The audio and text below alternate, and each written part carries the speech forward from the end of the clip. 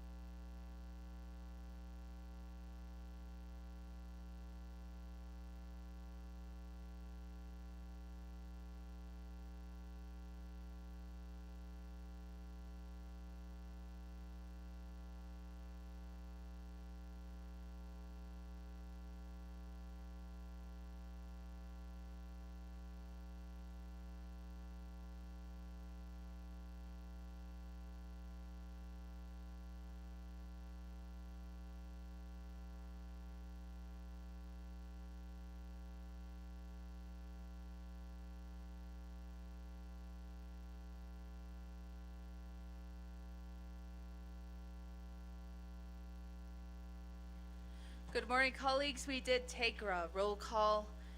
So if my colleagues of the 25th Navajo Nation Council is here within the council chambers, feel free to press any roll call button, but we do have a quorum here within the council chamber for our 2025 spring council session. Thank you for being here. All of our children, our students that are here,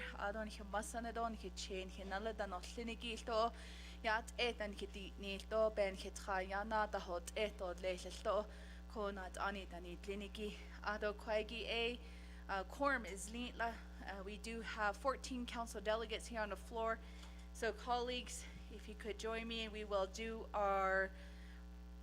call this meeting to order at 10:03 a.m.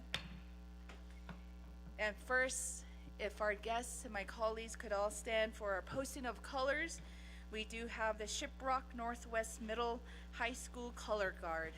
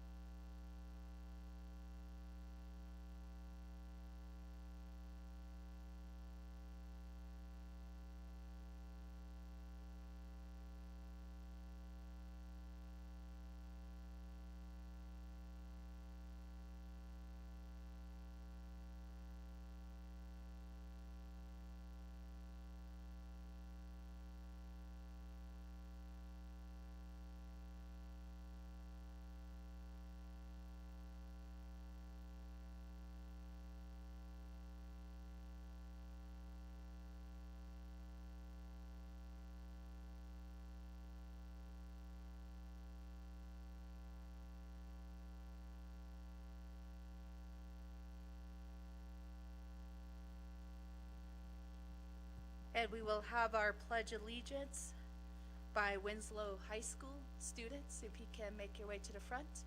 Winslow High School.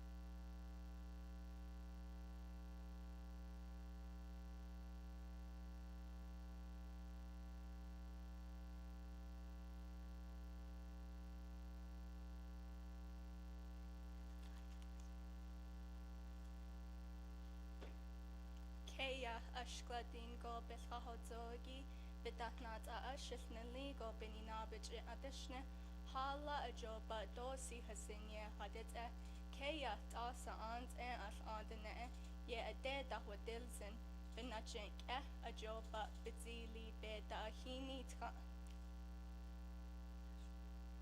Order, arms. Face, face. Forward, march.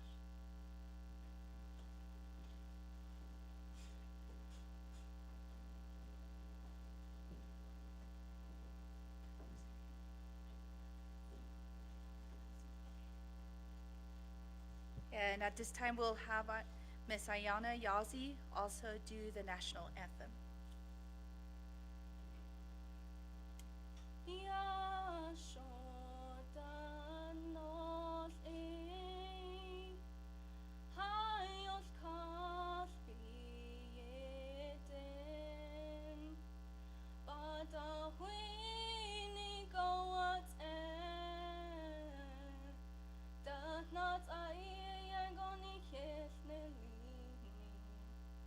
No dos dobes son tesos Nabayet kahaya Bits ahoni ye godeinet in Nehich in da de banalini Ahwas ago benini da Bahadze da halonete Eya bet ausi hasin Tone hada siltoznede Toshi e so bitsenilgo Dahnat allahos ado Nehekeya bek eyegi Karhojo nahasli Yeah.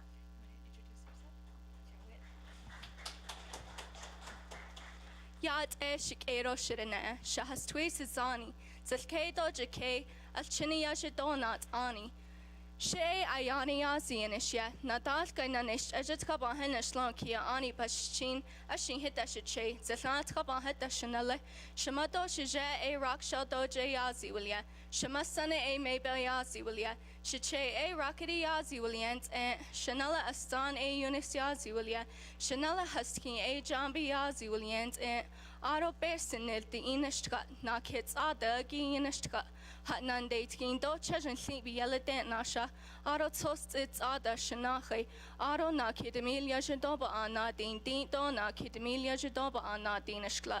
Shad the nebekea besahodzogi bitch a kennishle, a yaha.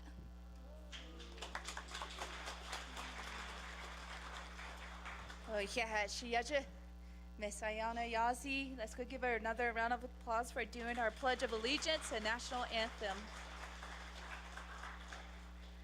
Let's do also another appreciation to our color guard, Shiprock Northwest Middle High School color guard. Baltado Superintendent Begay, thank you for the students for being here this morning for being a part of our ceremony for our spring council session. Ado kwaigi so dozen inado nil kon hitche anhinant Honorable George Toth.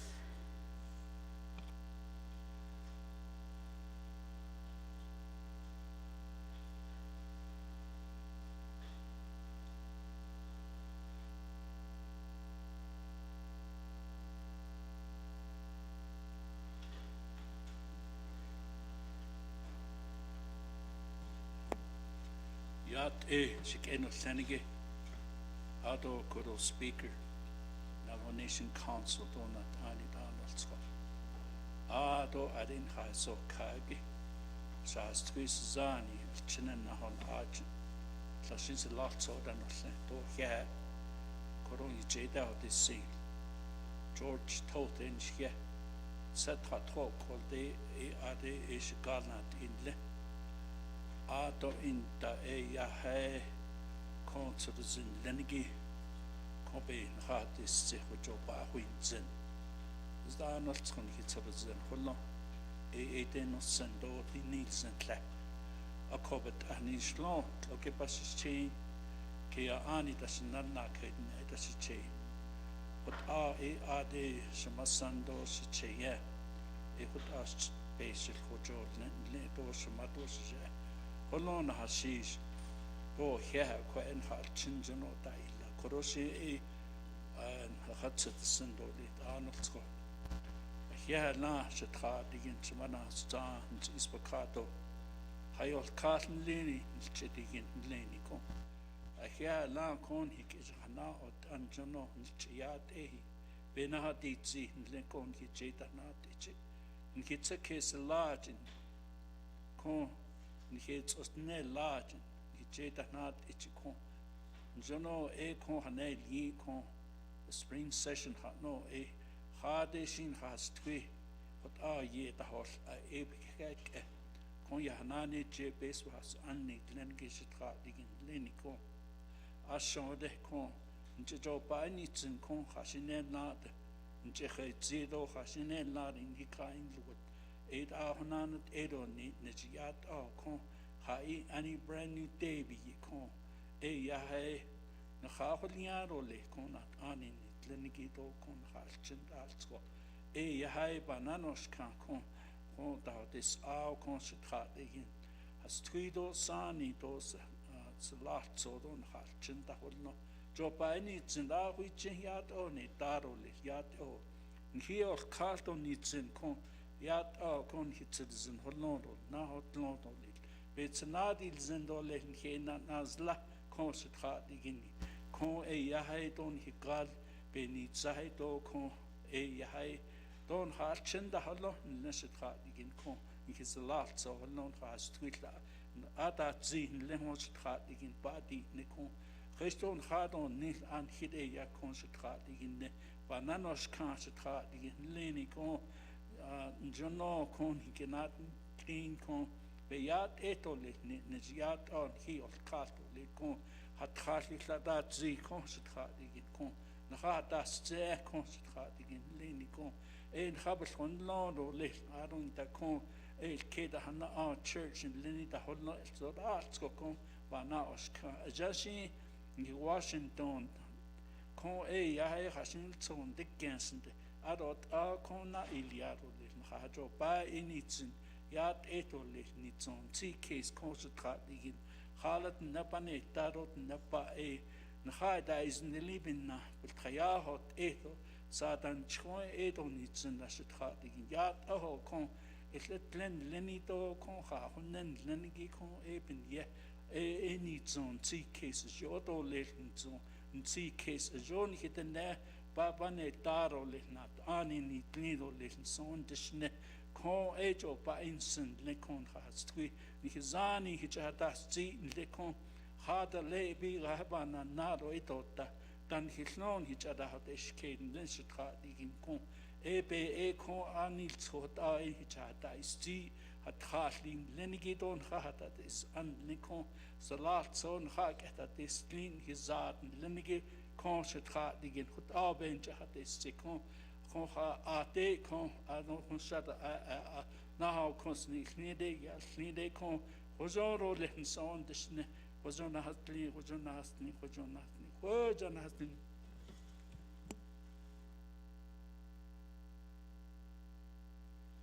Here Chiche Delegate Toll by Gil Sodizan Kain Lagi here Chiche.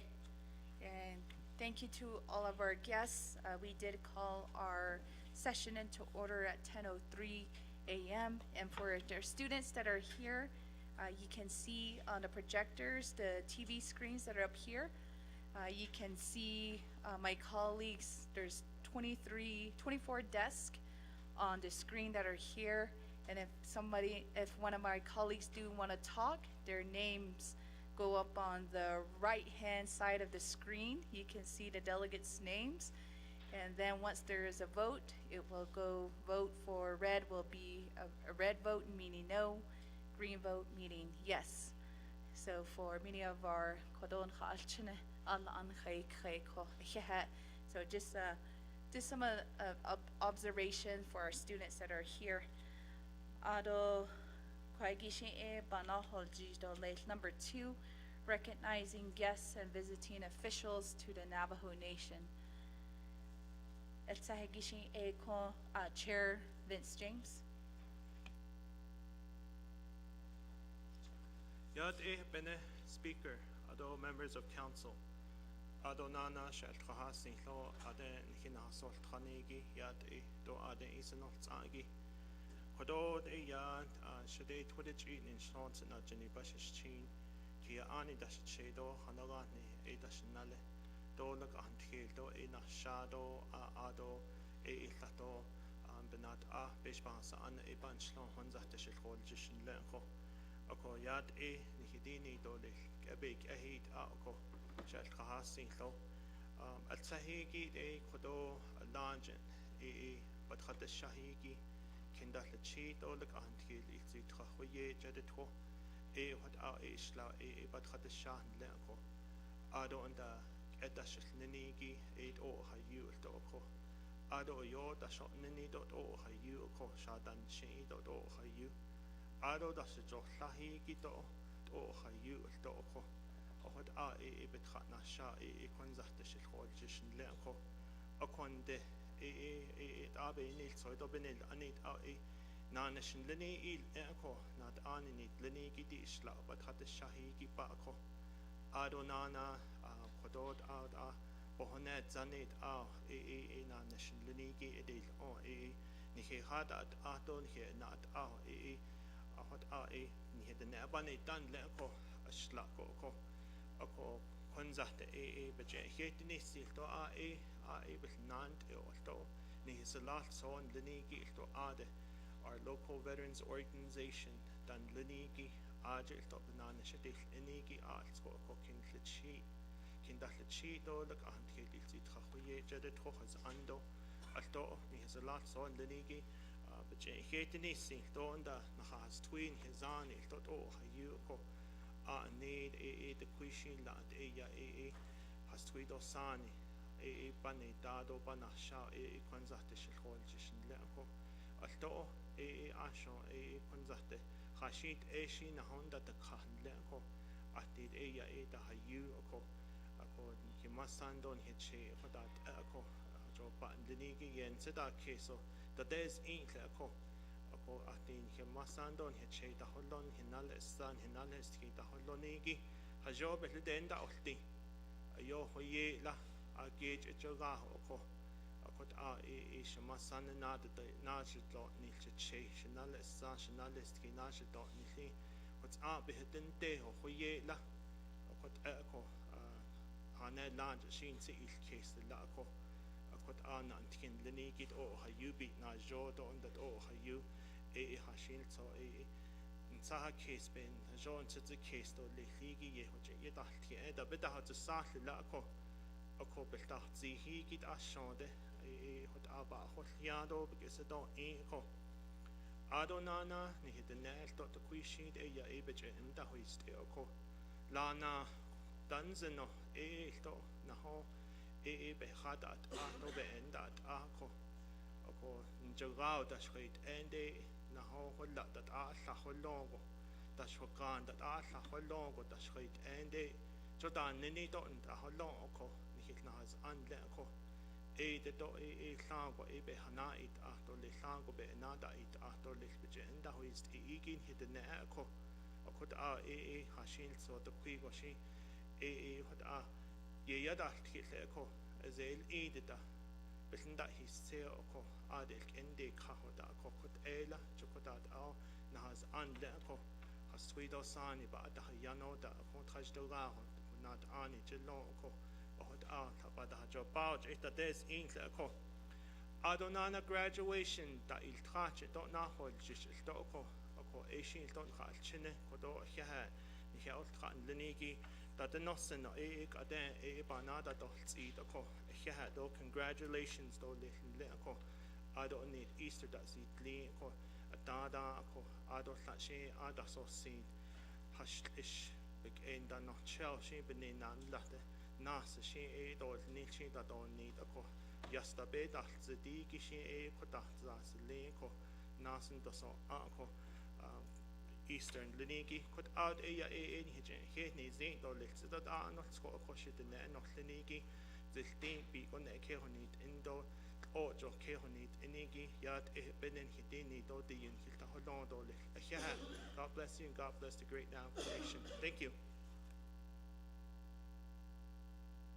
Yeah, Honorable James, for those recognitions this morning. Next, we do have Honorable Herman Daniels.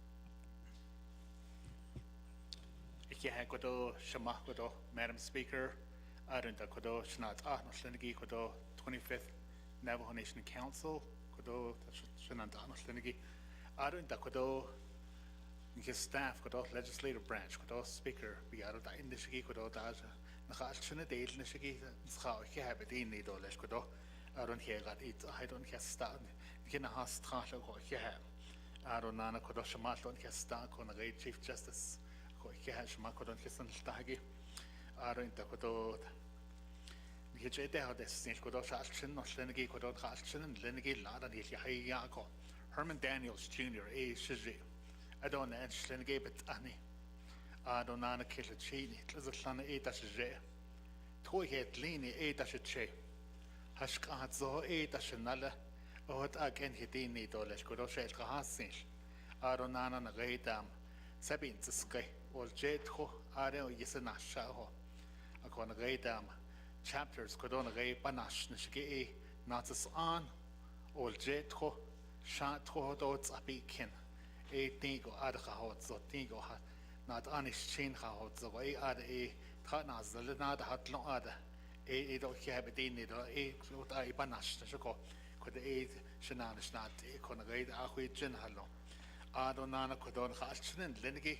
I see by here ni zin ko don great national anthem pla in khai la don na ko do tanat an khai hadish jagi I see here have the dishnish ko do adon na ko don great national anthem ko do ya ho thaligin here where I see here at the nebazar may juno ya yashti ko that egi I see ko do e hashin so e yo ba hensen ko ba hetan it's not e ho akon Halchen or Shenigi on I saw Tanigi, the great old Traden or Yahagi. The old Traden or Yahagi, Yego got on his zad, better hosh a conagay Ladanach and Daddy or how the Liada, Beshmas, and it all not on it, Liada, Edi Yana Labeda in the Shade, the Nebazad, Conjugal or Eddie, one and dash Tragi, the Nebazad, the yeah, that's the whole zero. This cheated and the Shabaya del Tico. I got echo them. Shalchen or Shenigi Yeg on his better hosh, Adonana Yeg on his Zak without Bayashti. I see Hashin so a Yobet's got a conagate them. Back how they sleep or even not the Schnedida. Adonana Nagate them. Should they just negate and also better now it's either nailed so they could obey last seat. The net language is the official language of the Navajo Nation. So $88 on his $1,000.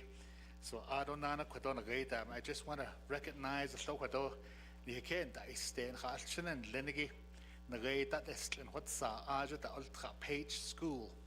Aja da ultra page unified school. Aja da ultra again reishla ash. He's in here Mr. Earl Sombrero. He's in here Aronan and staff. Kwado Bishan Nashiki. Ado Nana Kwado Alchin and Lenigi.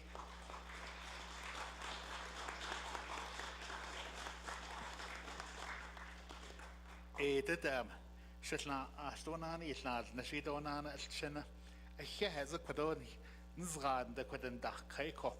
Hashin Sogo Quadoni, Quadad Da Kaikon Redam, Shetla Ashbal Tragi, Navajo government, Aji Yanaltkin, Aronana Navajo language, Ankin Hizad, Aronana Navajo culture, Aronan Navajo history.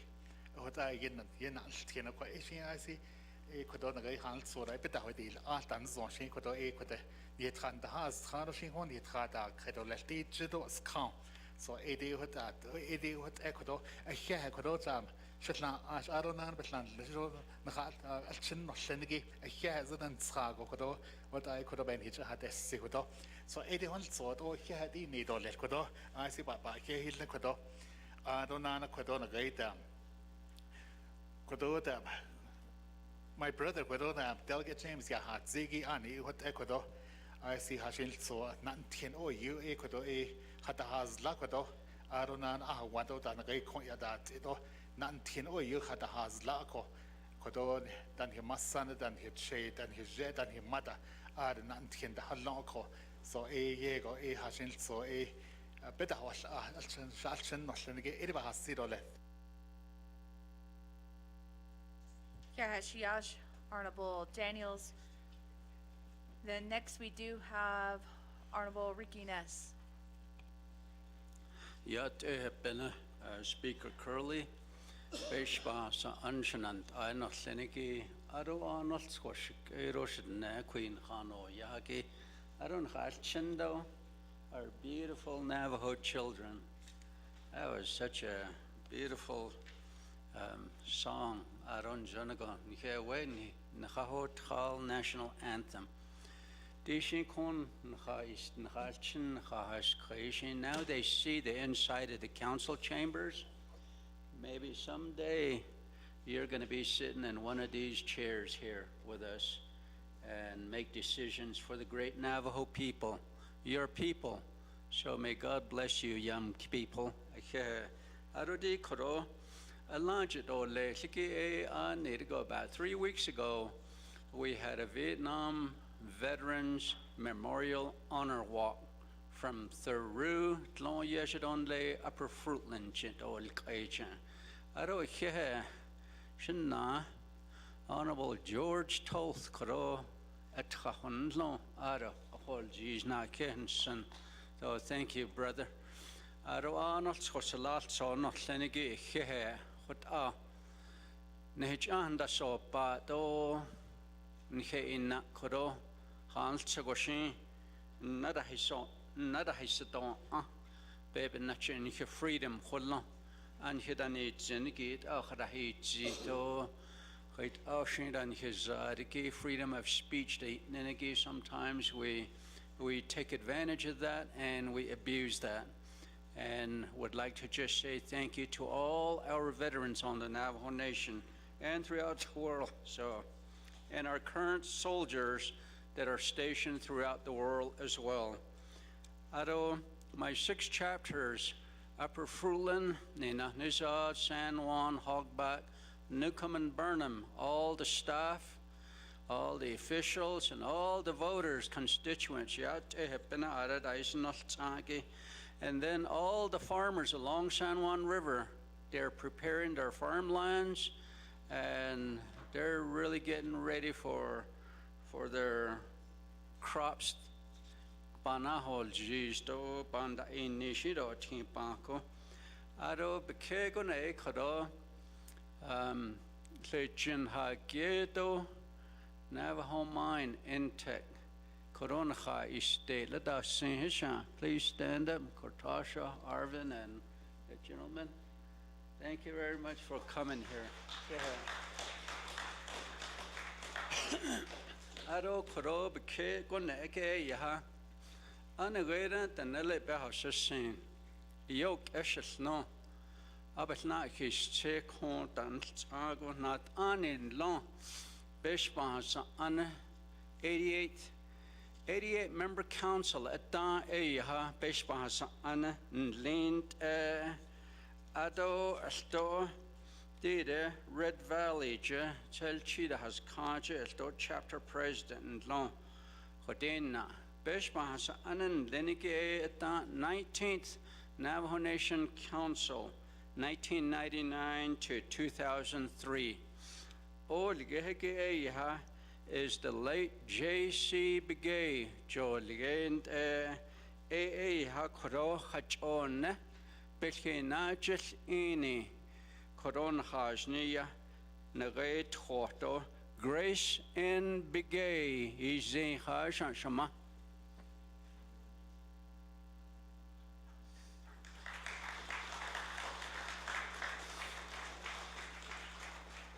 Eke Nahain Yahaki Adoshin Ahon Sohagoro Leto, Eke Yat Ehoshin Koro. These are better than Hodit Ahigi Belan that eat Layton Hina Nashidi Lynch and I not Lenigi. A head or not coding in Hiltaholo. God bless you. Thank you, Honorable Ricky Nez. And next we do have Honorable Arben Mitchell. Thank you, Madam Speaker. Ado Kana Hagen Hano Yagi. Ado aji inol tsagi lo. Ado bana shahagi kin tkeel le tro na atzil mai tro. Sesa a. Aji iya shidena kehot enegi kha na hagi. Do le. Ado kwa introduction negi la ashleto. When hada istegi. Iya Sherman Yazi.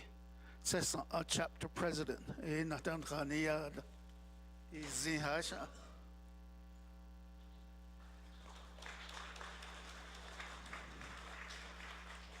On the 24th Navajo Nation Council, on the Office of the President, Vice President, I don't bet in Sushness. Ich doch kage nach ne Isla. Do UN Amjado and the no at a net. A former delegate, Mort Freeland, and then also his guest from UNM official, Lokaden Kehaja. Dasi.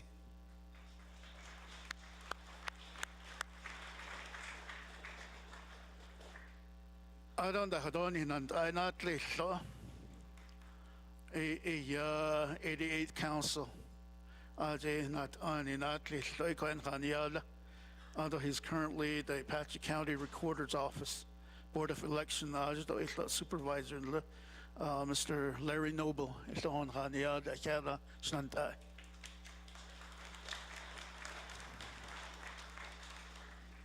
Although Kat or the Kadoshi did Torich eating, although she was chinking on it, that's a che, and Nara need a shinala, although can kill it, Torda, other guys in Asha.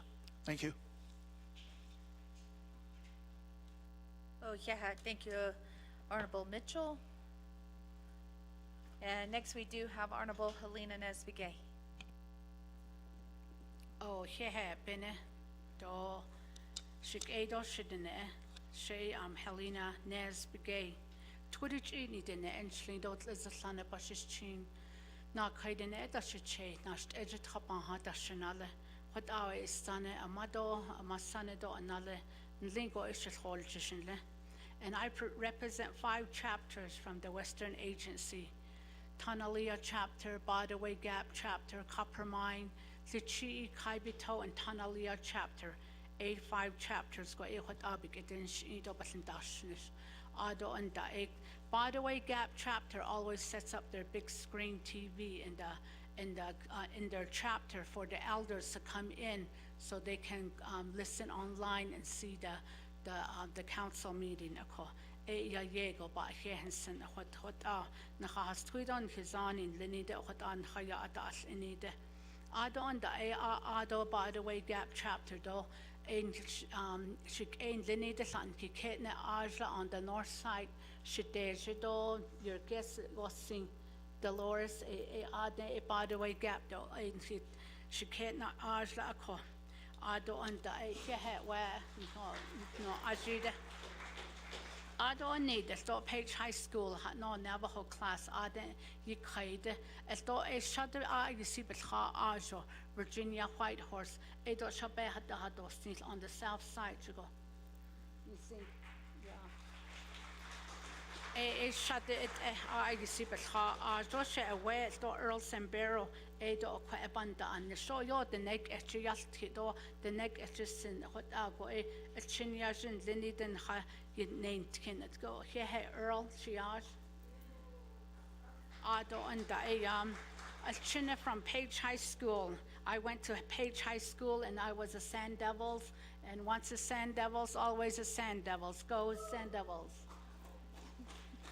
So Ado and we invited Flagstaff High School Girls Championship 2025 State Championship. We invited them that they couldn't make it to our session.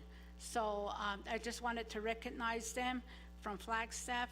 The majority of the team are Navajos on Kinha Chinigo, Ahot out Joskin, down now Junigo Aja Haskai, Ako the Yego by Henson, Ako. Ado to all our youth, our student, Ha Chinin Hiyaja, Kon Hilya.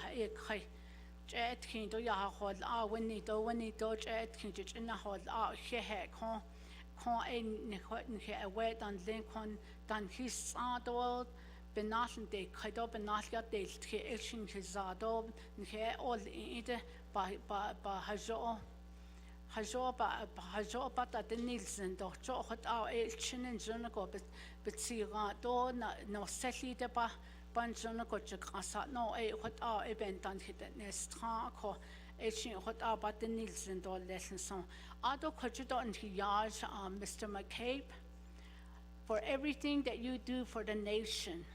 Sometimes we don't get you that recognition. You know, I really honor you this morning. Thank you.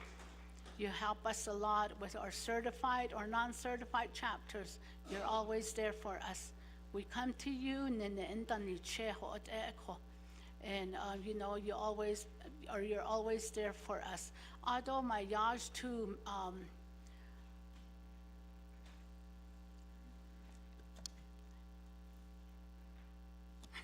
she appreciate by Cinda. He's our chief of staff, Manuel Rico. Always keeping us on our toes, and you know we go to if we can't get a hold of speaker, we come to you all the time. It doesn't matter if it's weekends, evenings, nights. If I have a question, I text you. You know you always respond back to me, and that's what I really appreciate. When you text somebody, they never respond back to you. Some people, but you know you're like. Maybe this person will help me, but you text it, then they'll respond and they let us. But you always do that. You always respond back. That's what I really appreciate about you, So, I do happy Easter to everyone.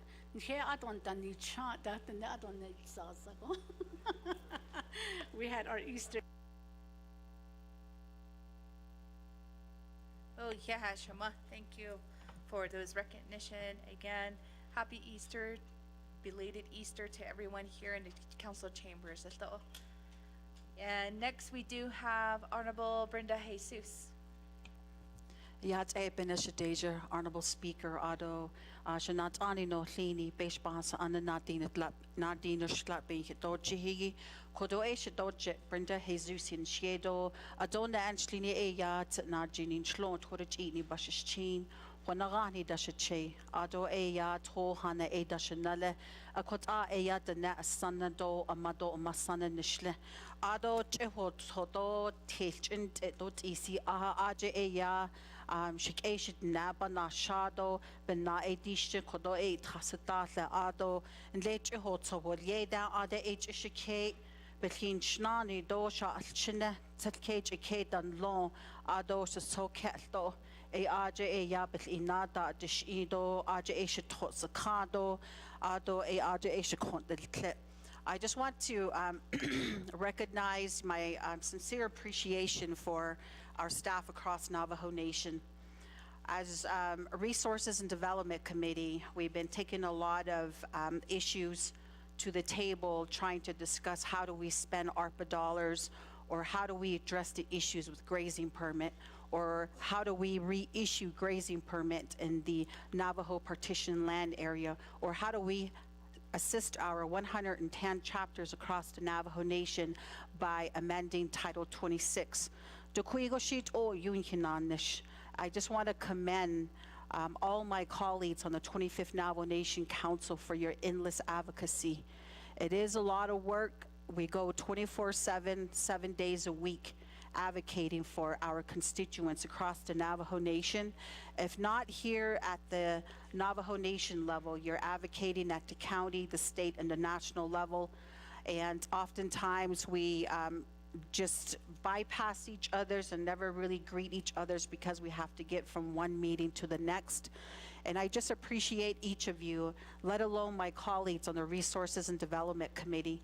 I know that we've been trying to address a lot of issues, and just the endless work that is here before us. I just wanted to express my appreciation. Ado kudo to our legislative services staff. I know that you're there alongside us through these advocacies at these meetings, trying to address a lot of these issues, or even the next steps to a lot of these issues that are bringing before every committee.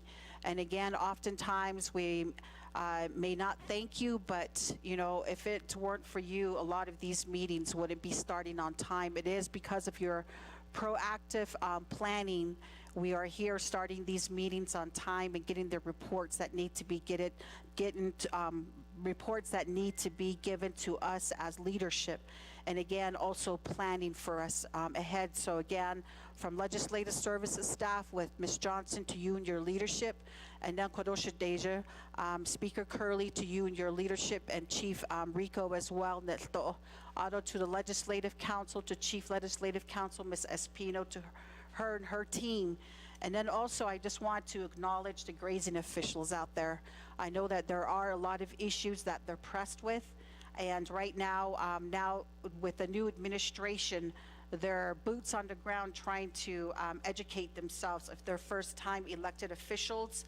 So I just want to commend the grazing officials out there, and I also want to recognize the chapters that I represent, Oak Springs and St. Michael's. To all the newly elected chapter officials, congratulations. And I do see our commander for Oak Springs Veterans Organization in this gallery. So Miss Linda, if you could please stand up. I want to recognize Miss Linda One Salt here. She's the Veterans Commander for Oak Springs. With her talent and her advocacy, I'm just so applaud of how hard she works for the veterans, not just for Oak Springs, but I've noticed that she's really vocal at the agency level as well. And then we also just wanted to acknowledge her this morning. And also to the young individuals that are sitting on the south side of the gallery, good morning. Thank you for showing your presence and interest in how Navajo Nation Council works. And again, we are here as you are our future leaders going forward, in hopes that one of you will have the appreciation and also the want to be sitting in these chairs here before us in this council. So again, we look to you as young leadership in hopes that you continue the legacy of the planning of this council and going forward. So I just wanted to acknowledge those appreciation, Madam Speaker. Thank you, Honorable Jesus. And next we do have Honorable Nathan Nota. Yate Speaker, thank you for the opportunity to do recognition on with the 25th Navajo Nation Council in the spring session. Navajo Nation Council in Hitano. Yeah, ado the staff that no senigi anachaho eya ani yegon daslish. I want to also congratulate the chapters that I represent. They nash the dot hoach ado my teacher na kai betodo basla. Adeto na nation that ito yegon daslish. The people I want to recognize this morning are all our rodeo cowboys and cowgirls that are out there throughout the United States. One of my constituents, Bailey Bates, just won the San Angelo Stock Show and Rodeo in Texas this weekend. So I want to congratulate her. They're all working hard, and they do a lot of travel. They've been to Houston, the Fort Worth, San Antonio stock shows, Cachiende, Salinas, Oakdale, Red Bluff, Clovis, in California. They travel all across the nation participating in these rodeos. I want to wish them congratulations. Let them know that the Navajo Nation is behind you, and we appreciate you bringing recognition back to our people here in the nation. The experiences and the talents that we have here all across Navajo Nation, we appreciate that. Along with Bailey Bates is Danielle Lohman. She's from Western Navajo. She does a lot, places a lot in all these huge rodeos that exist throughout the nation. Good luck out there and be safe. Thank you for this opportunity to make that recognition, Speaker. Thank you, Honorable Nota, for those recognitions. And next we do have Honorable Lester Yazzie.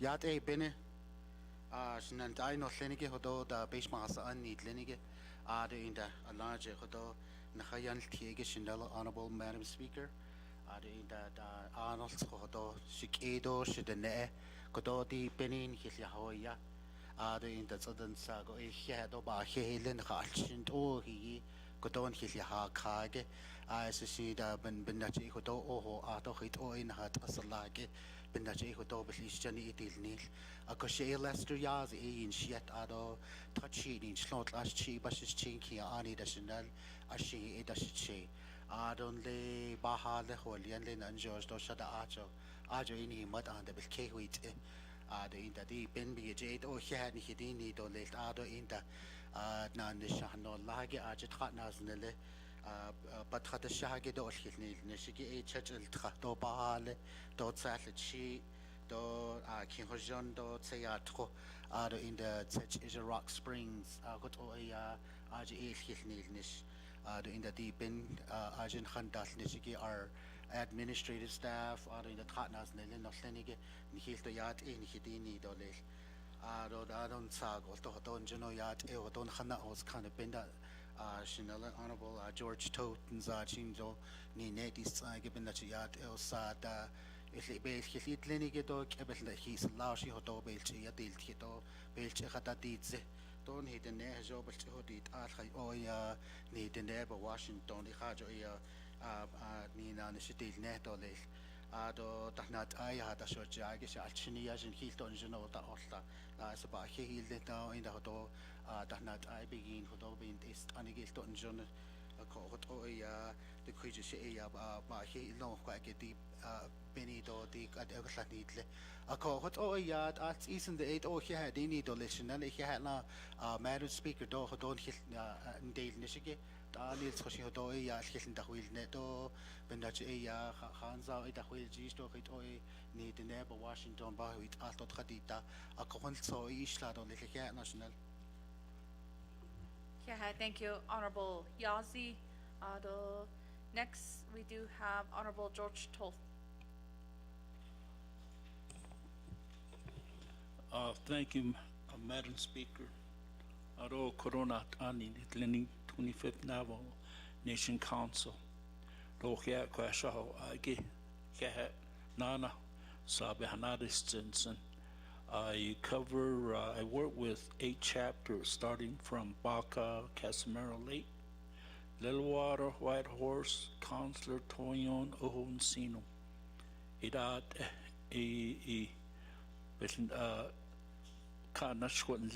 One of the best chapter I have is O Encino. In general, I can recognize this. Ado consulat so dan lenigito chopata nito hashin tsogokon. Yahay pachopa nitindo papa patsarolsen lakin tradan dakre. But I drop out at a caden linko. I don't have chindo dan lonshi. O hayu kontan on da kapata drop by anin da kande. Con yahay bikchagan linkle in the con. Pacho pa initzen hot auto hadis nachtan lenko. Auto in da. That Nachachindahanes, not this past about 2 months ago, titled they was spotlight Navajo Preto, McKinley County. So I would request the speaker and your staff that these individuals come before the council so we can recognize them.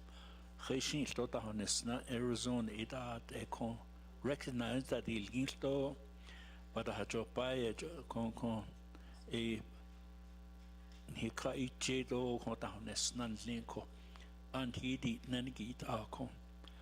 Ede hotape hadist, Adon his staff and lenido con, but I drop basto, drop by denzen, eistot alco. Yat ebidini do yiba hosia. Adon danos chair a lejo cheno yat eden linko. Bisto drop by denzen, be not naslado bzani. Banchi holosto. Be respectful to your staff also. Ado hasine lan his staff o ado hasend o nachunne nan nisha koded up at all nito. Eto badajo ba be not the hollow stop batchin the hollow. What are in his hokas con his staff dan lean it la. Con obita is ni at Hot in the la a bedi liton hit sort of zin. The way it are huntin, Jojo huntin, but I drop by it, and had a drop barn it and linko, a leggy deal sailed out a le a needy hadil nitin, especially a hatchin hollow, Jojo a hot so cat of Honalda, a panzel got a page at a station stop. Could by Yastikako. Shanat Annie no Senota had this Lengito, Adon da con Conda Lisiconesto, Nika Nachait, a kedo, she keda, no. Slata maidens than Lenko. Everybody speaker. Thank you. Thank you, Honorable Toth, Ado Shadeja, Honorable Shandine Parrish. Shada, Speaker Crystal and Curley, good morning to my colleagues on the 25th Navajo Nation Council. It's good to be here in the Navajo Nation Council chambers as we continue to move our legislation to the final read. It's good to have these discussions here on the council floor today. So thank you to Honorable George Toth for the prayer today, and I continue to pray for each and every one of your travels as you go to and from your homes. Also, happy Easter this weekend. I hope you all had rest and are ready to go back here at the council chambers. Speaker, this morning I wanted to recognize the leadership of Chairwoman Amber Knez-Bakrati and her continued voice for our missing, murdered Indigenous relatives, not just our people here on the Navajo Nation, but all across the state of Arizona, New Mexico, Utah, and nationally. I just want to commend my colleague here for the advocacy and the work that she does, because without her, I think that we would, she's an immense voice for our people. So I just appreciate Chairwoman Amber Knez-Bakrati, and also all of my colleagues that continue to advocate in their respective states and capacities. Speaker, this morning I'd also like to recognize my chapters, Kayenta chapter, Denahoto chapter, and Chilchimbito chapter. They all have new leadership in various positions, so I just want to say good morning to our new chapter president, Mr. Albert Bailey, who's a former council delegate. Also our new chapter vice president, Mr. Stanley Klitzo, and our secretary treasurer, all in the Kayenta chapter. They're all very renowned leaders, and we're excited to see what we can do in Kayenta chapter, our new leadership in Danahoto chapter, our Vice President, Mr. KJ Kenneth Johnson, who is our former grazing official and also our longstanding Secretary Treasurer, our Secretary Treasurer there. And good morning to our chapter managers as well. I know that they're listening online this morning. It's good to be with you all today. For our Chilchimbito chapter, we do have a new chapter president, Mr. Robert Singer, and also our vice president, Mr. Thomas Bradley's our longstanding vice president and our chapter secretary treasurer. So I just wanted to recognize them this morning. I know they're not here in the council chambers, but they're listening online. So good morning to everyone from Western Agency and the Navajo Nation. Speaker, the last person today I'd like to recognize is the mother of our controller, Sean McCabe. And today, Controller Sean McCabe's mother is here in the council chamber. She's sitting on the north side. And Controller McCabe, he is a great asset to the Navajo Nation, and he has led many financial discussions. Today, I'm recognizing Dr. Melvina McCabe, MD. She is a Navajo woman, a grandmother, and she's a grandmother of 4, a mother of 2, including Mr. Sean McCabe and her daughter Tanya. Both children, in their own ways, have given back to the Diné Nation. As a family she is also in family medicine, and she works as a physician at the University of New Mexico Health Sciences Center and the Department of Family and Community Medicine for over 40 years. She's also served at national, regional, local levels in the areas of clinical care and research. Her research has been with and for American Indians. After retirement from the University of New Mexico, Dr. McCabe has continued to work as a consultant and as a mentor for Native youth interested in healthcare careers. Speaker, let's welcome Dr. McCabe to the council chambers this morning. Thank you, Speaker.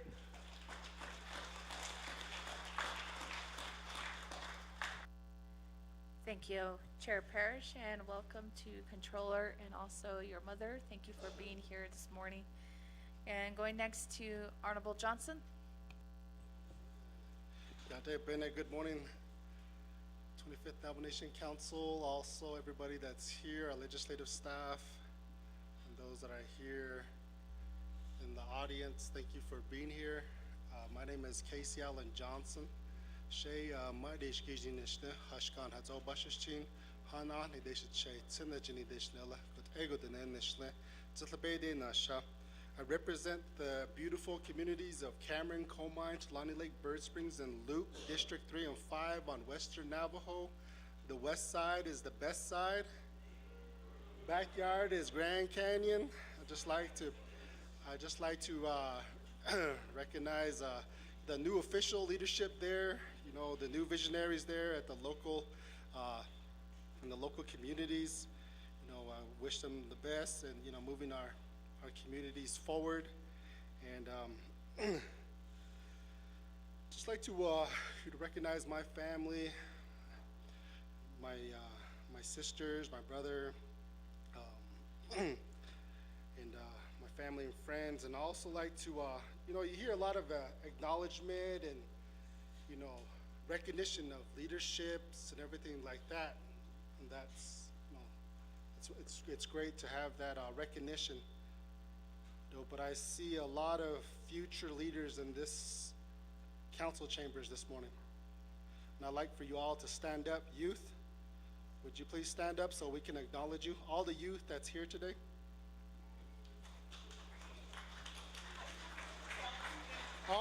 All the students, please stand up.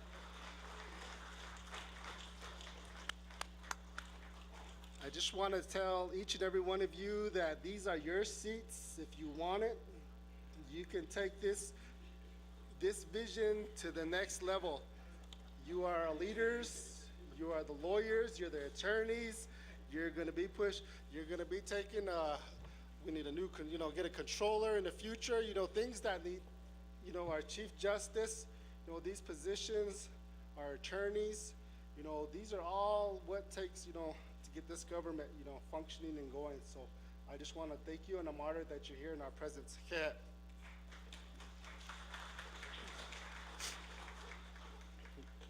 Also like to thank our staff, our legislative staff, speaker staff, our OPVP, our controller, Chief Justice, Joanne Jane, BIA, welcome.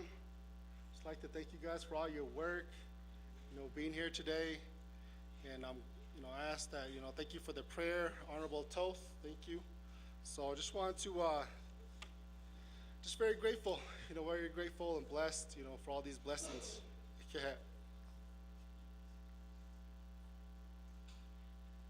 Thank you, Honorable Johnson, for those recognitions. And colleagues, we do have several visiting schools that are here with us. Our students from Page, if you could stand. Way back there here on the south side.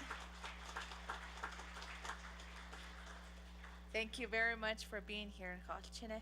And from Winslow High School. Winslow High.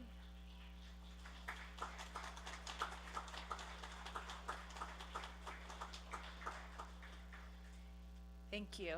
And next we do have Piedra Vista High School.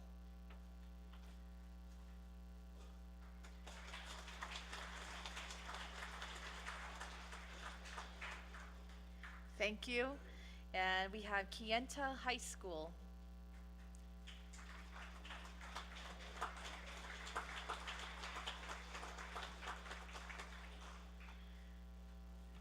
Thank you very much. And then next we do have Honorable Dr. Andy Nez. Recognitions.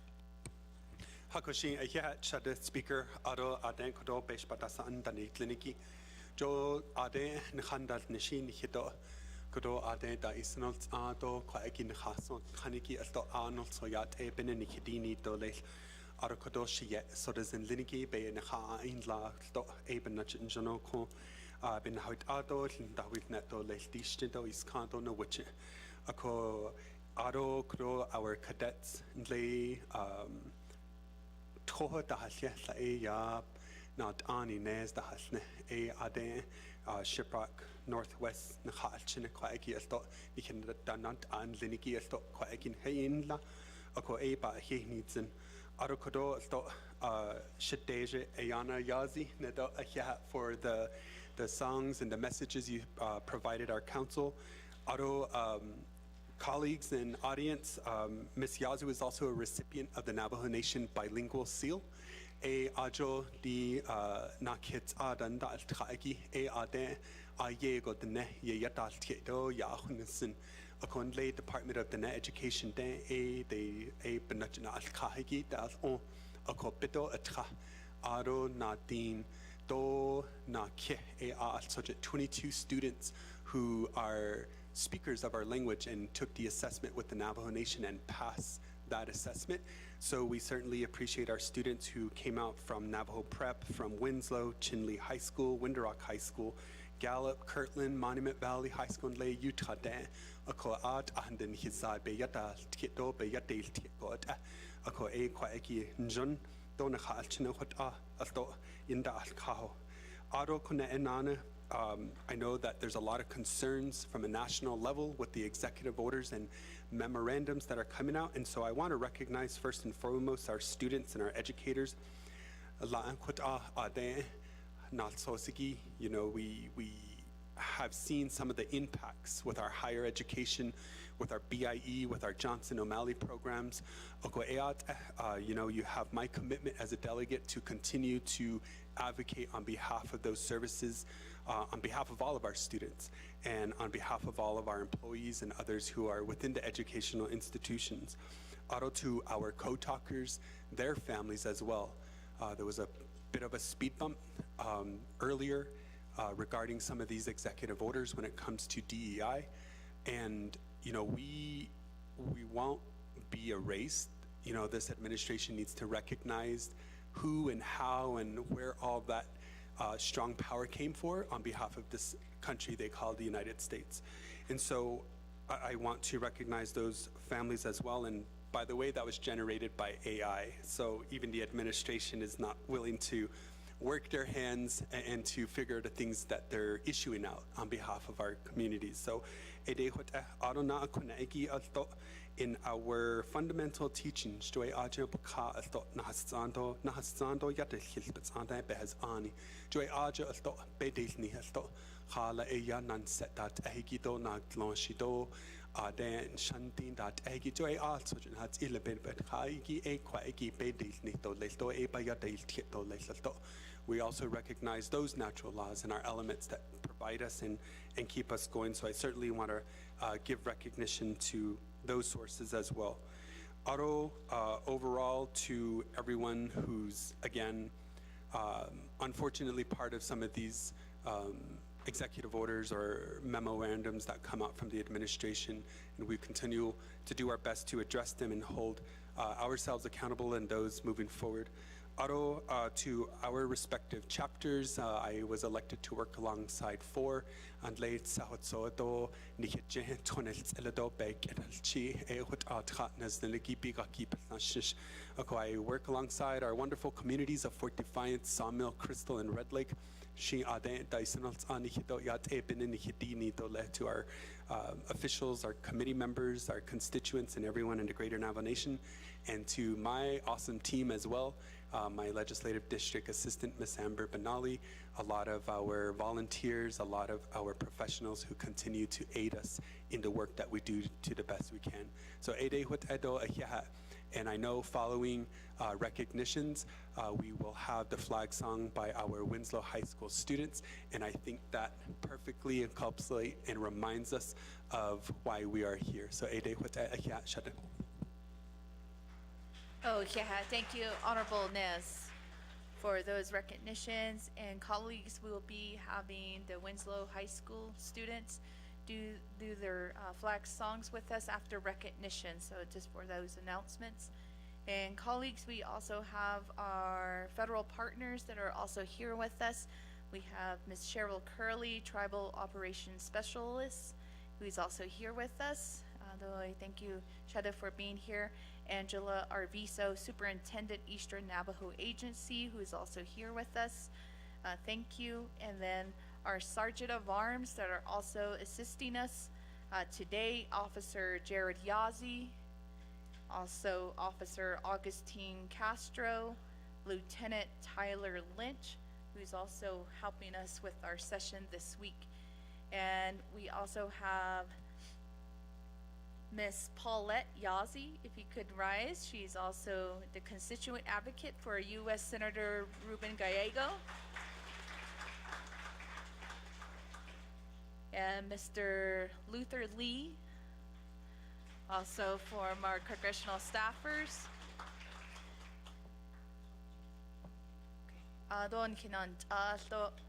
Former delegate, Mr. Tom Chi.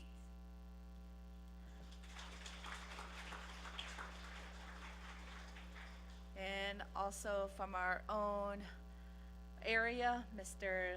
former delegate as well, Mr. Larry Noble.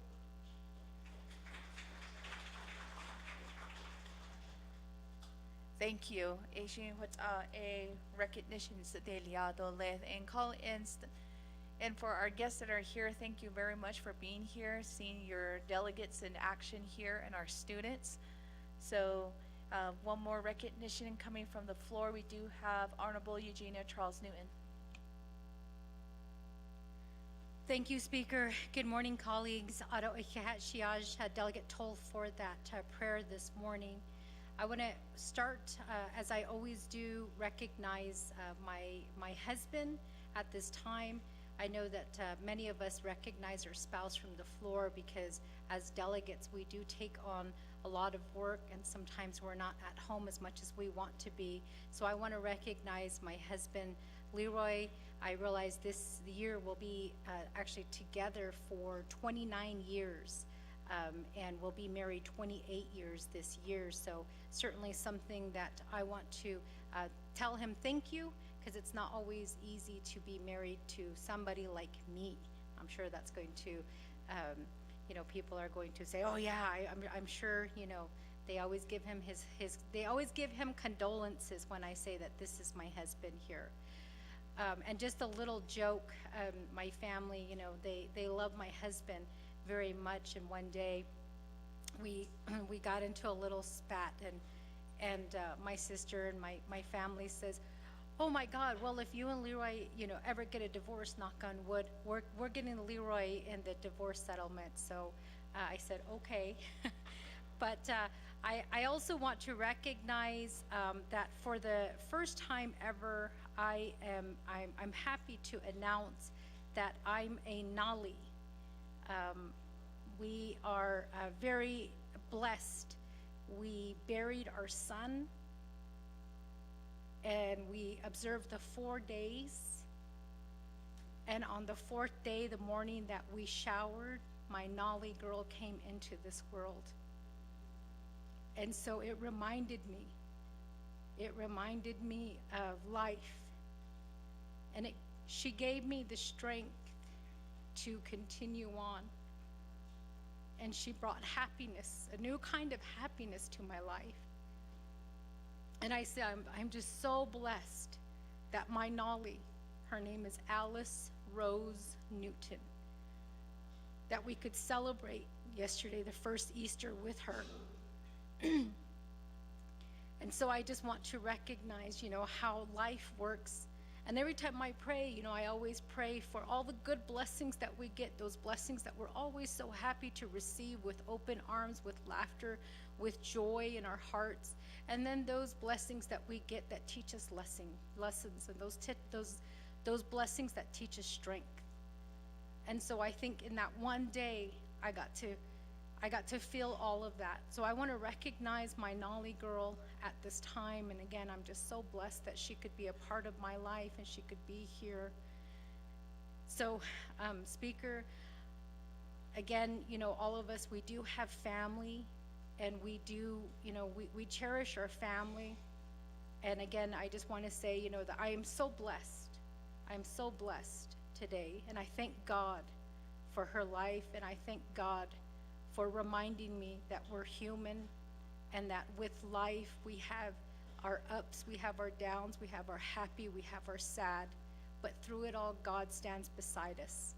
So I want to recognize my faith in God, my belief in God, my belief in my prayers, and where I started from, and just the cycle of life. And speaking of life, I want to recognize our graduates who are getting ready for graduation. I know that there's a lot of kids that are excited to graduate from preschool, from kindergarten, 8th grade, high school, all the way up into college. We're seeing these posts, we're seeing these pictures of our graduates preparing for graduation with 5 more weeks. So I want to recognize them, because I want to appreciate life.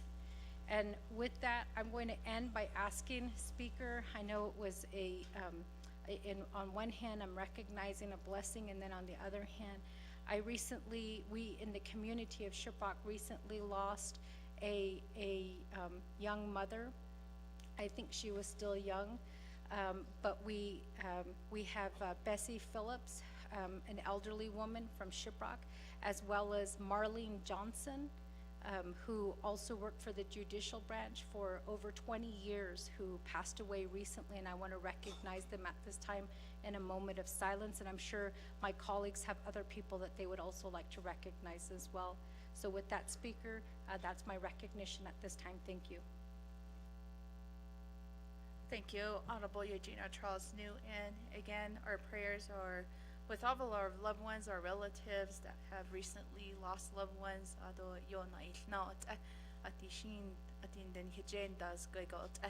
So, Chair Regina Charles Newton, our prayers are constantly with you as colleagues here. And at this time, colleagues, let's do a moment of silence for all of our leaders, mothers, grandmothers, grandparents who have, lost their lives recently. So if you can join me within a moment of silence. So if you may, can all stand.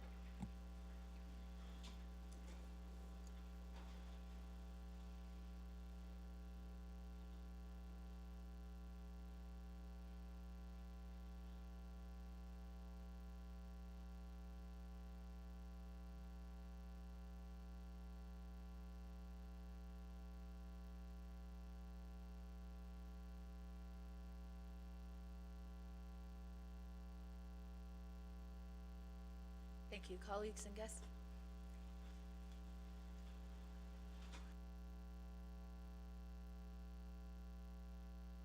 And thank you, colleagues, for all of those recognitions. And we also want to recognize our former council delegates that are here within the council chamber. We do have former delegate Young Jeff Tom.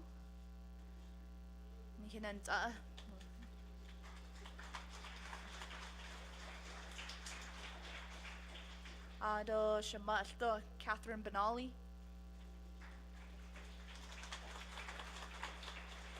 It's always good to see our former leaders that have took the stand here within this council chamber. So thank you for many years of your leadership. And at this time, I'll also like to recognize one of our new employees. Sometimes attorneys are very hard to come by, especially ones that of our own and willing to come back to serve our people. So we have Mr. MacArthur Stent the second. If he could stand, he's his first day today.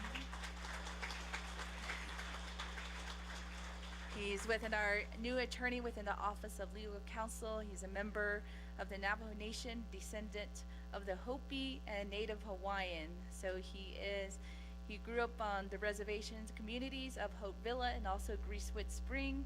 And he has been an educator for nearly 2 decades as a high school teacher in Holbrook High School, the Salt River Pima Maricopa Indian Community, and also Gila River Indian Community. And Mac has also international teaching experience. He taught English as a foreign language in 3 universities in Thailand. In transitioning to a legal career, so that was a 360. And he attended law school at the University of New Mexico and transferred to Arizona State University Law School. And he is barred within the state of New Mexico and the Navajo Nation. So thank you, Mr. Mack, for coming back to the nation. And he was recently employed with the Department of Justice here on the Navajo Nation. And he has worked within the Human Services and Government Unit and the Water Rights Unit. So welcome to the team, to the legislative branch. Keha.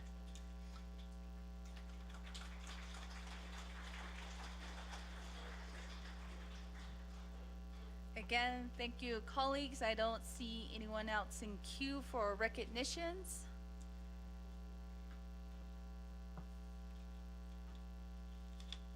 And at this time, colleagues, if you will allow me to welcome Winslow High School. If you could, staff, you could help assist them into escorting them to the front here.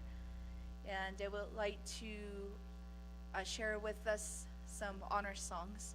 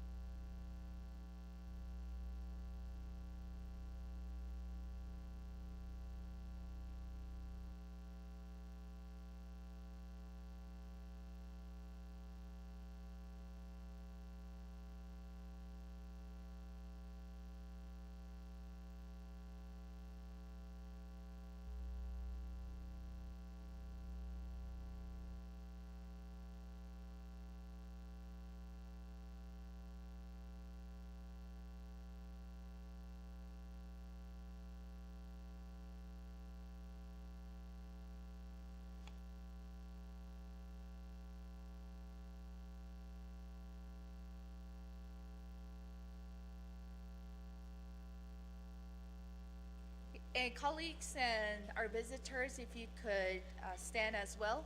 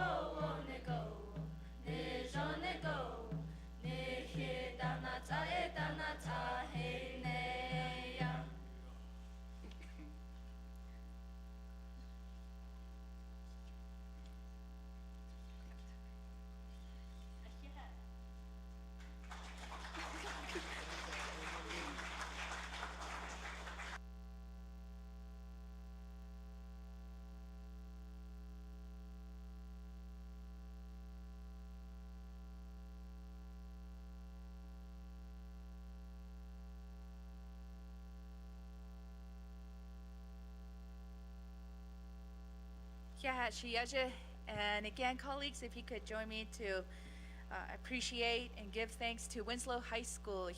Thank you.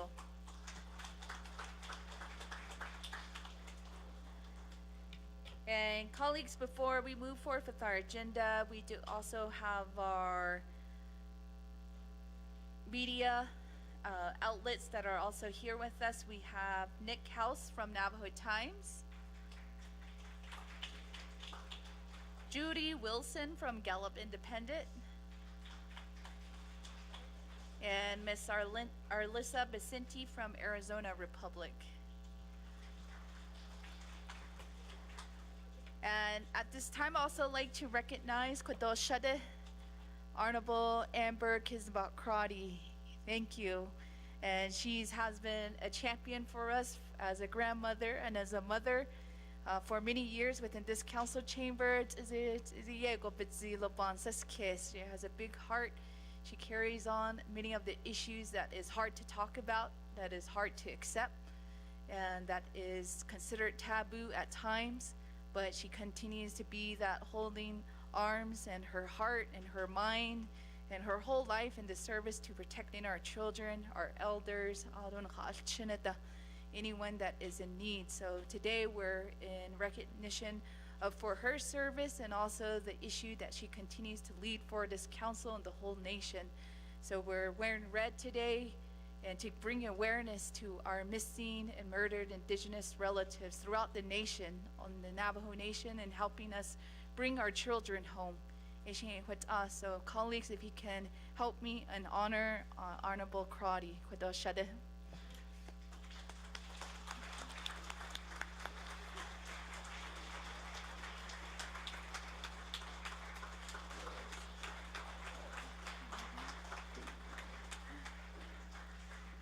As you note, as you noticed, she's already probably working on it, legislations right now, helping to amend a lot of the policies that we do need to protect our families.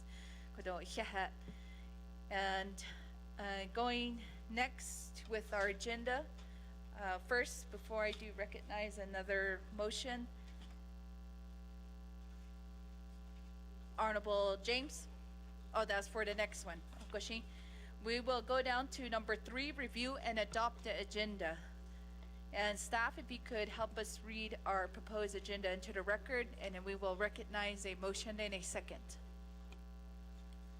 Thank you, Madam Speaker, members of the Navajo Nation Council. This is the proposed agenda of the 25th Navajo Nation Council Spring Session, April 21 through 25, 2025, 10 a.m. Presiding Honorable Crystalline Curley, Speaker, 25th Navajo Nation Council. 1, call session to order, roll call, invocation. 2, recognize guests and visiting officials to the Navajo Nation. 3, review and adopt the agenda. 4, receive the State of the Nation address from the President of the Navajo Nation. 5, receive report from the Chief Justice of the Navajo Nation. 6, receive report from the Speaker of the Navajo Nation Council. 7, receive financial report from the Controller. 8, oral reports. A, Bureau of Indian Affairs. B, Indian Health Services. C, Attorney General. D, Navajo Nation Youth Advisory Council. E, Bureau of Indian Education. F, Naabik'iyati Missing and Murdered Dene Relatives Task Force. 9, written reports. A, standing committees. B, boards and commissions. C, Bureau of Indian Affairs. D, Indian Health Services Area Director. 10, old business, none. 11, new business. A, legislation 0038-25. B, legislation 0016-25. C, legislation 0013-25. D, legislation 0014-25. E, legislation 0015-25. F, legislation 0024-25. G, legislation 0025-25. H, legislation 0047-25. I, legislation 0032-25. J, legislation 0052-25. 12, close of session, announcements, adjournment, Madam Speaker. Thank you, Ms. Johnson. And colleagues, do we have a motion? Motion by Chair James, second by Chair Jesus.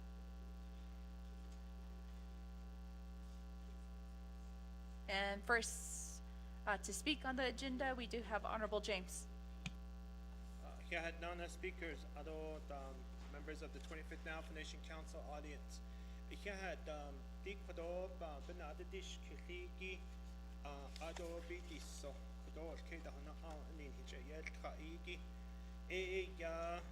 Emergency legislation in our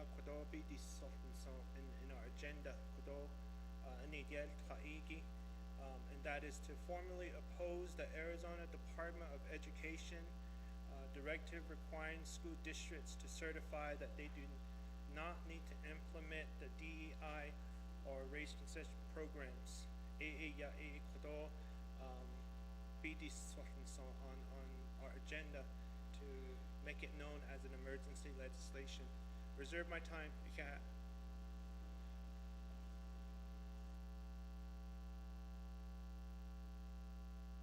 Reserve time of 4 minutes and 10 seconds.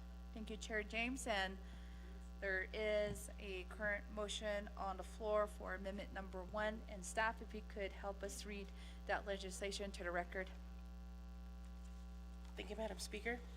This is legislation 0057-25, an action relating to an emergency for the Navajo Nation Council, opposing any school choice system and any subsequent education policies, including the proposed school voucher program in Executive Order 14191 that negatively impacts the Navajo Nation or Navajo students. Prime sponsor is Honorable Andy Inez. Madam Speaker. Thank you.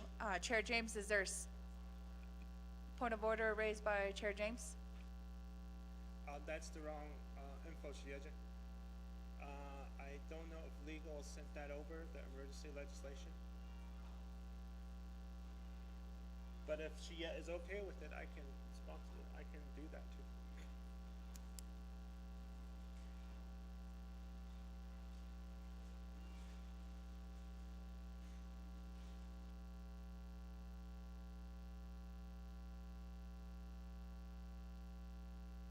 Right, thank you, Chair James. Just for clarification, your legislation, it is still being finalized by Office of Legal Counsel, and that does not have a legislation number as of yet.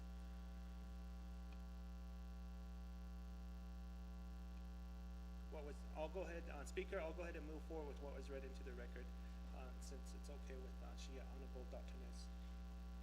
Okay, thank you, Chair James, and that is second by Delegate Dr. Andy Ness. Colleagues, are there any questions on amendment number 1? Going twice? Going 3 times? 2 minutes on the board, colleagues, to add 1 emergency legislation to the agenda.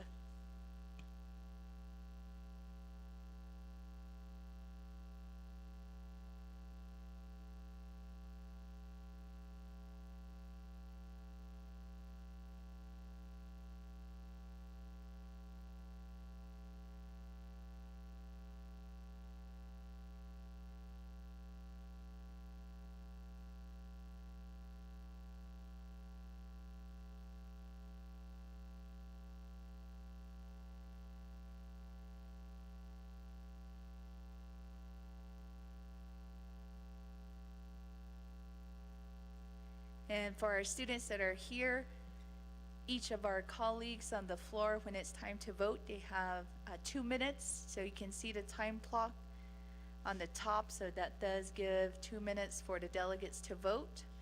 And then on each issue at the council level, they are given 5 minutes to speak on amendments or the legislation itself. So there's a timer that's on top. So if you're wondering what that timer is for.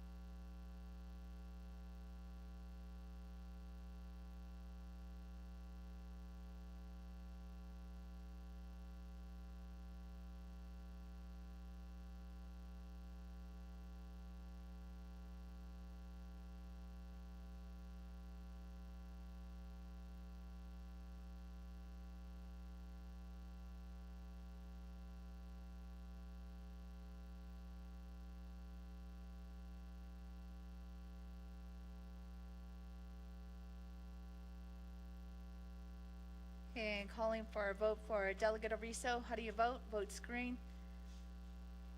Delegate Norman Begay, how do you vote? Honorable Brenda Jesus, vote screen. Honorable Carl Slater.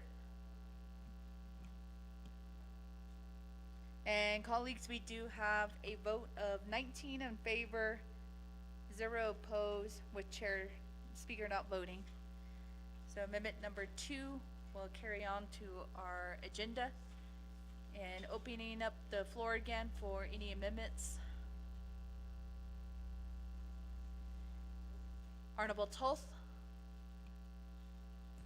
Thank you, Madam Speaker. Do Koroshanat Anilani, 25th Navajo Council. I'd like to make amendment to this agenda to add on Bureau of Indian Affairs to give us a report. Also, Indian Health Service. I see Nahoti, see what's going on. We like to hear from them. Koro a dish kit instead of oral report. It is what don't die the dish kit. It koro to amendment to this agenda. Thank you, Madam Speaker. Zerma time.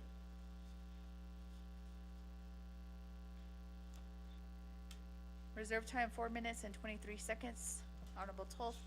And Honorable Toth, your request. So if you look down on your agenda on 8 oral reports, that is both, we do receive them both as written and oral and with questioning. So we do have Bureau of Indian Affairs, Indian Health Services, and also on E, we did add Bureau of Indian Education on our agenda. Going next to Honorable Jesus. No speaker, I do apologize. Going to Honorable Crotty. Oh, yeah, thank you. Appreciate it. Appreciate it, colleagues, for all of your support and prayers, and for all of our relatives here.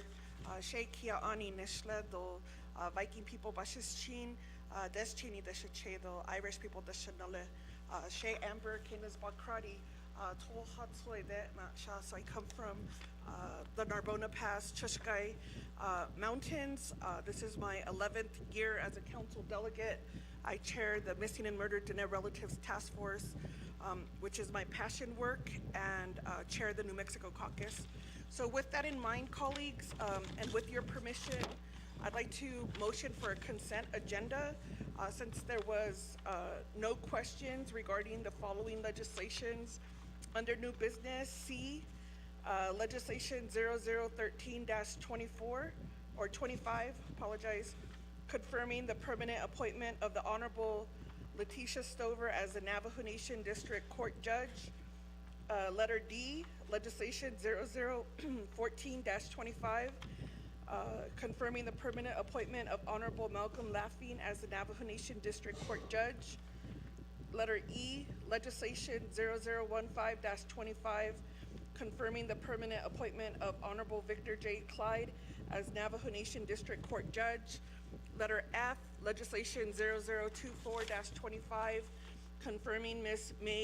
Mabel Franklin as the Diné Uranium Remediation Advisory Commissioner representing the Western Abandoned Uranium Mine Region.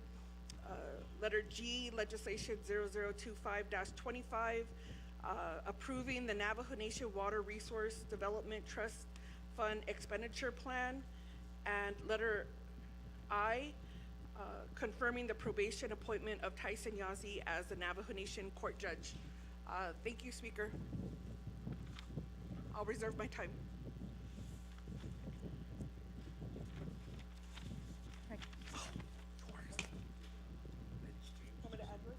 Speaker, I'm sorry, I had one more. Now we have the legislation, the emergency legislation 0057-21, opposing any school choice system and any subsequent education policies, including the proposed school voucher program in Executive Order 14191 that negatively impacts the Navajo Nation or Navajo students.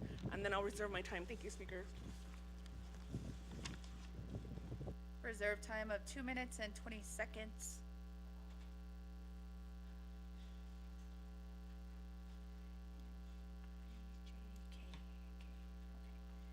And we have that updated here on the board for summary, colleagues. That is 11 new business C, D, E, F, G, I, and the newly added legislation 0057-25, which would have been letter K, to a consent agenda. And is there a second? Second by Delegate Sherilyn Yazzie.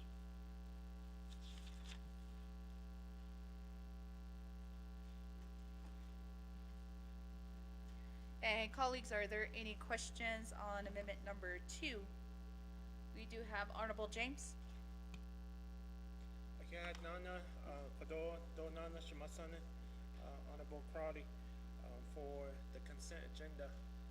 Dida, Bina Adishkil, the judge, Wiki, Anahui Ahi, Aje Bijit Kedas Sohi, Kodoshin Hitato Yada Dignene, or not. Quaigit, Bina Adishkil, ako. Adashin in the eat Ado Nana na Kikona Eya did Tohas Anje Tona Ranje Banana Shidich Enigi based on Lahigi Enacha Hadot Zohansen na the kid in the nation Hodlo item G ADG A Kodod Hadot Sosan so additional door but na Kiko Bahasti Dolly.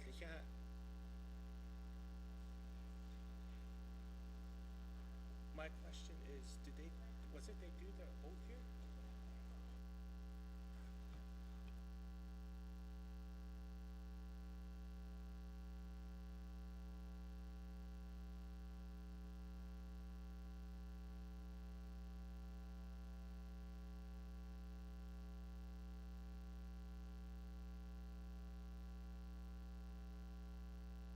All right, thank you, Honorable James. Just for clarification, the question was, do the district court judges need to take an oath of office? And yes, once the legislations are voted on and elections, will be conducting the oath of office for these judges.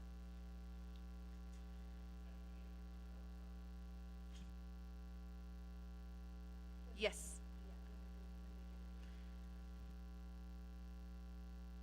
And once we do get to those legislation, we would either take a pause in our agenda and then have them complete their oath of office. So elections office will be conducting that. And then there's also an objection to new business G to be taken off of the consent agenda. So we can delete that off. That is 0025-25. And colleagues, are there any other questions on amendment number 2?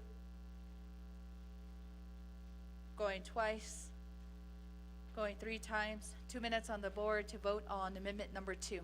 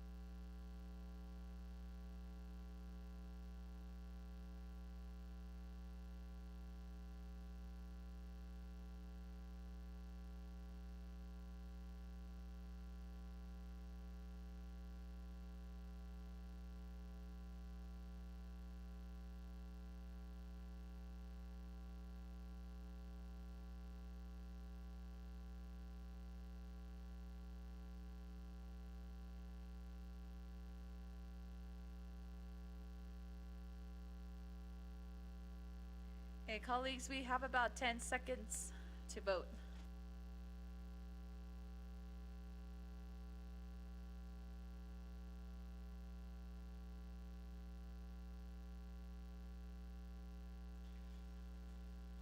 Delegate Norman Begay, Delegate Casey Allen Johnson,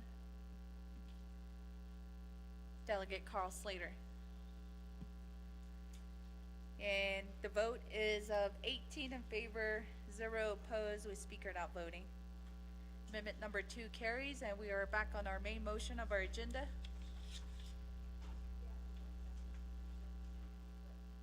We do have reserved time. Chair Vince James with 4 minutes and 10 seconds. Thank you. Chief Legal Counsel, is my legislation ready? Reserve my time. Reserve time of 4:05, and there was a question to Office of Legal Counsel.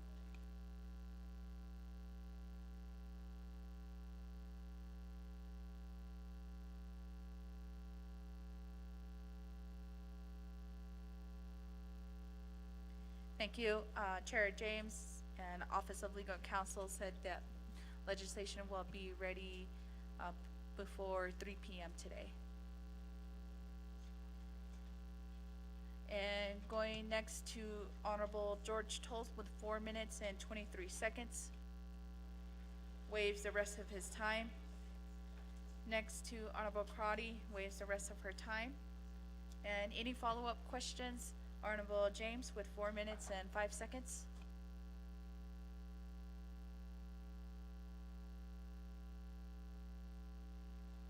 Speaker.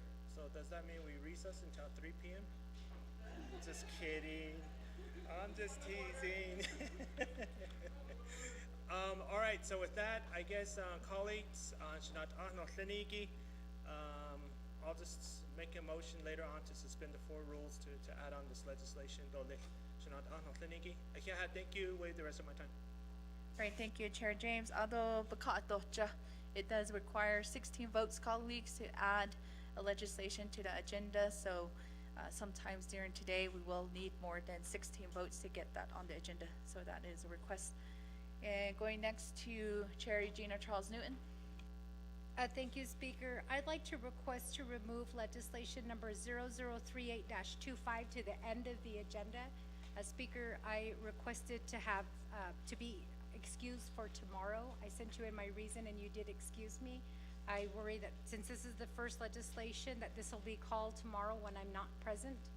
So I'd like to ask that we move that to Wednesday morning. That's my request. At this time, I reserve my time. Reserve time of 4 minutes and 32 seconds.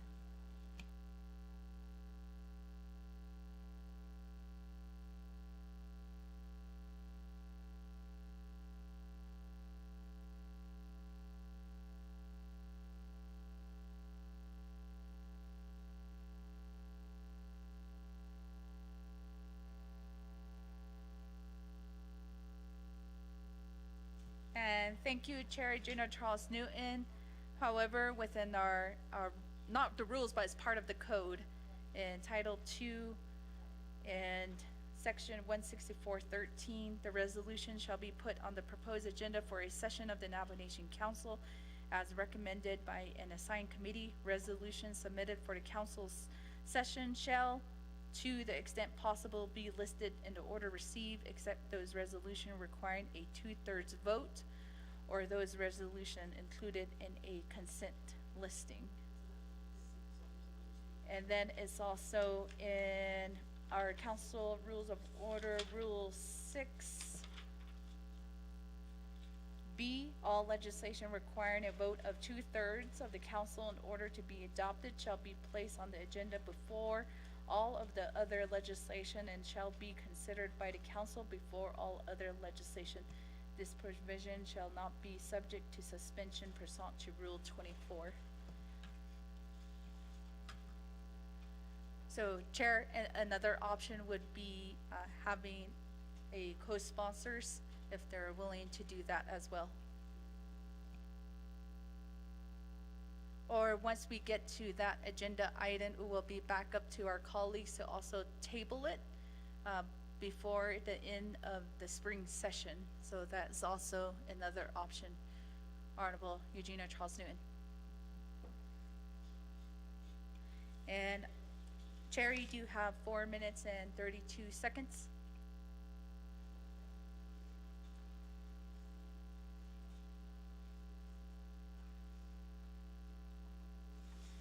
Speaker, I want to point to Rule 28 of the Navajo Nation Council Rules of Order.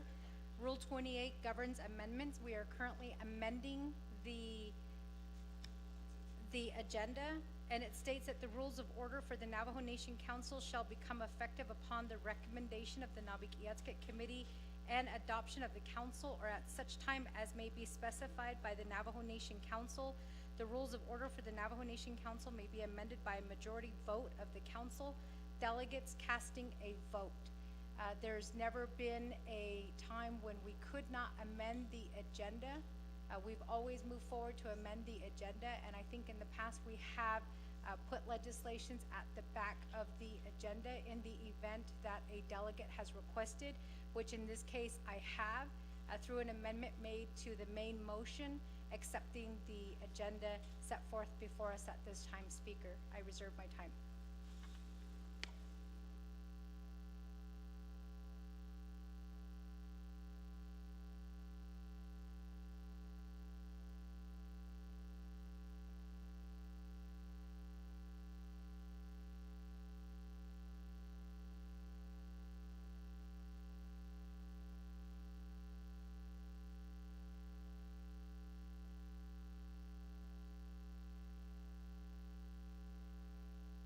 right, thank you, Chair Eugenia Charles Newton. The way I understand it is 2/3 legislation has to go first before all other legislations. And then if you go back to Rule 6, it says this provision shall not be subject to suspension.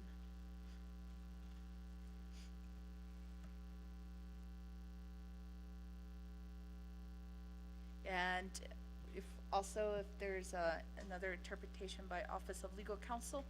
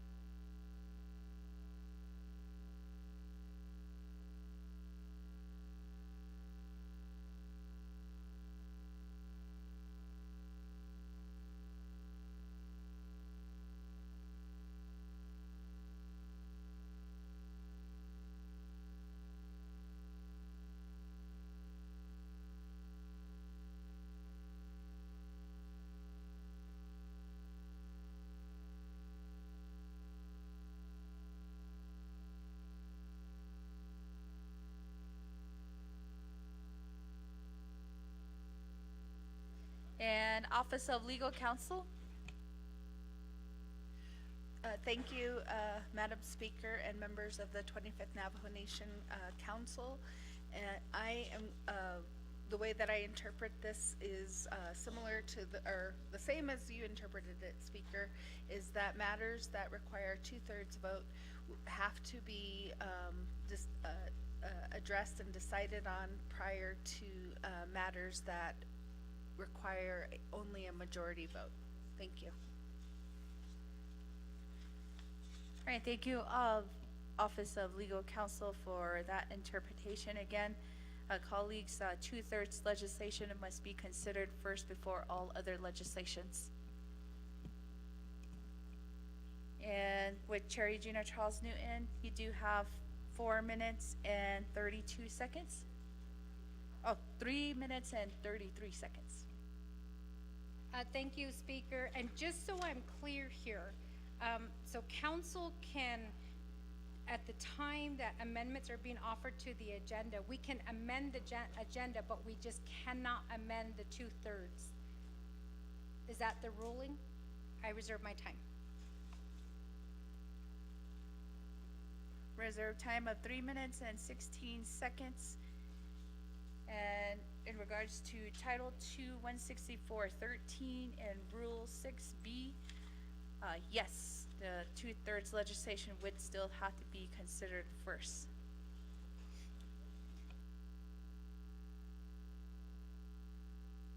And Chair, 3 minutes and 16 seconds. Thank you, Speaker. So I will write that rule down that we cannot ever amend the agenda to move 2/3 legislation to the end of the agenda. Thank you, Speaker. I'm going to waive the rest of my time. Thank you, Chair. Waiving the rest of her time. And colleagues, ado kodoshi bakana dija. Once we get to that legislation, just to work cordially with each other and consider that on the floor before the end of this session. So thank you again, Chair, for that request again. And colleagues, are there any other additional amendments, modifications to the agenda today? Point of privilege raised by Honorable James. Speaker, thank you. Members of council, a real quick question. Can we, as speaker, and then as our chief legal counsel, can we finish our agenda today? And so then, would it just require for one of us to do a motion to just accept the reports as written, and then move on to legislation today? Thank you. Thank you, Honorable James. In regards to your question, yes, that can be achievable. And if we're still on amending the agenda, so a colleague on your question regarding written report, you can request any of the reports except as written reports. So there is that option as well for our colleagues that are looking at just accepting as written reports and going to our new business. So there is that option. So if you do have time, I know Honorable James has no more time. So colleagues, but we are still on amending the agenda, so that is possible. And colleagues, going back to our main motion of our agenda, I also don't have any reserved time.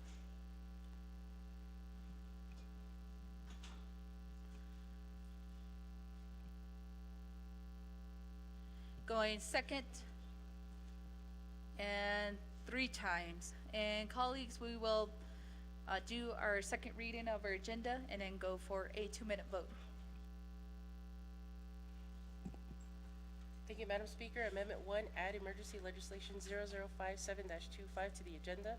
Amendment 2, add legislation 0013-25, 0014-25, 0015-25, 0024-25, 0032-25, and 0057-25 to the consent agenda, which will be new item B on the agenda. Madam Speaker. Thank you, staff. And colleagues, we will have 2 minutes on the board.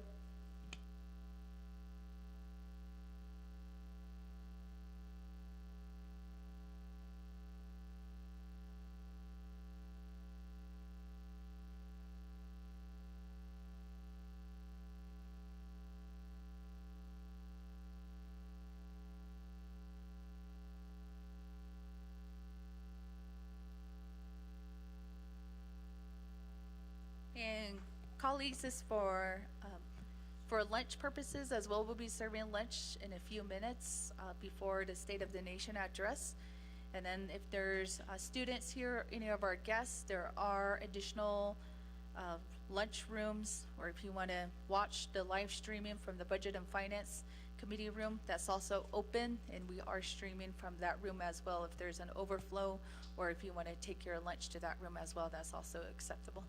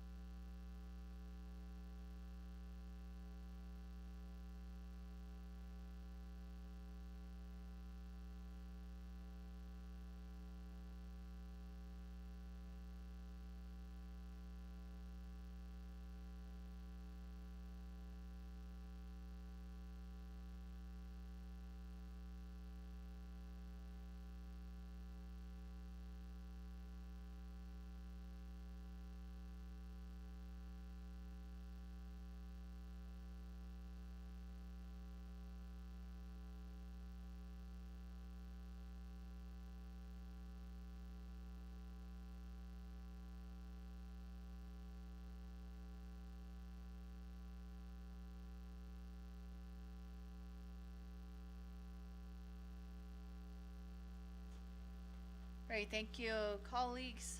Delegate Norman Begay. So we do have a vote of 20 in favor, 0 opposed, with the speaker not voting. Thank you, colleagues, for adopting our agenda for our 2025 Spring Council session. So that will be printed, posted, and also emailed to you. And going next with our agenda, colleagues, we have number 4, receive the State of the Nation address from the President of the Navajo Nation.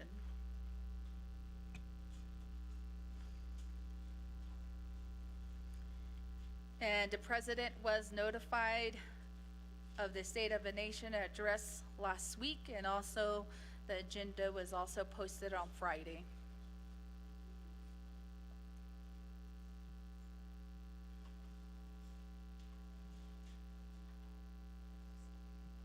Second call for the President of the Navajo Nation.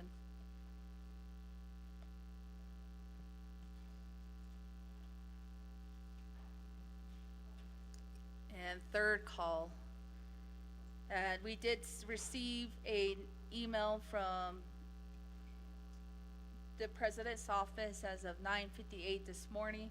It did include an attachment of a written report, and it did state that the President is in Washington, D.C. today, and colleagues, we gave every opportunity for the President to present his State of the Nation address here today. So he's not here, colleagues, then I'm going to move on. But at first, we'll go first. We do have several in queue for, this is the overall main motion of the agenda, so the 5 minutes does apply. So just throughout the whole council session, if you're making another motion other than an action item. So Honorable Eugenia Charles Newton. Order, Speaker. Point of order raised by Honorable Eugenia Charles Newton. Speaker, I called this point of order because of your ruling that this 5 minutes goes against the main motion. You stated that the President is not here, but there is the report that he submitted. So I just want to make clear, so are we not going to vote on his report and that he submitted in writing and then just move forward? Because there's no motion, no second for his State of the Nation address. You did mention that that he was served today, and he is aware of today's report. So I just need clarification. Thank you, Speaker. All right, thank you. Honorable Eugenia Charles Newton. Again, we did state that we did receive the written report at 9:58 a.m. as of this morning.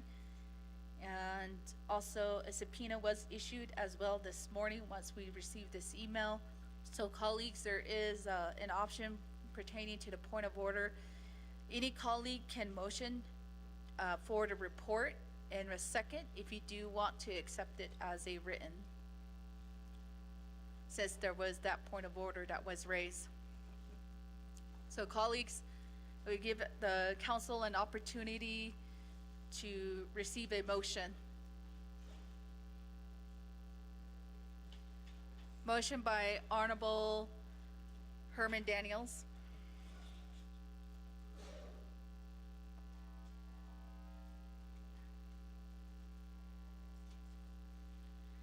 Is there a second?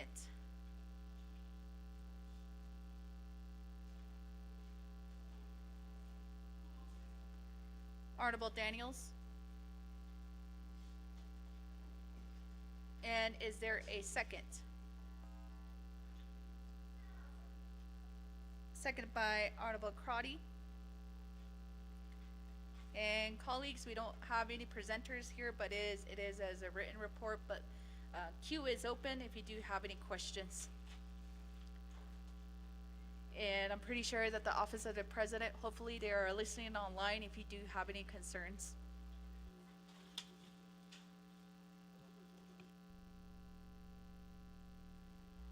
And first in queue for the State of the Nation address, we do have Honorable James.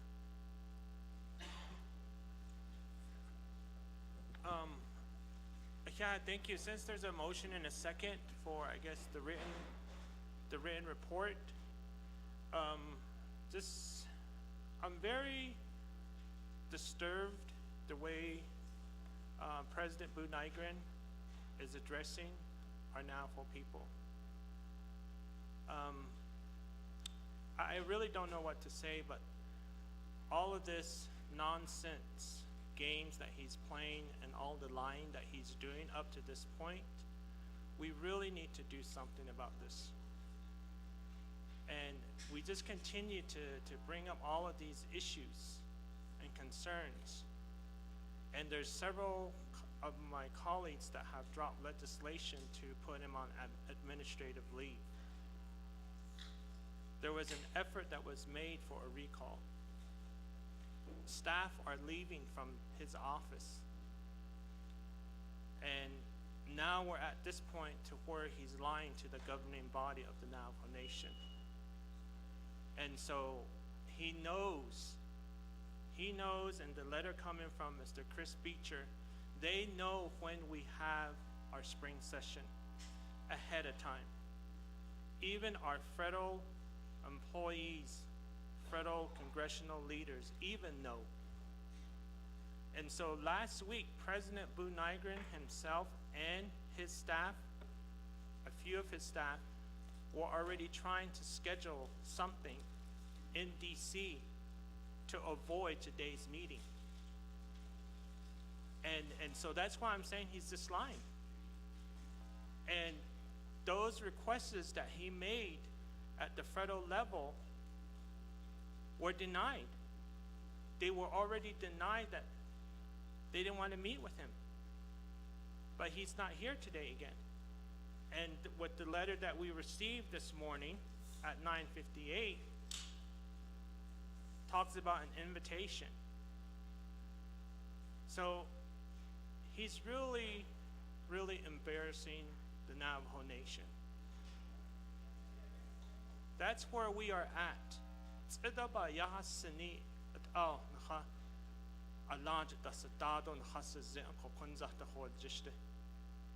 And so we need to take some actions. We cannot continue to have this embarrassment. This is something serious because right now he's bringing in federal at the national level. A lot of our program rely on these federal funds. We don't have time to be messing around with any of these funds. We don't. And he's jeopardizing a lot of those federal programs that our elders, our disabled, our Navajo people utilize. And they're just lying practically to our face at this point with this letter. And so, Speaker, if you can sit down with our Chief Legal Counsel and with those previous legislations that have been dropped by some of our colleagues to put him on admin leave, I think this is something different from what we were shared from a previous case that happened with President Shirley. Totally different. And I think we have enough justification, enough evidence to drop legislation to put him on admin leave. If I can get a response on that, Speaker and Chief Legal Counsel, reserve my time. Thank you.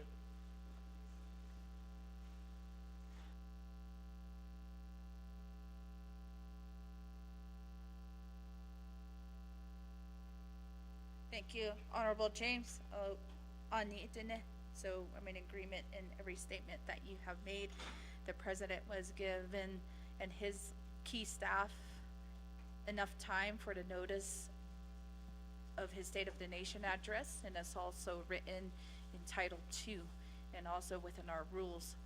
So colleagues, this morning I did direct the Chief Legal Counsel, Ms. Espino, this morning to do a subpoena, which was signed by me earlier this morning.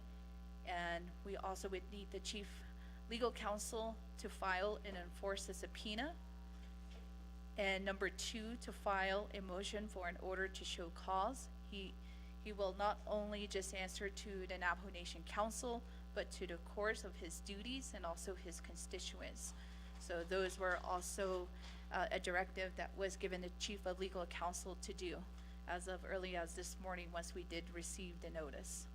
So thank you again, Chair James. And then within those legislations, I know that Chief Legal Counsel has been working with the sponsor very well to finalize that legislation. So thank you again. And next we do have Honorable Dr. Andy Ness. Hakushi, Speaker. So none of his 10+ entourage are able to be here to present the information before the people.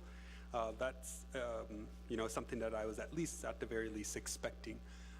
Speaker, my question is, what are the repercussions then of failing to acknowledge the subpoena? That's my first question. If that goes to legal counsel, I would like an interpretation, because I too am exhausted from trying to have and ensure that the president is meeting 2 NNC subsection 1005. And that in detail identifies that the 3rd full week of January, April, July, and October is Navajo Nation Council. I block out my entire week to be here to address the presenters, to debate the legislations if needed, to propose my own legislations if needed. And so the president knows, and all his staff knows, that when council session convenes. And it's unfortunate that they schedule a meeting or a trip, what have you, during the time that you're supposed to report to the council. This administration, unfortunately, is interacting with the public through different ways. You have the radio, you have social media, you have these booklets that are all over the place. But it's not one-to-one. Nikainlea Fort Defiance Agency Council, in this position, I've been to 10 of those council, and he's only been to 1. So my point is, you're not, and he's not addressing the people. And if we can schedule the president at Naabik'iyati as his oversight, then that also needs to take in effect. Not accept, I'm voting red on this report, but accepting that issue before the people and before our constituents. And interact with the legislative body in that way. And that needs to come, and I know that as Naabik'iyati we have that oversight, so if that can be done continuously, following the interpretation that I'm going to receive here shortly regarding the subpoena, but I too agree that enough is enough, and this needs to come, and I know legal counsel has been working on the legislation to put the president on admin leave, but in the same time, we have, once it's ready, my recommendation is to call a special Navajo Nation Council meeting so that we're not further compromising our Navajo people with their resources that are being impactful. I understand it was mentioned that the president is out in DC today. I'm unsure what meeting he has, but the last time he was in DC, you had issues concerning our coal mining. I don't know what the discussions are like today or what his purposes in DC is, but I don't trust it. So again, Speaker, those are my 2 recommendations, and I would like a response on the subpoena. I reserve my time. Thank you. Reserve time of 1 minute and 36 seconds. Chief Legal Counsel. Thank you, Madam Speaker. Thank you, members of the 25th Navajo Nation Council. Thank you, Honorable Dr. Andy Nez, for your question. In regards to the subpoena, the Navajo Nation Code does give that authority to the Speaker to issue a subpoena, and also gives the authority to the Chief Legislative Counsel to file to enforce the subpoena with the Window Rock District Court. And that's what I was requested to do, and also requested to file a motion along with that request for enforcement, to file a motion for an order to show cause against the president for his failure to abide by the Navajo Nation Code, to fulfill his duty and responsibility to report to the Navajo Nation Council on a quarterly basis. I believe that this is the third or fourth instance where the president has failed to appear in person as requested by the Navajo Nation Council. So I will go ahead, Dr. Nez and members of the council, file. So what will happen is he will, the court, upon receiving the petition and the motion, will make a decision on that. I can't speak for the court, but the court could issue a hearing. They could order that set a hearing in order for him to appear. And if he fails to appear before the court, he would have to answer to the court for his failure to appear in order for a court proceeding. And my understanding is that under the Navajo Nation court system, he could be issued a fine and or potentially jail time for a failure to abide by a court's order. Thank you. Thank you, Chief Legal Counsel, for that clarification and answering Honorable Dr. Andy Nez's question. And going next to Honorable Eugenia Charles Newton. Thank you, Speaker. I too will be voting red on this report. Speaker, my big concern, and I brought this up in several of our meetings, is that Boo continues to head to Washington, D.C., does not coordinate with council, made decisions about the uranium that affects our people, and didn't even sit down with the people or the communities where this uranium was being transported. In addition to that, he went further to talk about coal. I questioned whether the 24th Navajo Nation Council made the decision regarding coal in several of the legislations that were voted upon by the 24th Navajo Nation Council. I bring this to your attention, Speaker, because under 2 Navajo Nation Code, Section 700, I believe it's, 701A6, Naabik'iyati has the power, per the rule, to assist and coordinate all requests for information, appearances, and testimony relating to proposed county, state, and federal legislations impacting the Navajo Nation.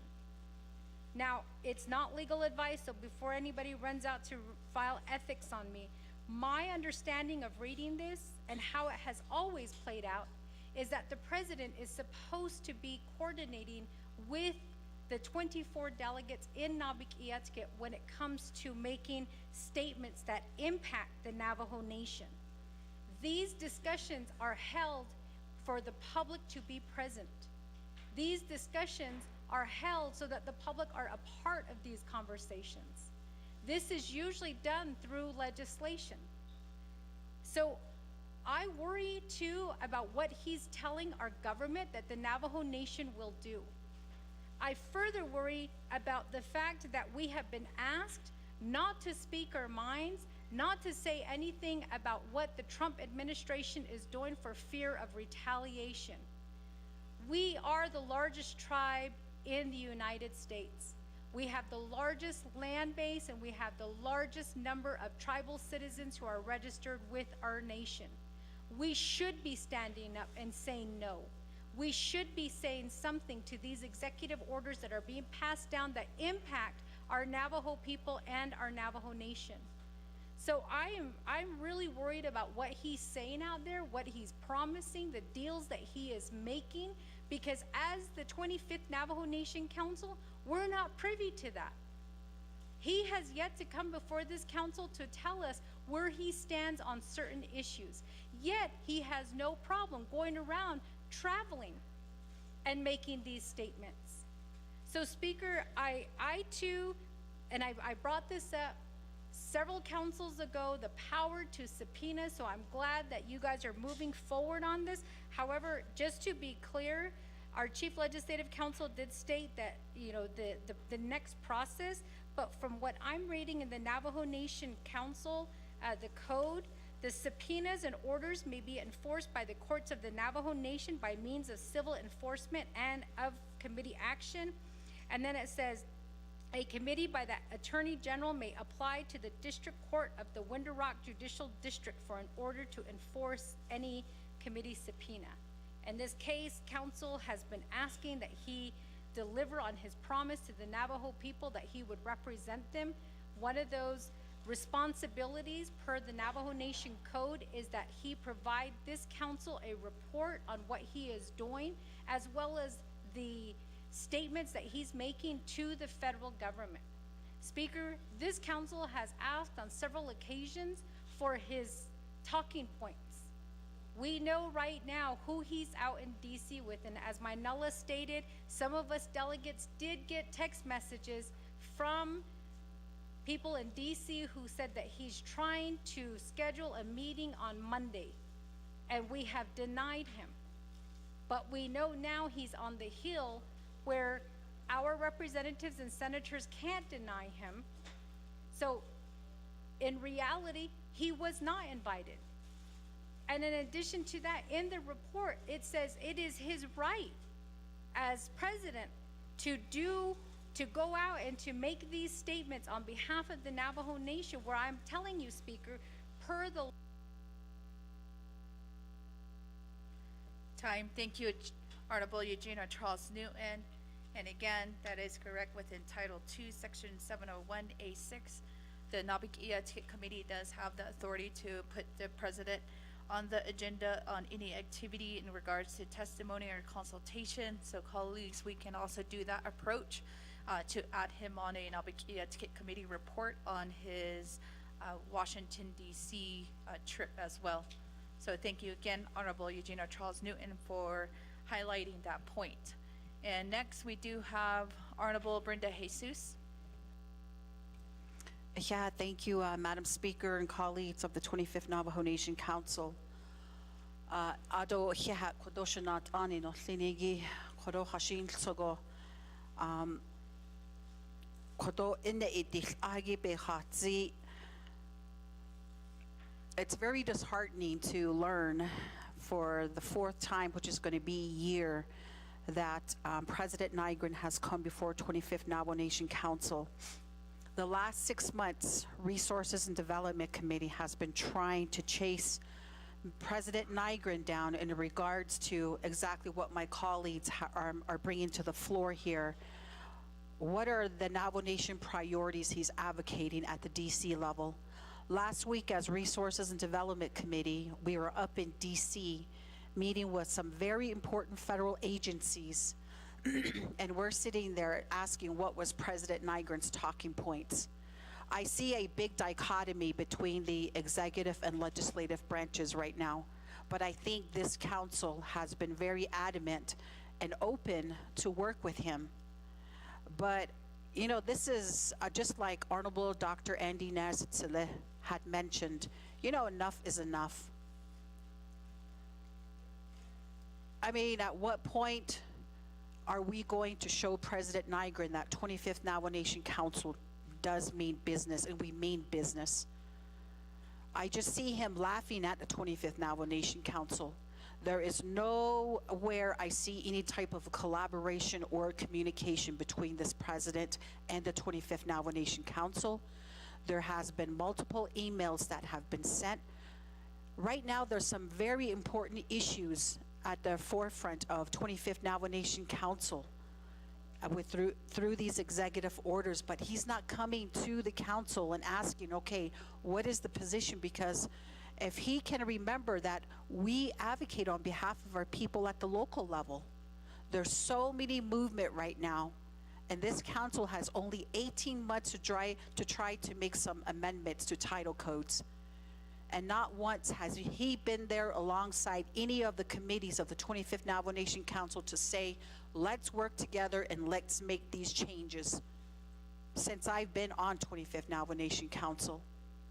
So as chair of Resources and Development Committee, I agree with my colleagues, but we cannot continue to talk about this. We need to take action today.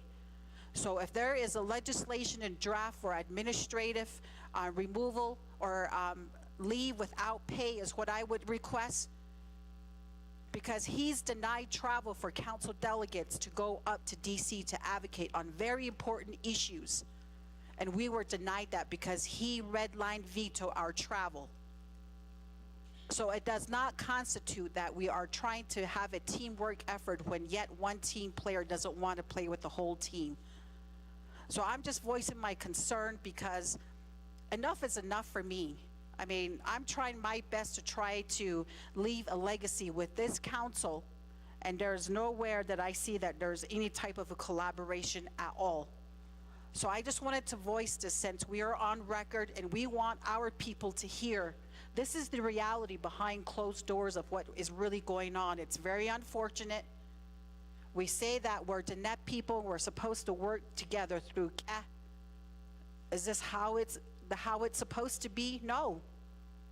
So again, Speaker Curley, we really need to set this position, and we just need to go forward with these requests by my colleagues because there are valid concerns. Right now, as council, I just feel like President Nygren is really not making that effort to work with us.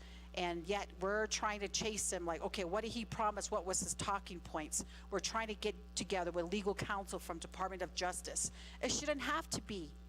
It should not have to be this way. But I just wanted to state my concern on record, Madam Speaker and colleagues of the 25th Navajo Nation Council, and I waive the rest of my time, Madam Speaker. Thank you, Honorable Jesus, for those statements. And then again, to our guests that are here, I know lunch is being served. However, we're still in the middle of business that is here. So if there's any side conversation, lunch conversations, we do have an open room in the Budget and Finance room. So if you could keep the noise down, and also no hats, and also any phones or laptop devices, iPads, to keep those on silent as well. Just for some housekeeping. And going next to Honorable George Toth.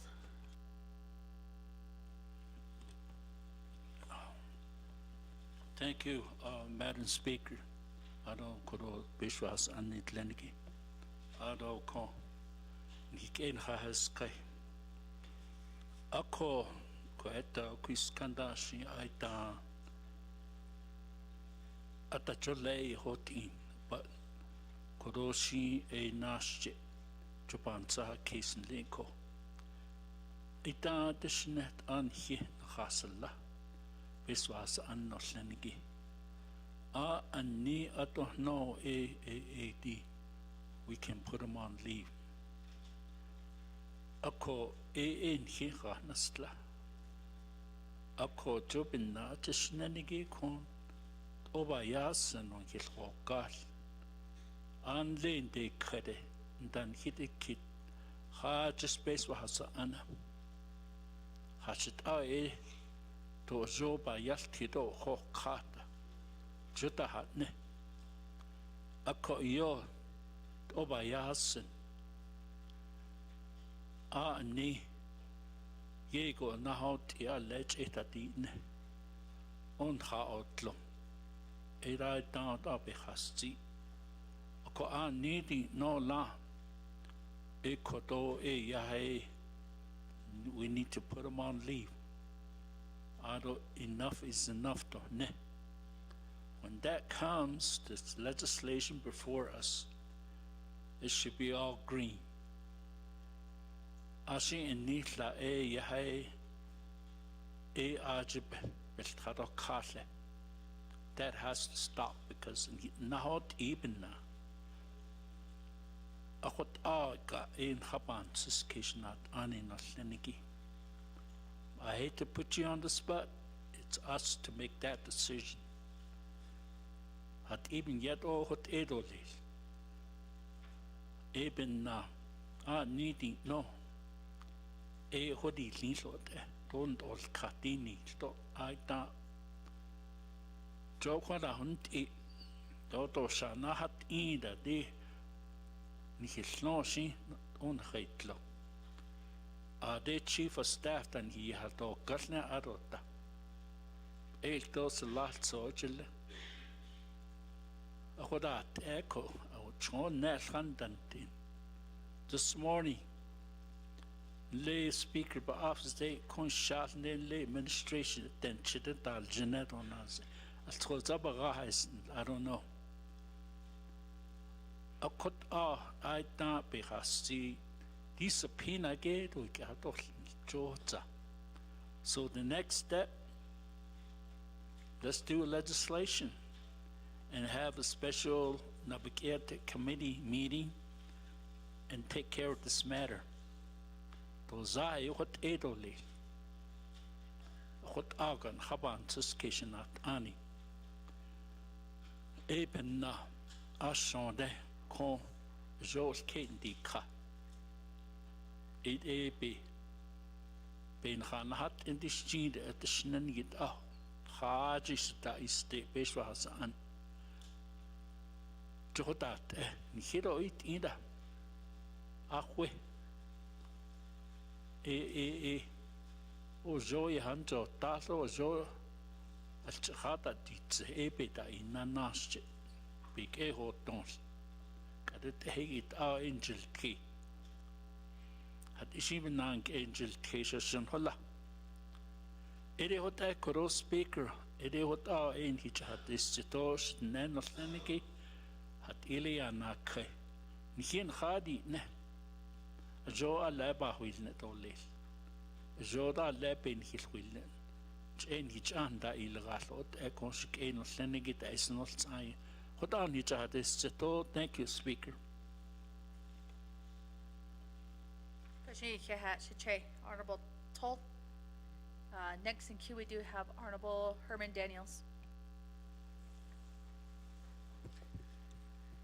Yeah, Madam Speaker, I don't know Shanat Anasleniki Hodo, Basement Hassan, 25th Council, yeah.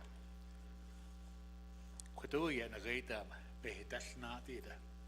About his at the car, and there you should be yeah. And I made a motion, and I heard some good comments, good discussion. So I need it's very important communication, not just here but also go.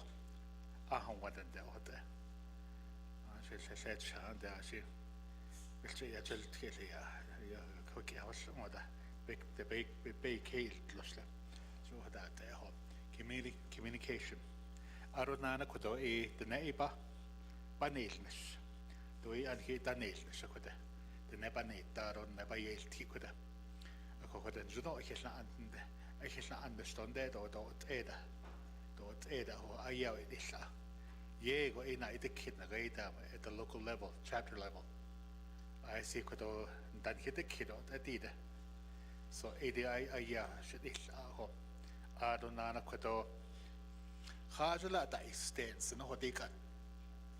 Dona Gada Adonan a cow that's a dike shy Haja. Jay what I president or Babi Gako e be one banahast on there. Hajala e Yanson and a great Navajo Nation Vice President. Jay Arekan President of Babi Gako e Joy Ade in his house door and there. What other is kid on there, what out Ada or I can't understand that it or not as to what other Banza case or a coca aid over this sense so and equator baseball has unneat Linigi. I need a grade of last week, Thursday down the grade of Twitter-nesh, down at the Navajo Nation President. I don't know what an agua with it. Monument Valley, Tabin to Sky Ade, Beshada Honey, Londeho, Ade Quadona Gaita, and does Iggy de Bebe Hishla Wheel Nego. Hish Yego, Aronana shot toward to Ade, but it's a seat, Nego.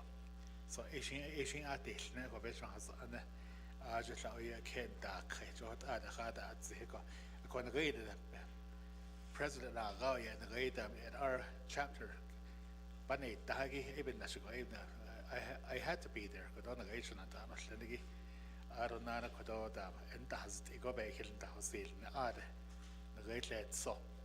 At that, Aronana Kodo, and the great priorities, the Delia, but you're Delia, a Kodon a great drought, as a Shonshanant Aslan. Yeshin the door was leaded on the Hash Kenigida. Joe that Ada Ibebs in the Hosil, the corner great up, Hashi hot, Edo, the station that they know the Babs in the Hosil, Naho.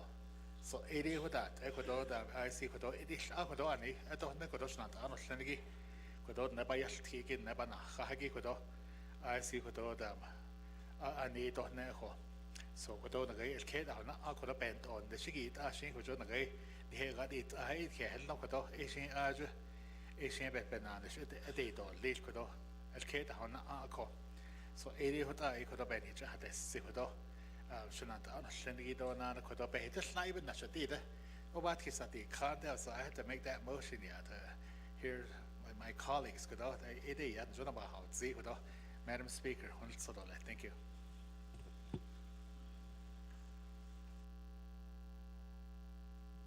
Yeah, Honorable Daniels, Kwaigi, Sabehanani, Zigi, next we do have Honorable Shauna Intlaw. Thank you, Shadeja, Speaker Curley. And then to all those that are in the People's Home, I just want to say welcome this morning, Aroyate, especially to our students that are here.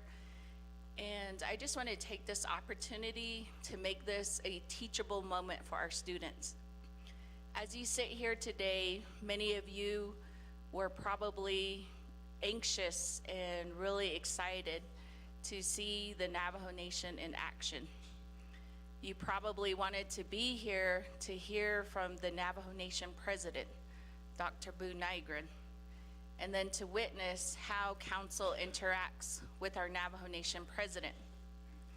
For 26 years, I taught students about Navajo Nation government.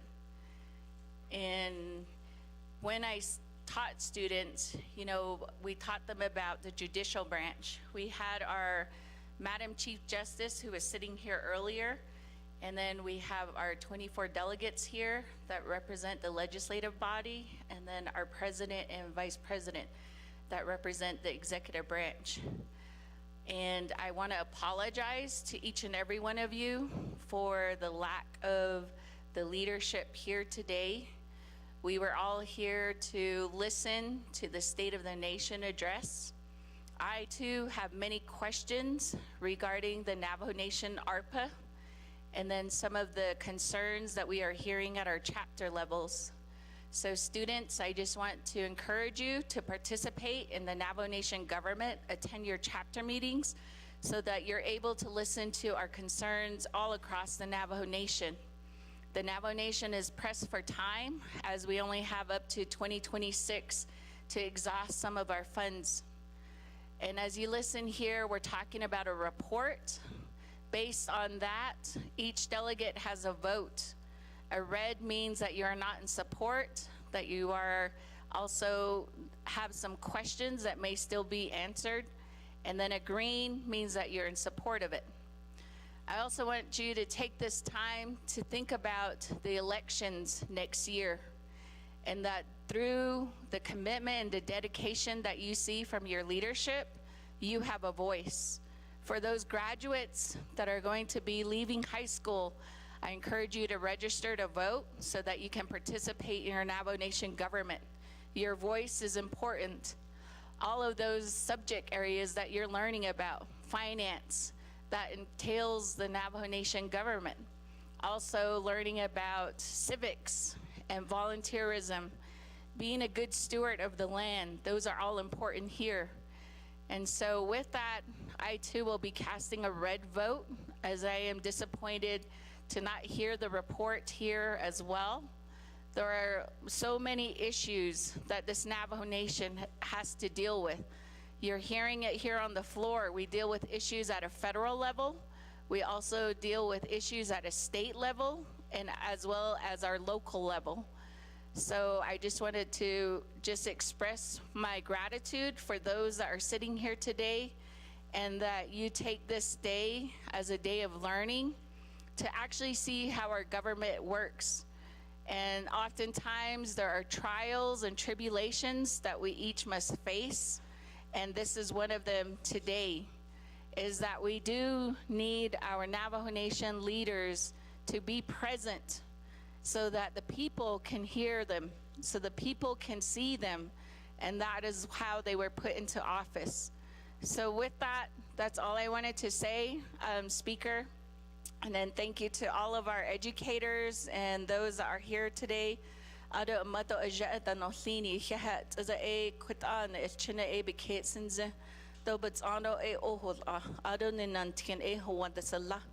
Ako na chine e but yan khala e ne we ni yeje yo jo ni git e kut she we she yeje di kut but didn't ako e kut o here in the deshni. So thank you, Speaker, and I will waive the rest of my time. Thank you. Thank you, Honorable Tlaw. And next we do have Honorable Amber Kisnabat-Karate. Oh, yeah, thank you. Appreciate it, colleagues, your feedback and stating for the record some of the concerns of this 25th Navajo Nation Council. What I wanted to recommend, Speaker, is we fully need to understand the process of what is happening at this pivotal moment. We can look to what happened in like 1989. We can look to what has been used in terms of peacemaking and collaboration and communication.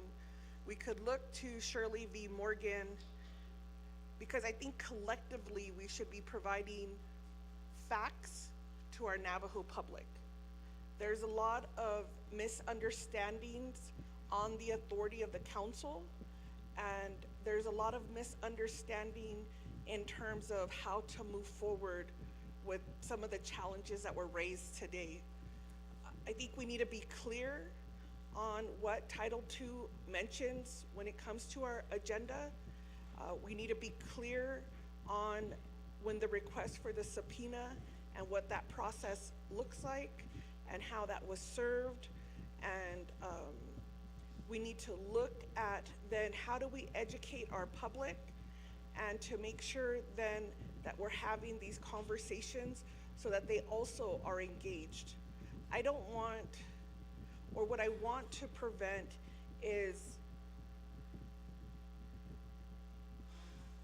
not in this conversation what are opportunities, because this, at this point right now, and I've talked about this on the floor, if the Navajo Nation is not united, the federal, the state, the counties use that against Navajo Nation.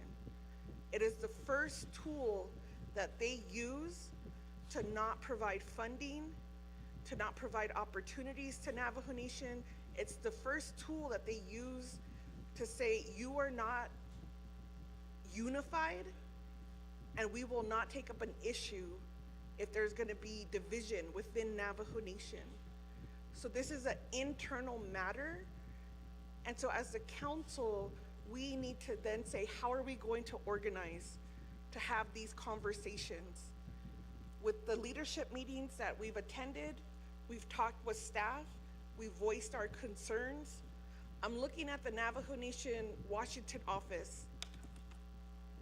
They provided a report recently, and I asked the then director to update your webpage so that it's in, or at least blend what President Nygren and his administration are saying are Navajo Nation priorities with the priorities that were passed by this governing body.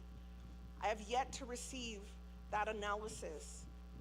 And what we've been told are these are top tier staff that require top tier payment, but the type of product that we're receiving doesn't reflect. Because if we have the Navajo Nation Washington office creating that division, that's something we need to address too as oversight.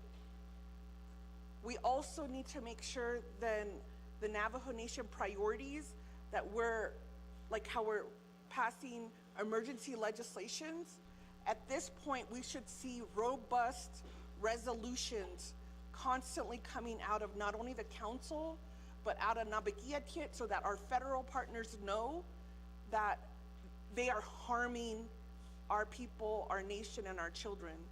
These type of executive orders are creating harm. Because what's critical in this discussion, where we may not agree on everything, if we could come to the table and have these conversations and at least clarify what priorities the council collectively has approved, and what does that mean to be the governing body. And we would also need to have a conversation then as representation under Title II. What the president then represents on behalf of the Navajo Nation. Is it the individual administration, or is it the resolutions that are passed by the council? So I'm going to reserve my 3 seconds for that answer. Thank you. Reserve time of 3 seconds. Chair Crotty.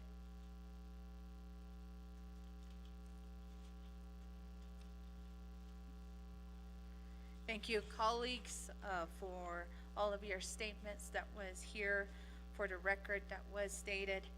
And we do have reserved time by Honorable Dr. Endinez with 1 minute and 36 seconds. Hakashi, Akia Nana Chade, Ado Ade, Alto A Kwaegi, Behasti. So that's something that, again, I feel is very pertinent. So, Speaker, I do look forward to seeing OPVP listed in our May 8th agenda, as well as a timeline for the subpoena that was issued, the repercussions that we heard from Chief Legal, and that timeline to keep us apprised of that. Ado aden sto di o alhiten del nishbiniya joy kwaiki they've, you know, we have a lot of different communities, a lot of our own constituents that seek that, and I think now's, you know, we're way beyond an important timeline in history for us to be able to confront some of these concerns and issues that are happening not only on our nation but in this country. Ako ebiniya. So last month, I did motion to get us kind of a few steps further in the directive at Washington office, auto speakers, president and vice president. April 9th, you know, president was absent in that meeting as well. And so it's come to a point where, you know, again, some of the issues that were relayed here need to take effect, and I'm looking forward to having those discussions and those forthcoming legislations. Thank you, Speaker. Thank you, Honorable Dr. Endinez.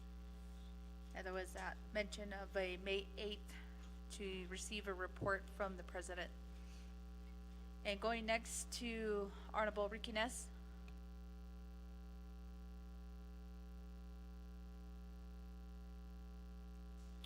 Thank you, Speaker. Honorable members of the 25th Navajo Nation Council and everybody here in the audience. Aroti koro nehiche report nali inko. Nagere, when we took the oath of office, we started off pretty good. Ayat eko. During the 24th council, I don't remember our president ever not reporting. I believe we did what we could to work with the president at that time. We took the oath of office, and here we are. Don't report. I don't Ashida is to highlight Abanan Shidesh and Beshmans and Shin hit on. Ado Tishin Kuroba Harasotsiki, I do agree with you all. I really do. neto no shanant I. Beshbahas annate, we're the governing body. You have to believe that we are. Niche lagona orle na hasela. Aro o beshbahas anne edil enago. Not anisi tle ben hit all zin den ha isnel. Besh na hasa an besh ta ziki olgen hat antaz. Sad ta ziki nik isn't ahidit ha. Ntaz gona nation hasa lagi cross tant de nit ha but I can nik kodin docha. Hot au inch on arale ira joban sus kesle. Sorezen be khadahat to kodo tanda ikha. She kodon she president but so the she chief justice but so the she speaker but so the Beshbahas an but so the Khat national the bebenand kayapanand artsko. The neba Washington yanad na shida ba so the Kishi a O kodikon kodikin zikila eyaha ye got the knowledge. Ye got the knowledge, got all the knowledge, talk ed all tons. Ed all netigate a chokro admin lived on no by yastke. Nte snant anat seneke did sa aja bitchin no sinko. Aja asate. But you have not on the how agota edo John Haton Nesta. Quacky egg Latin the nay and Hahons and Nana. Even nine hit the snake the best man's and not Senator Shich or not saying that you're not my buddies, you're my colleagues. We all have a work to do here. And this now Bahanasta. Said, oh, what Ahwitsons and get oh, Yajosh Kitala. I don't hear about Hansons and I don't hear about sick case over Jeba Hansons and oh, yeah, just Kitala. Are you president, which is Jelly or a Heda Kodoba Kenji Kakoda? Beshbahas under not Senegi at the Ahosia and the case of Ado Hina Kako Ada Leba Yadastion the Asata at the Ahosia, Ehodat, Ego at the Ahoinson. Did a Kodo? I can't understand. And also, yesterday, Honorable Daniels on in during the 24th Council, RDC on Chonda Shilnish. Once, at least twice to three times a year, we went to Washington, D.C. to advocate on behalf of our people. And guess who we went with? The Office of the President and Vice President. It was either the President is there with us or the Vice President was there with us. And at times with the speaker. Olgela, ik na nishbahune zido halsagoshin, did what bits ado results holoniki bahunson. A code codo what on his ho adok a hunzat holjish. Chera ne don't know. Admin leave do negot eha biga. Oh, no, oh, aja, which is not so edo bigata. Thank you. Thank you, Honorable Riquinez. Thank you, Chair, for making those statements. And colleagues, we do still have reserved time by Chair James with 58 seconds. Okay, Speaker. Halet out today, we can put our president on admin leave. Kodo, as of today, Kodo ben ha hot it. Emergency legislation, Ben Ha-Hot it. Audit Justin Jones, pay your bills, no, on hida yin hinnes. There's enough evidence. Khodo beshman sa anani kliniki, the question ajinan hit as ni. Edo hajo, beat this all in, look into that. Ni here khodo staff nhandad nesho, had egi da adi nithe, let's freeze their budget. Let's freeze their travel pay. The no the budget. Yes, kidole. Hodges Division Director, Hodges Department of Justice. Reserve my time. 6 seconds reserve time, Honorable James. And again, to our audiences, let's have that respect for my colleagues here that are in queue and speaking on these issues, so if we can keep clauses and also remarks at a minimal.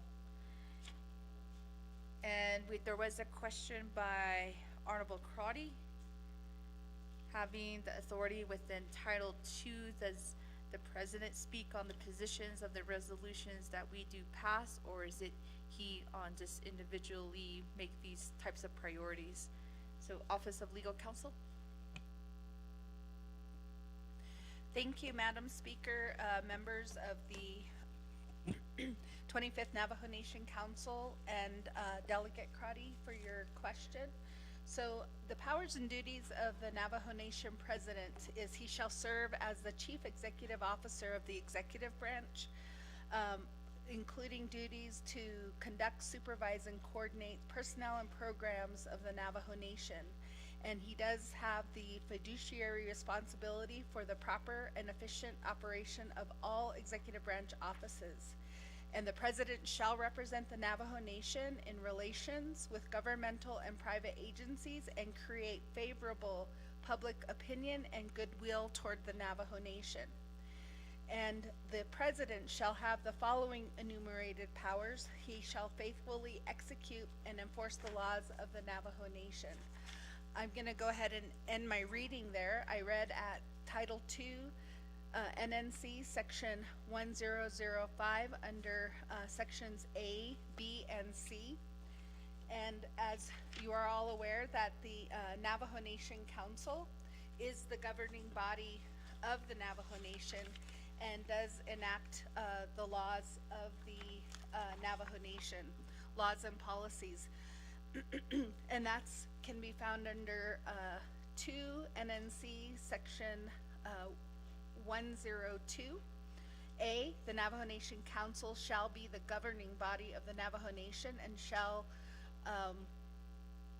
of course, consist of the 24 delegates. So in answer to the question, the Navajo Nation President, when he represents the Navajo Nation, it must be consistent with the laws passed by the Navajo Nation Council, who is the governing body. If there's any conflicts, that would be in violation of his duties and responsibilities as the President in accordance with Title II of the Navajo Nation Code. I believe there were additional questions, Madam Speaker. Oh, yeah. Okay, so I wrote down 3 matters to address, and the one that I did was one of them. And the second matter or question that I heard raised was about the process of the subpoena.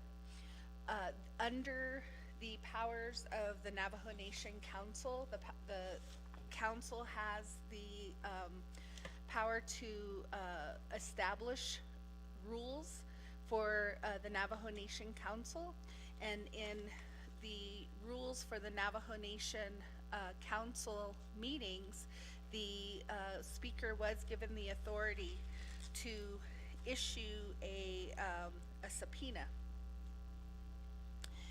And trying to find the exact, okay, under Rule 4, Speaker of the Navajo Nation Council, D, the Speaker has that authority to issue subpoenas. And I know that there was one question asked about the timeliness. There isn't anything specific about the timeliness. However, if this does go to court, the one argument would be that the Navajo Nation President is aware and took an oath to carry out his duties and responsibilities as the President, and one of those duties and responsibilities is that he would report quarterly to the Navajo Nation Council. He is aware of the calendar of the Navajo Nation Council, and so the timeliness came as a result of the speaker becoming aware of his absence this morning, and that's when the subpoena was issued. And so the subpoena powers that the speaker has should deem that that subpoena is valid. However, in order to enforce it, it would need to be filed with the Navajo Nation courts. And so that's what will be done after I get the opportunity to go and do that. Oh, and the subpoena was delivered by law enforcement. There were several attempts to personally serve the president. However, because he was unavailable, his office was served in his stead. And then the other issue that came up was the legislation to put the Navajo Nation president on administrative leave. In the Navajo Nation Code, the Navajo Nation Council is authorized to put the Navajo Nation president on leave. However, there have been challenges in the past to that authority. And as was mentioned earlier, in the Shirley v. Morgan case, the Supreme Court did opine on the council's authority to place the Navajo Nation president on leave, even though that there is, it is stated that the council does have that authority in the Navajo Nation Code. The court in that case opined that the president at the time, which was Joe Shirley Jr., was not afforded due process because the legislation to put him on leave was done as an emergency legislation, and that the president at the time did not have the opportunity to address and give and have any input and have notice in that situation. There have been opinions that perhaps this case invalidates that authority of the council to place the president on leave. In the research that myself and the attorneys assigned to assist in this matter, we did not find anything that abrogated or nullified the authority. It was the opinion of the court that due process wasn't afforded, that there should be a process in place, and that as the way that it was applied, it should not have been applied that way. That was the language of the court. The word should not be used the way that it had been utilized, that section. However, it did not abrogate it, it did not nullify it, and it did not say shall not utilize. So it is of my opinion that that section of the code that authorizes the council to place the president on leave is valid, and that however, in accordance with the case law with Shirley v. Morgan, there should be processes and procedures in place, and the president should be afforded due process. And so the drafted legislation has, we've been taking careful steps in order to ensure that the opinion of the court is followed. And so the legislation is close to being finalized, and we hope to have that done hopefully within the next day or two, as requested and directed by members of the Navajo Nation Council who would like to sponsor that legislation. Thank you.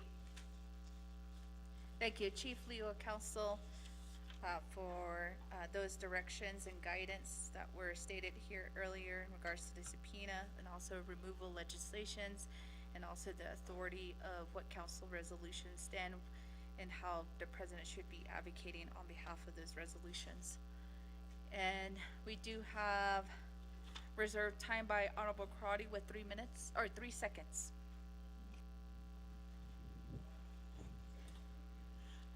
Yes, I would just want to say, let's continue to have this dialogue. Thank you, Honorable Crotty. And then reserve time by Honorable James with 6 seconds. Motion to caucus, reserve time.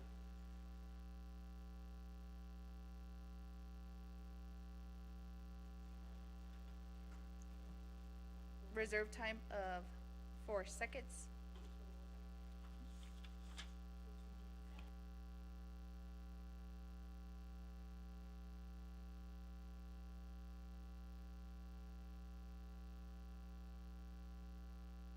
All right, there is a motion to enter caucus pertaining to Rule 21 of our Council Rules of Order.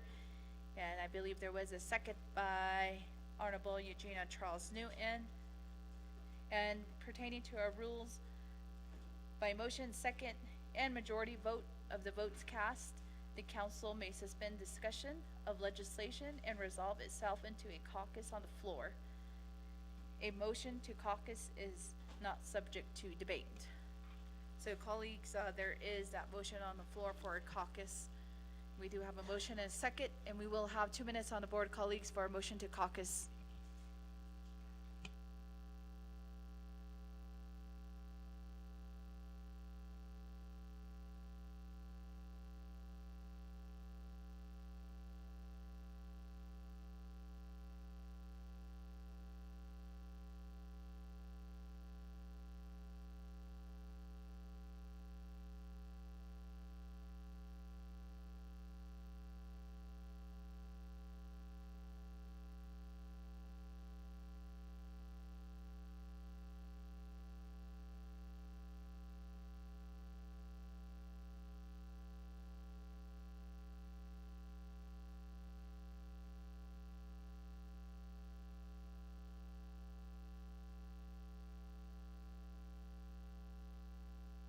And just for announcement purposes, lunch was provided by Intech. We do have Kratasha and Arvin that's also within the south side. So thank you for feeding our guests.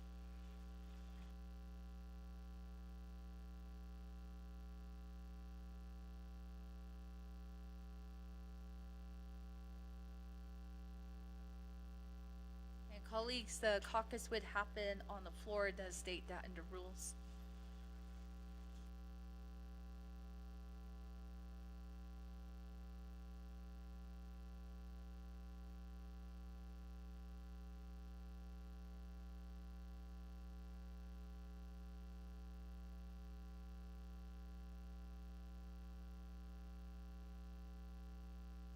And we have 20 seconds left on the board.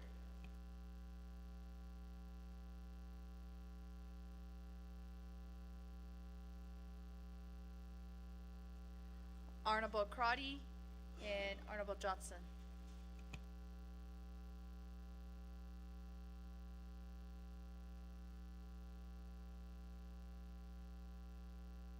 And colleagues, we do have a vote of 20 in favor, 0 opposed, with speaker not voting. So the motion to caucus has carried, and the caucus will take place here on the floor. And reminder, there should be no audio recording in terms of a caucus. So colleagues, we can caucus here on the floor. And again, if you're visiting, feel free to take a break. But just make sure to keep your voices and also conversation at a minimal. Thank you. So colleagues, we will enter into a caucus at 10:10 p.m. 1:10 p.m.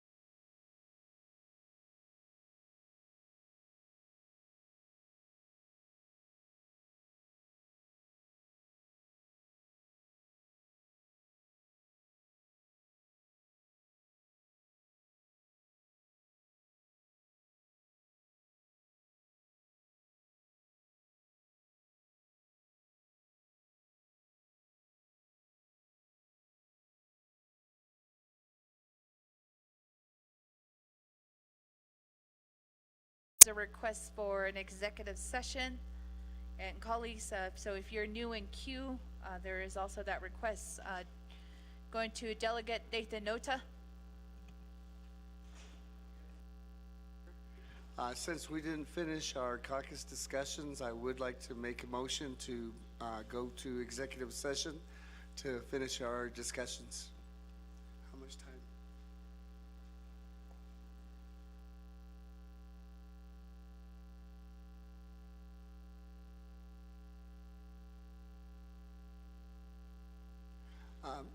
Madam Speaker, for 1 hour. Thank you, Delegate Nota. There's a motion on the floor to enter into executive session. And there is a second by Honorable Mitchell, and that is for 1 hour. And Honorable Nota. Yes, the delegates would like to meet in the Budget and Finance Committee room. So there's a Budget and Finance Committee room for 1 hour. And Honorable Nota, are there any other individuals that you would like to be in the meeting, such as the controller or our attorneys, Office of Legal Counsel? Anybody else? The attorneys for sure, please.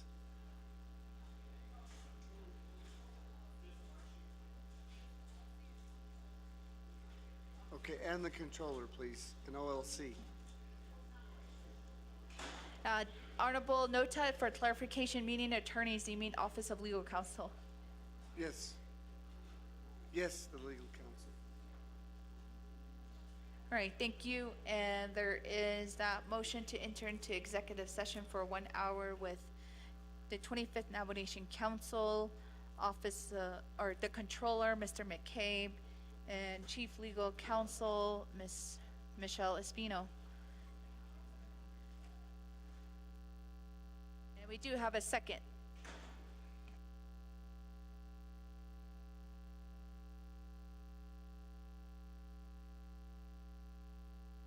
All right, colleagues, I don't see anyone in queue, so 2 minutes on the board to, oh, I don't see. Honorable Slater.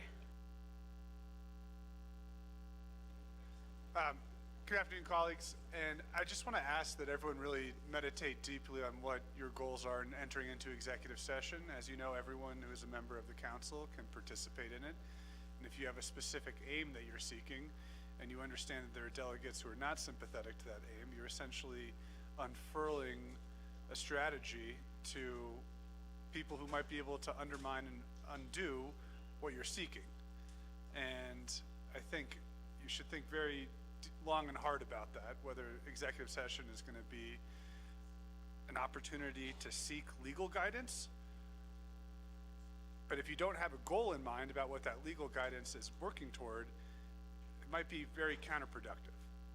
And I just hope that everyone enters in there with a specific set of goals and objectives on what they're trying to obtain, because it's important for us on the floor to convey and echo and give voice to the dissatisfaction that we hear at the chapter level about financial mismanagement, about flouting Navajo Nation laws, and to express that exasperation here on the floor. There's a legitimacy there.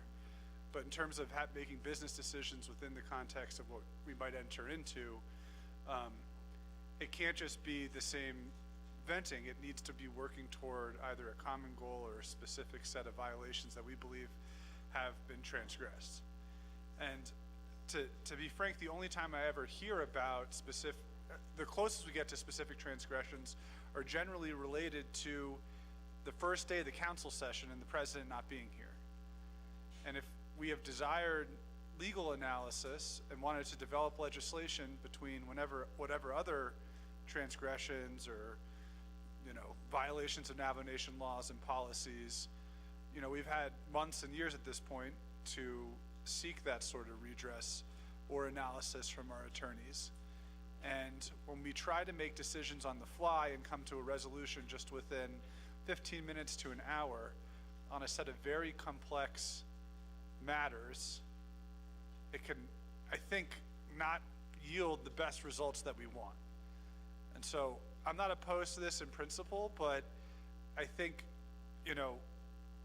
there should be a balance between demonstrating to our people that we are taking these things seriously, that we're talking about them, They were contemplating them. So at the end of the day, you know, if someone wants to try and put the president on administrative leave, the president's going to obviously fight that. So it's going to go to the courts.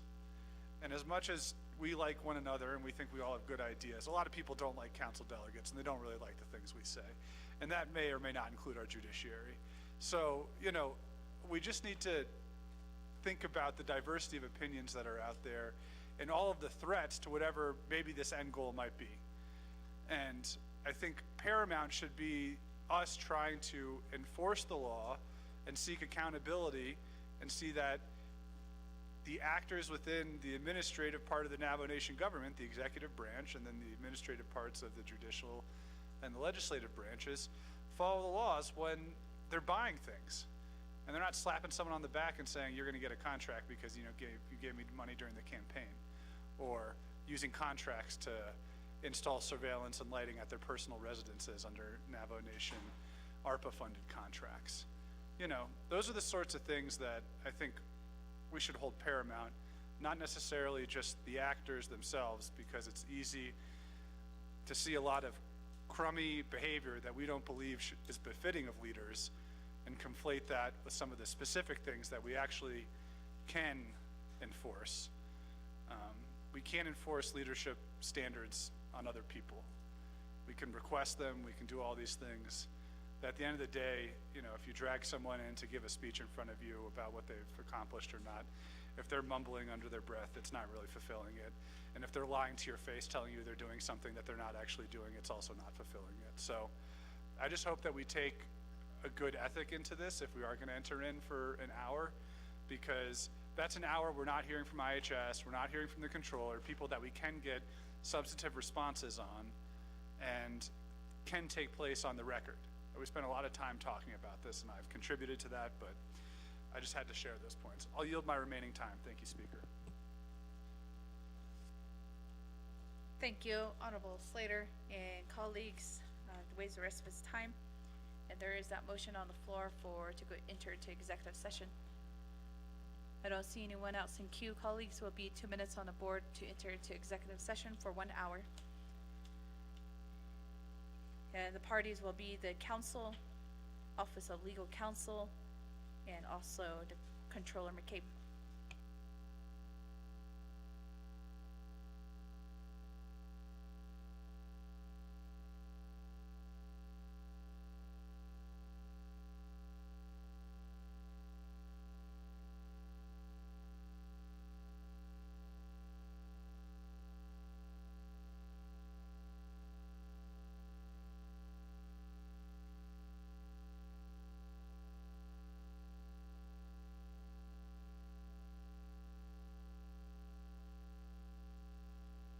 And colleagues, this is a majority vote, and we do have 2 colleagues that have excused absences today.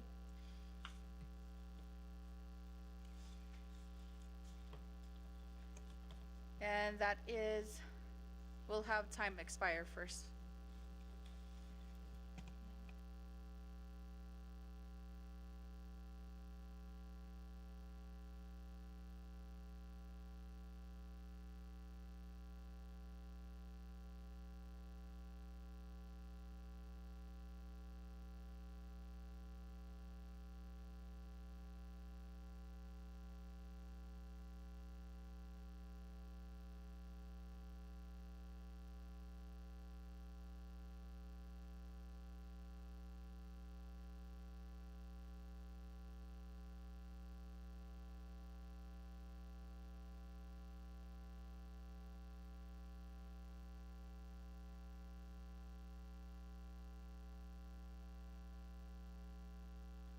Point of order raised by Honorable James. So does that mean we go back into caucus after this vote? No, we will be back on our main motion. But again, colleagues can also do another motion to caucus. And time has expired, colleagues. We do have a vote of 10 in favor, 11 opposed, with the speaker not voting, so motion to enter into executive session has failed. Thank you, colleagues, and we will go back to our main motion. We do have a motion in place by Honorable Daniels and a second by Honorable Crotty. And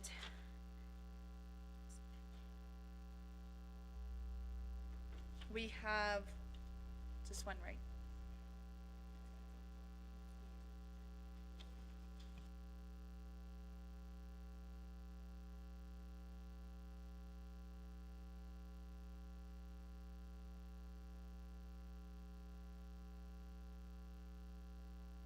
And we do have reserved time by Honorable James with 4 seconds.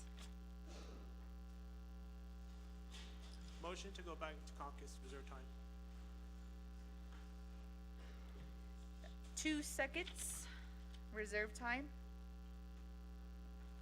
And there's another motion on the floor to enter into a caucus. Is there a second? Second call for a second. Second by Delegate Stephen Orviso. And again, colleagues, caucus is not subject to debate, so we will have 2 minutes on the board, and it is a majority vote.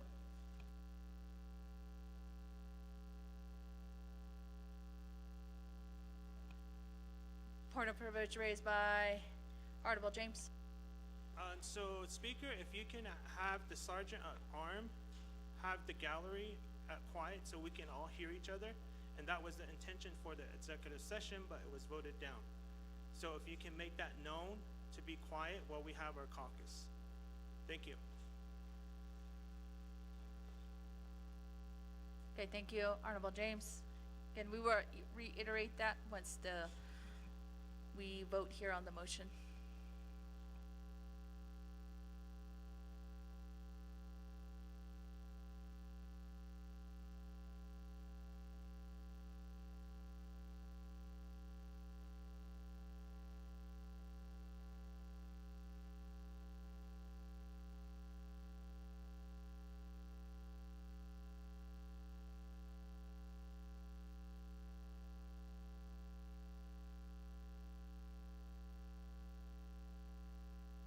Point of privilege. Yeah, while we're voting, so in Rule 21 to caucus, Speaker, on page 11 of 15 of our rules, it does say the council may suspend discussion of a legislation and resolve itself into caucus on the floor. What legislation has been referred in terms of this caucus as we move forward? Thank you.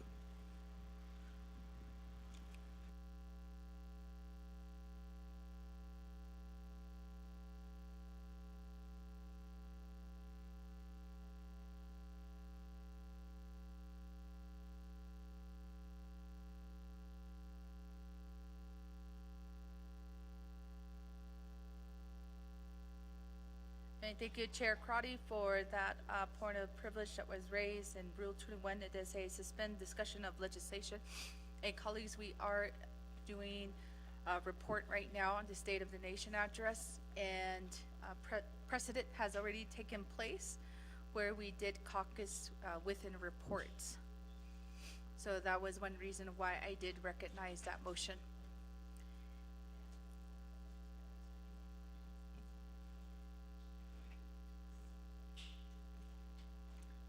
Time has expired. It is just a majority vote, colleagues. Delegate Helena Nesbegay. Red. Delegate Norman Begay, green. Honorable Crotty. Red. Honorable Johnson.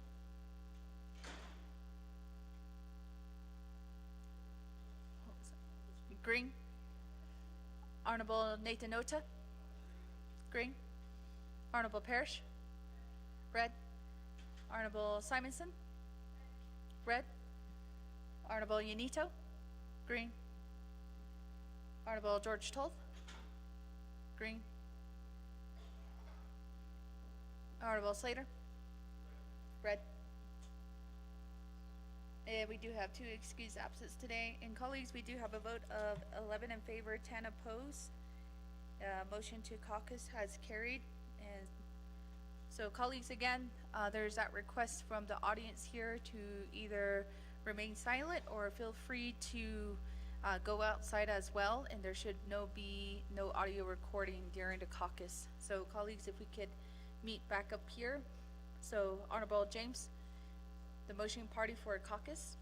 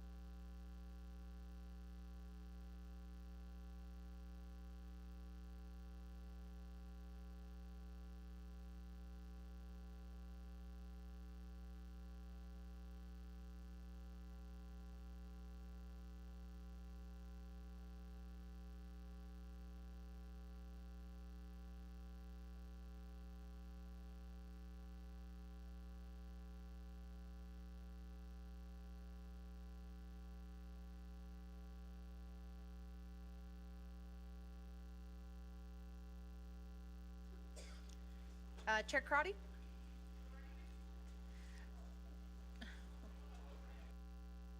You didn't follow the rules. Oh, this is just a roll call. There's a roll call. Nope. I think that's just an error on our end. So it's just a roll call. Colleague says a roll call.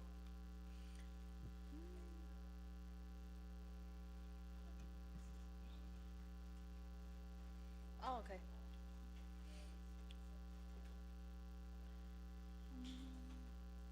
All right, colleagues, we do have 20 members here present. That does constitute a quorum, and we can exit out of caucus at 1:47 p.m.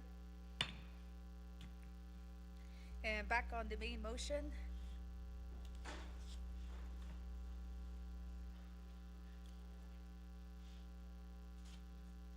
Delegate Nota, you have 3 minutes and 55 seconds.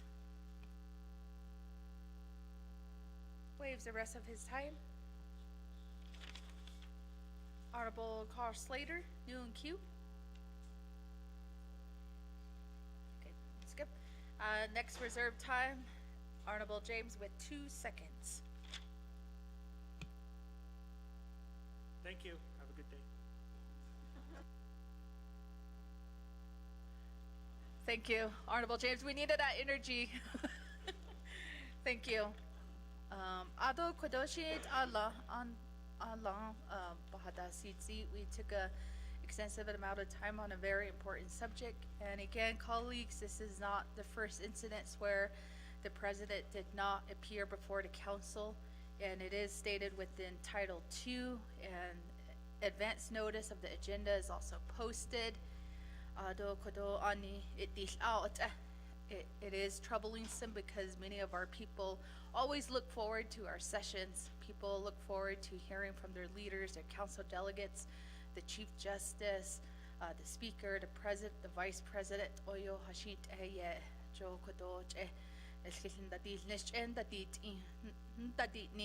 You know, we just feel that we're being unheard at times. And thank you, colleagues, for being patient with each other for the past almost 3 years now on tackling many issues. You know, we as a council have been discussing really big critical issues since the time we have taken office, either with or without the president. You know, we have been moving our government forward. So thank you for giving that dedication back to our people. So and thank you for Adoshi, President. You know, we can't talk for him, and I know being in politics is not easy, and sometimes, you know, it is intimidating to present. However, many of our people come up to the podium outside or in here, and they make their case, and they present their legislation as agents or reporters. The negative, the positive side of being a leader, but that's what we take on as an individual, to take on those both sides. Although shouldn't be about intimidation, fear, or being scared. You know, it's just listening and providing information, dialogue, decision making back to our people. So again, we're making that request again to our president here this long afternoon.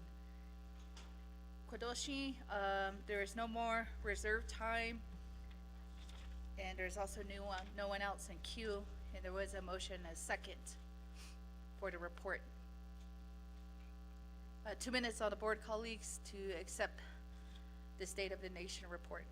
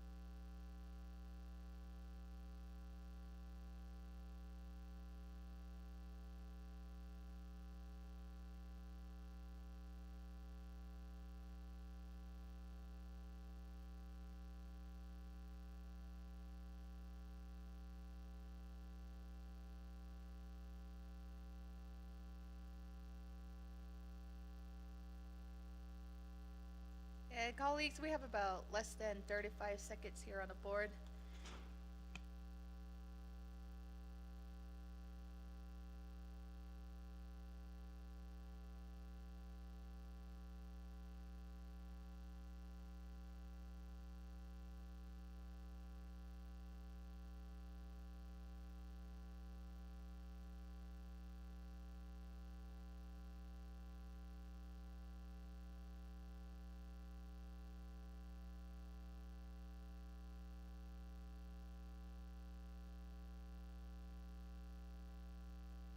Time has expired, colleagues. We have a vote. This is for the State of the Nation address with a vote of 1 in favor, 20 opposed, with Speaker not voting. So the motion to accept the State of the Nation address by the President has failed.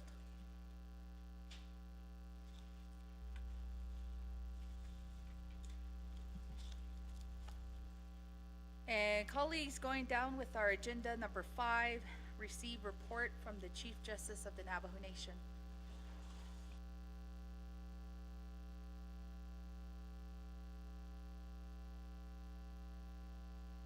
Honorable Parrish.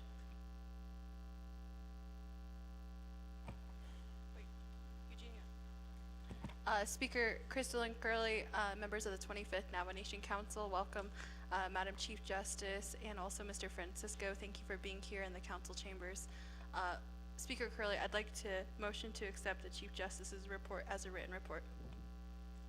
I'll reserve my time. Thank you.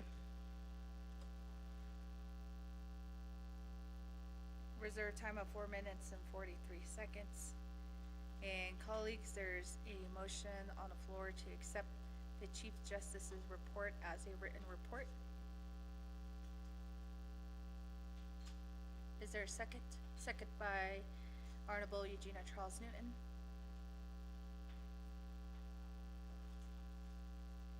Honorable Crotty. Oh, yeah, thank you, colleagues. Appreciate the motion, but we do have our acting Chief Justice here in front of us, colleagues.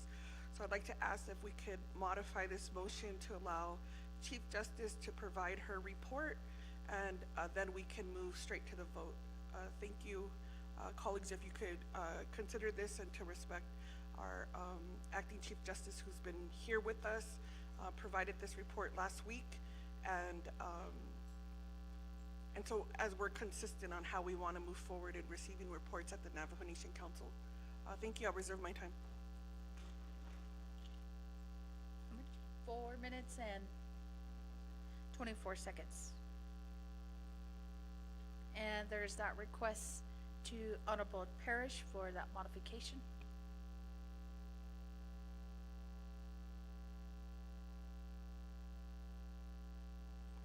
Thank you, Speaker Crystal and Curley. You know, I have thought about the last vote in regards to how the council moved forward. A written report was provided to the Navajo Nation Council, and the council did take a vote on that report. So in regard to the question posed by my colleague, Chairwoman Amber Knezba-Crotty, I do want to concur and say that Madam Chief Justice has been here this morning and has been with the council all day.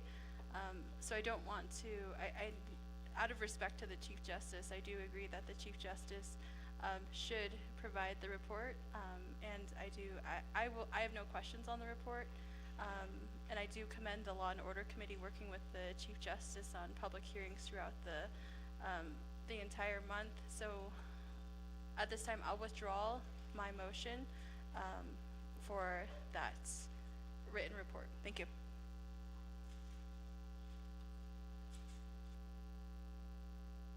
All right, thank you. There's that motion to withdraw to accepting the Chief Justice report as a written report.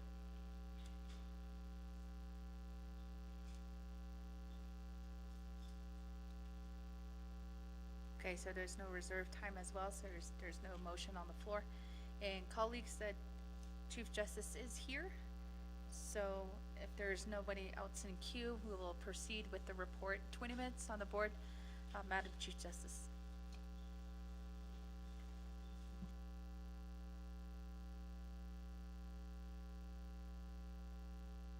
Hold on, Chief Justice, there was a motion for withdrawal if there's any confusion. I didn't hear that the second was gonna pick up that motion. I didn't hear any, so I did proceed with the Chief Justice to proceed with her report.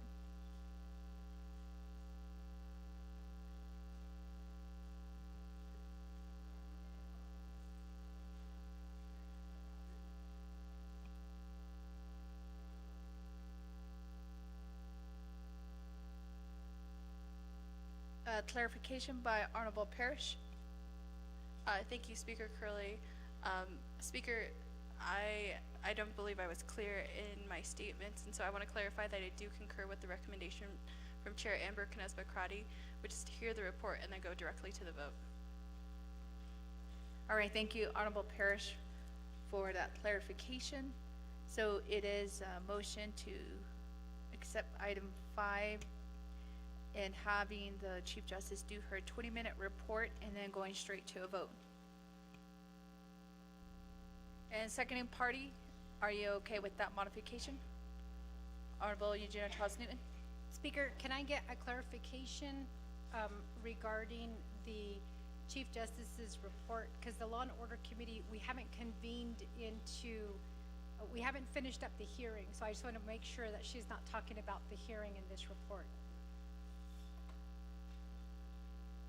Thank you, Honorable Eugenia Charles Newton. We'll get that clarification from our legal counsel here, Ms. Espino. Thank you, Madam Speaker, members of the 25th Navajo Nation Council, and Chair Eugenia Charles Newton. As part of the Chief Justice's quarterly report, being that she's participating in the hearing as well as her staff, I think she can report to that nature of her participation. In regards to the details, the substance of the hearing, I would recommend that she not go into the substance of the hearing or the details, since the hearing is actually still ongoing. The Law and Order Committee is in recess, and so it is still an active hearing. Thank you.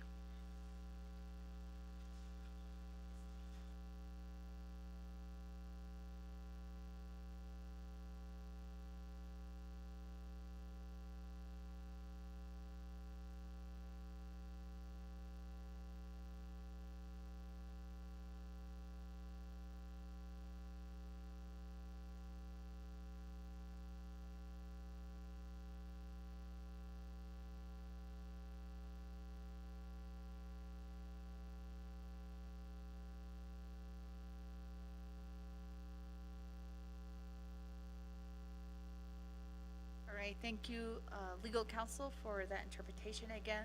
Chief Justice, that was stated here from advisement of our legal counsel. So we're still updating the language, modified the motion.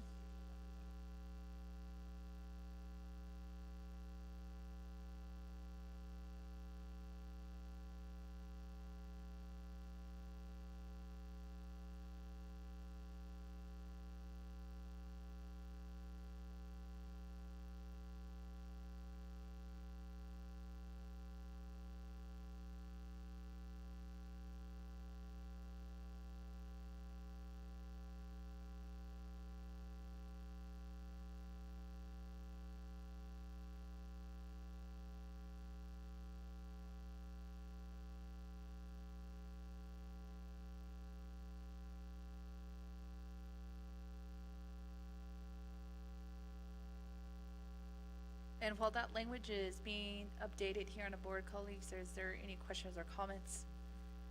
And that will just allow for the Chief Justice to do her 20-minute verbal report and then going straight to a vote.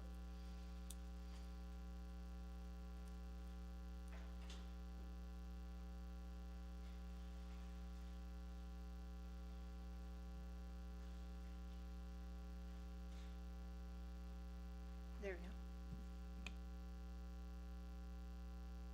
All right, and it does read motion to accept item 5 and allow presenter to provide 20 minutes to provide to provide verbal report, then proceed to vote. All right, colleagues, and we will allow 2 minutes on the board for this motion.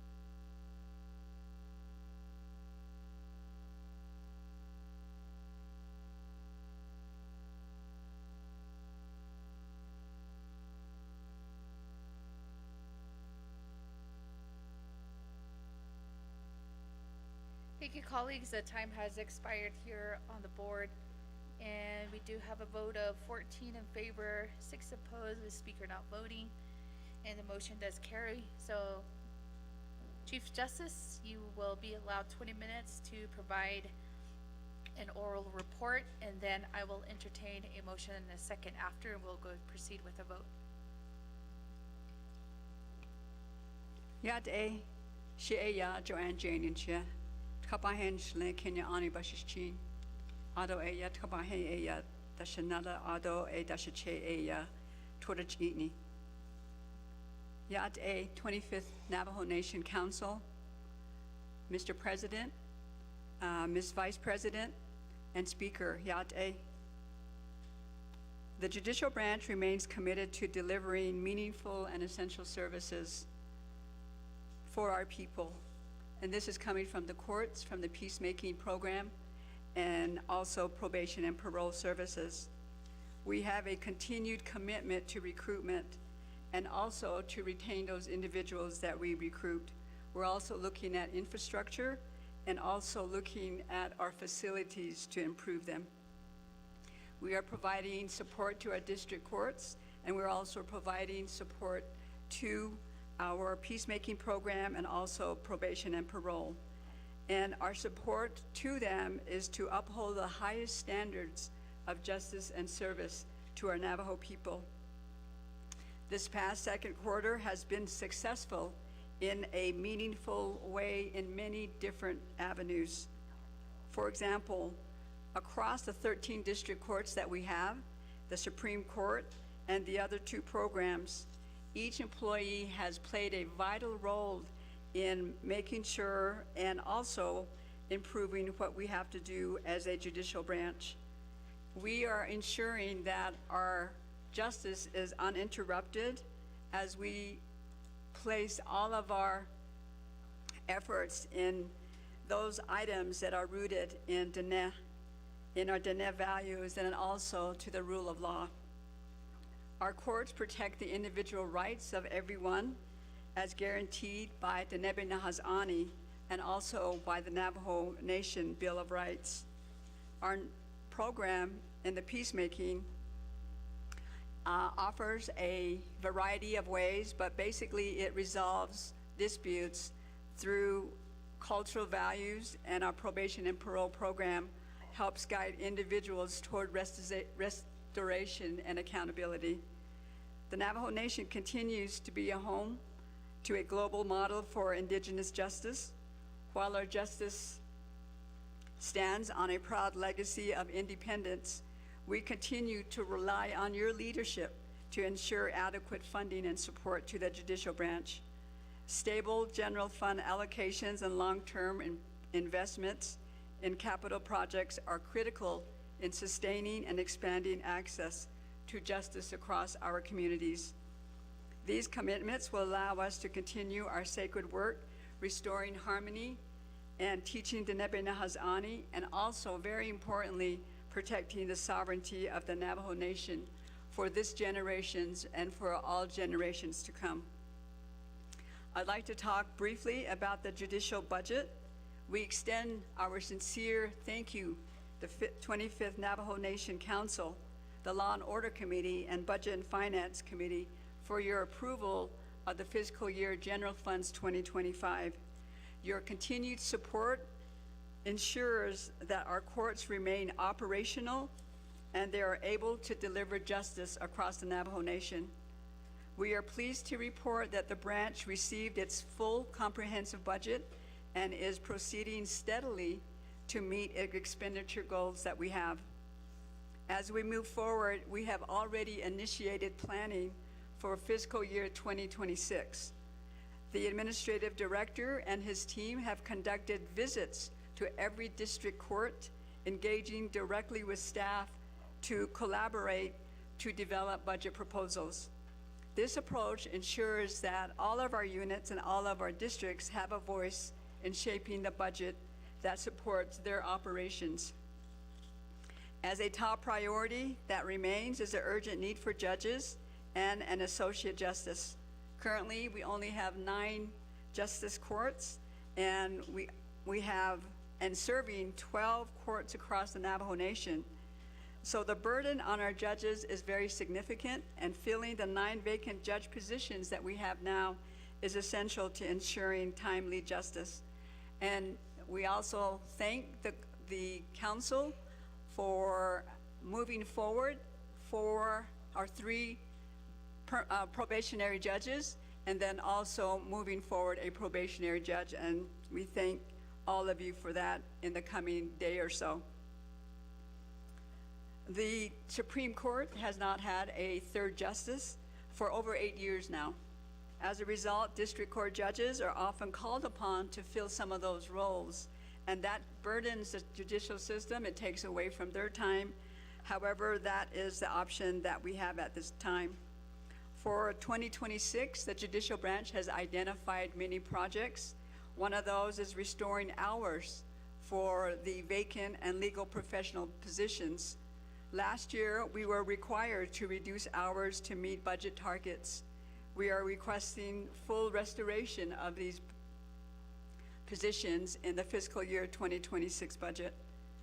Another item of priority is facility maintenance and repairs. Many of our district court buildings are in critical need of repair. Funding is needed to ensure that those buildings are safe, functional, and that they're accessible for our communities. Next is courtroom technology. Outdated audio systems are hindering our ability to conduct modern court proceedings, especially remote hearings. We are seeking funds to upgrade these essential services that are needed for our court system. Employee recognition and staff development. For the first time, we are requesting resources to formally recognize the dedication of our staff and to invest in their professional growth. Other items on our list is operational assessments and strategic planning. We will request funding to support assessments to our case management system, a comprehensive caseload study, and a review of employee retention strategies to promote the organization and our stability. Reflecting on the second quarter of 2025, we are proud to report meaningful progress in reducing pending and backlog cases while also enhancing overall efficiency. Just over a year ago, the judicial branch faced approximately 20,000 cases. As of last quarter, that number had dropped to 12,754, a 31% reduction. Today, as of March 31st, 2025, that number has further decreased to 11,266, of which 6,441 are considered backlog. It is important to clarify that all backlog cases are pending, but not all pending cases are backlogged. A case becomes backlogged only after it has been pending for over 1 year. This progress is due to several key initiatives that we have incorporated, including an annual case certification that comes to and from the districts, and also our focus on clearance rates. Again, a clearance rate above 100 means that a court is resolving more cases that are being filed, addressing both new and backlogged matters. This metric is a vital tool in promoting accountability and efficiency. In the second quarter of 2025, our court saw 3,446 new cases filings, an average of 54 cases per business day. However, in that same time, we closed 4,858 cases, or closures about 76 per day. This results in a clearance rate of 141%. This remarkable performance demonstrates the commitment of our judges, staff, and reflects the shared determination to strengthen justice for the Navajo people. Judicial infrastructure is another emphasis area. Infrastructure contains priorities. It is a foundation upon which we are delivering services and timely justice. We are making steady progress with the construction of the Window Rock Judicial District modular building. Although the project has experienced delay due to vandalism, theft of materials, and additional clearance requirements, work continues daily, and we anticipate that the building will be operational by May of 2025. The Kayenta Judicial Complex is also moving forward with construction expected to begin this summer and completed the summer of 2026. Further projects are supported through the Hishkeja Beso Baja 1 expenditure plan, which enables several developments with this money. A new construction of the peacemaking building to expand culturally grounded services, a new judicial court building for the Aneth district to meet the needs of that growing population, a design and planning funding for the Rama Judicial District building, and these have been awaited funding source, and we are happy to report that that is now going to occur. Human resources. Our workforce is the heart of our mission, and we continue to address staffing challenges head on. Currently, we have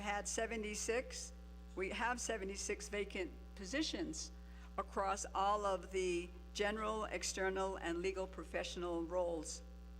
While process is being made and progress, recruitment remains difficult due to the demanding responsibilities of some programs and some positions.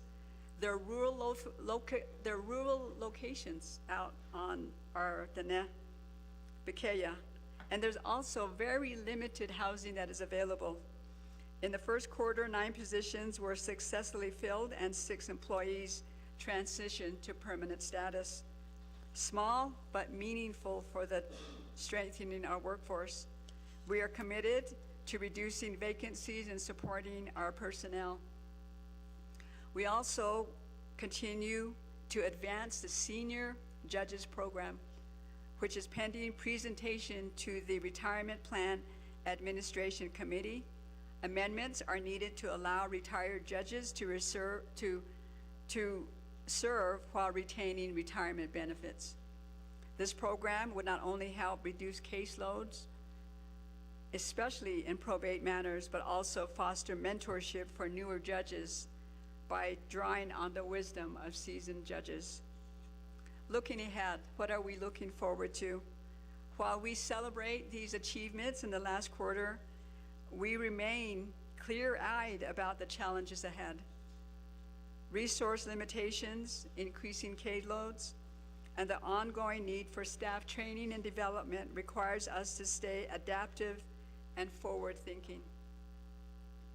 We urge the council to prioritize long overdue needs, especially the construction of a new Shiprock Judicial District facility. We are also actively developing policies on case management to enhance consistency across districts.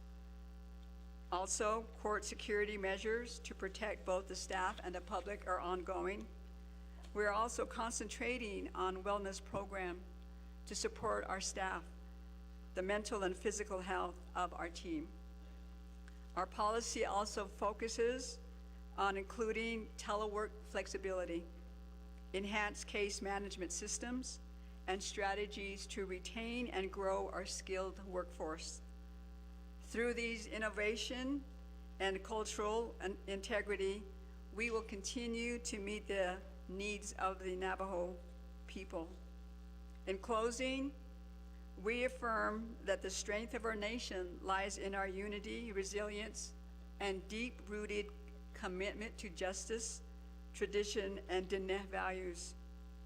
The challenges before us are significant, but they're not insurmountable. With your continued support and partnership, the judicial branch will rise to meet these challenges. Together, we will uphold the wisdom of our ancestors while forging a brighter, more equitable future for our Diné citizens. Through these collective efforts, we will ensure that our court justice system reflects the strength, dignity, and sovereignty of our Navajo Nation.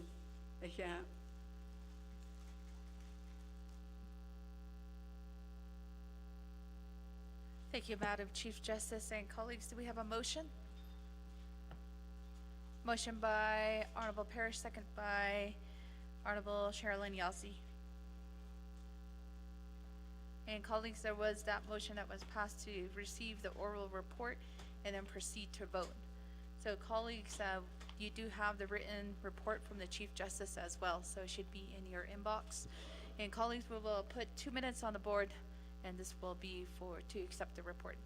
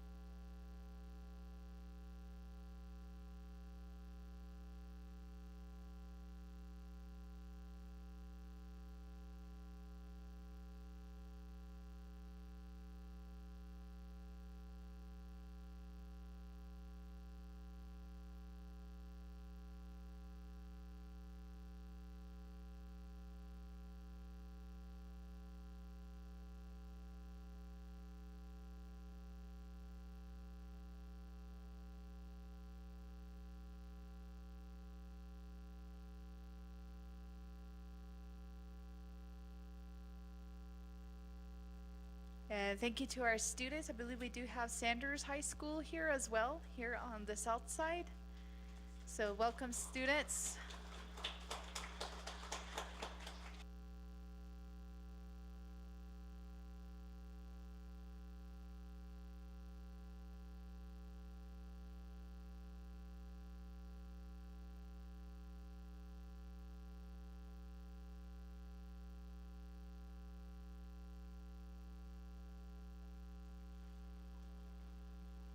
And we have about 15 seconds left, colleagues, to vote.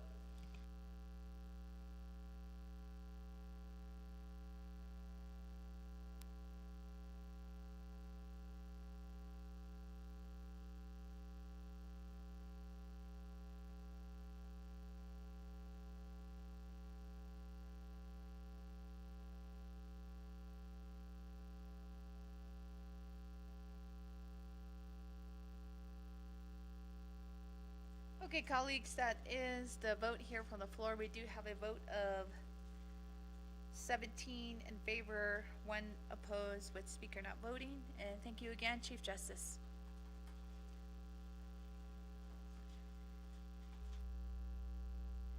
Honorable Toth.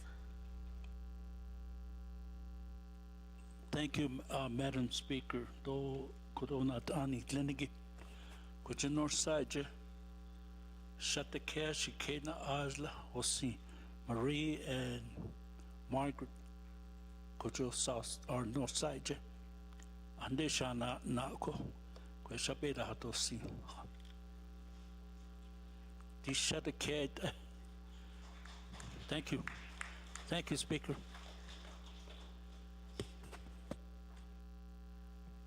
Thank you for your family being here. I also have my mom here, Shama, laid out the sita on the south side. That's also my mom that's here. Okay, and okay, going next down, agenda colleagues. We are on number 6, receive report from the Speaker of the Navajo Nation Council. And if I can get a chair to pro temp.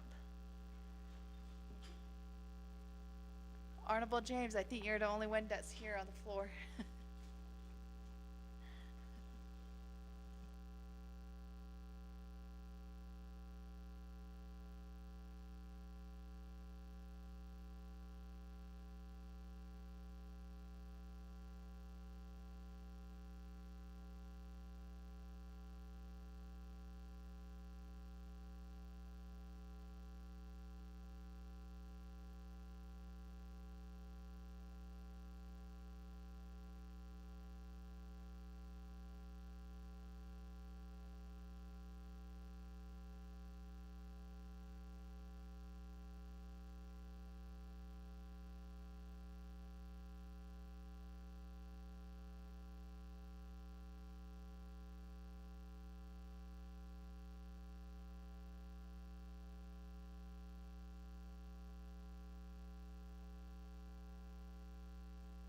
Yate, Kodo Shanahuin Agi, Speaker Curley, Ado members of the 25th Navajo Nation Council, Kachini de Ya, Kodo item number 6, receiving report from Speaker of the Navajo Nation Council, Ado hard copies, Ato Kodo ye Yatkito Ya Yatkito Leki. Sheet a kate on all a not sauce bakaiki a hit ni toko a sheet a on here trato you know trato a trato begin on lienso she to a hot out be all statole should not not linigi a call but ella unless there's a motion to accept the written report. And then move on to the next item. Motion made by Honorable Don George Toth for the written report, second by Honorable Ricky Nez, accept as written report. So with that, are there any questions regarding the written report, the motion, the second, on the floor? Going once, going twice, going 3 times, roll call vote to the board.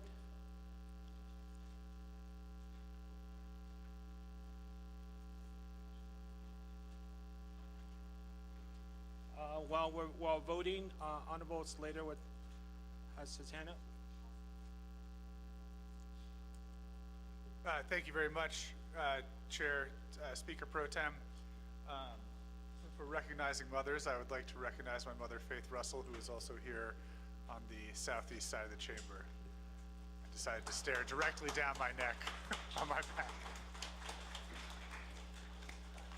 Thank you, Shema.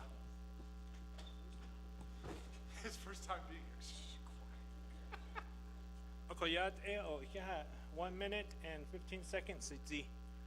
Shanat Notlenigi to accept the speaker's report as written. Ado Sitsudo Pine Haniyako, the late Senator James Henderson, quite Hashil so in Hinat Nlon Trahadol Gis and Lenko. Ado be net and Jono Deets Ao. The Zad and Jono Deets Ao, what Deets Ao. Nihitradi Yako, Senator James Henderson. Oko A Kodo, but Sta, but friend, but partner, but lover. A Quaggy, Nahania Toko, Miss Henderson. Shatsuyizi. A de la Yaha, but Nahini as Lenko, Don Hinat Yat Ehigin Haba, Holianza, Hol Gis Lenko. Yaha, thank you. But Elako, Ado Kedahna out a Kodot, Nalsos and Lidishin down here, they don't can Lenko. But Ella, 8 seconds, it's the Ado Adigi. But Ella, you have less than 2 seconds to vote.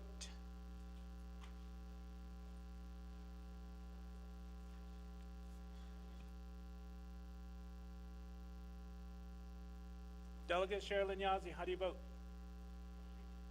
Delegate Brenda Jesus. Delegate Arvin Mitchell, how do you vote? Delegate Herman Daniels, how do you vote?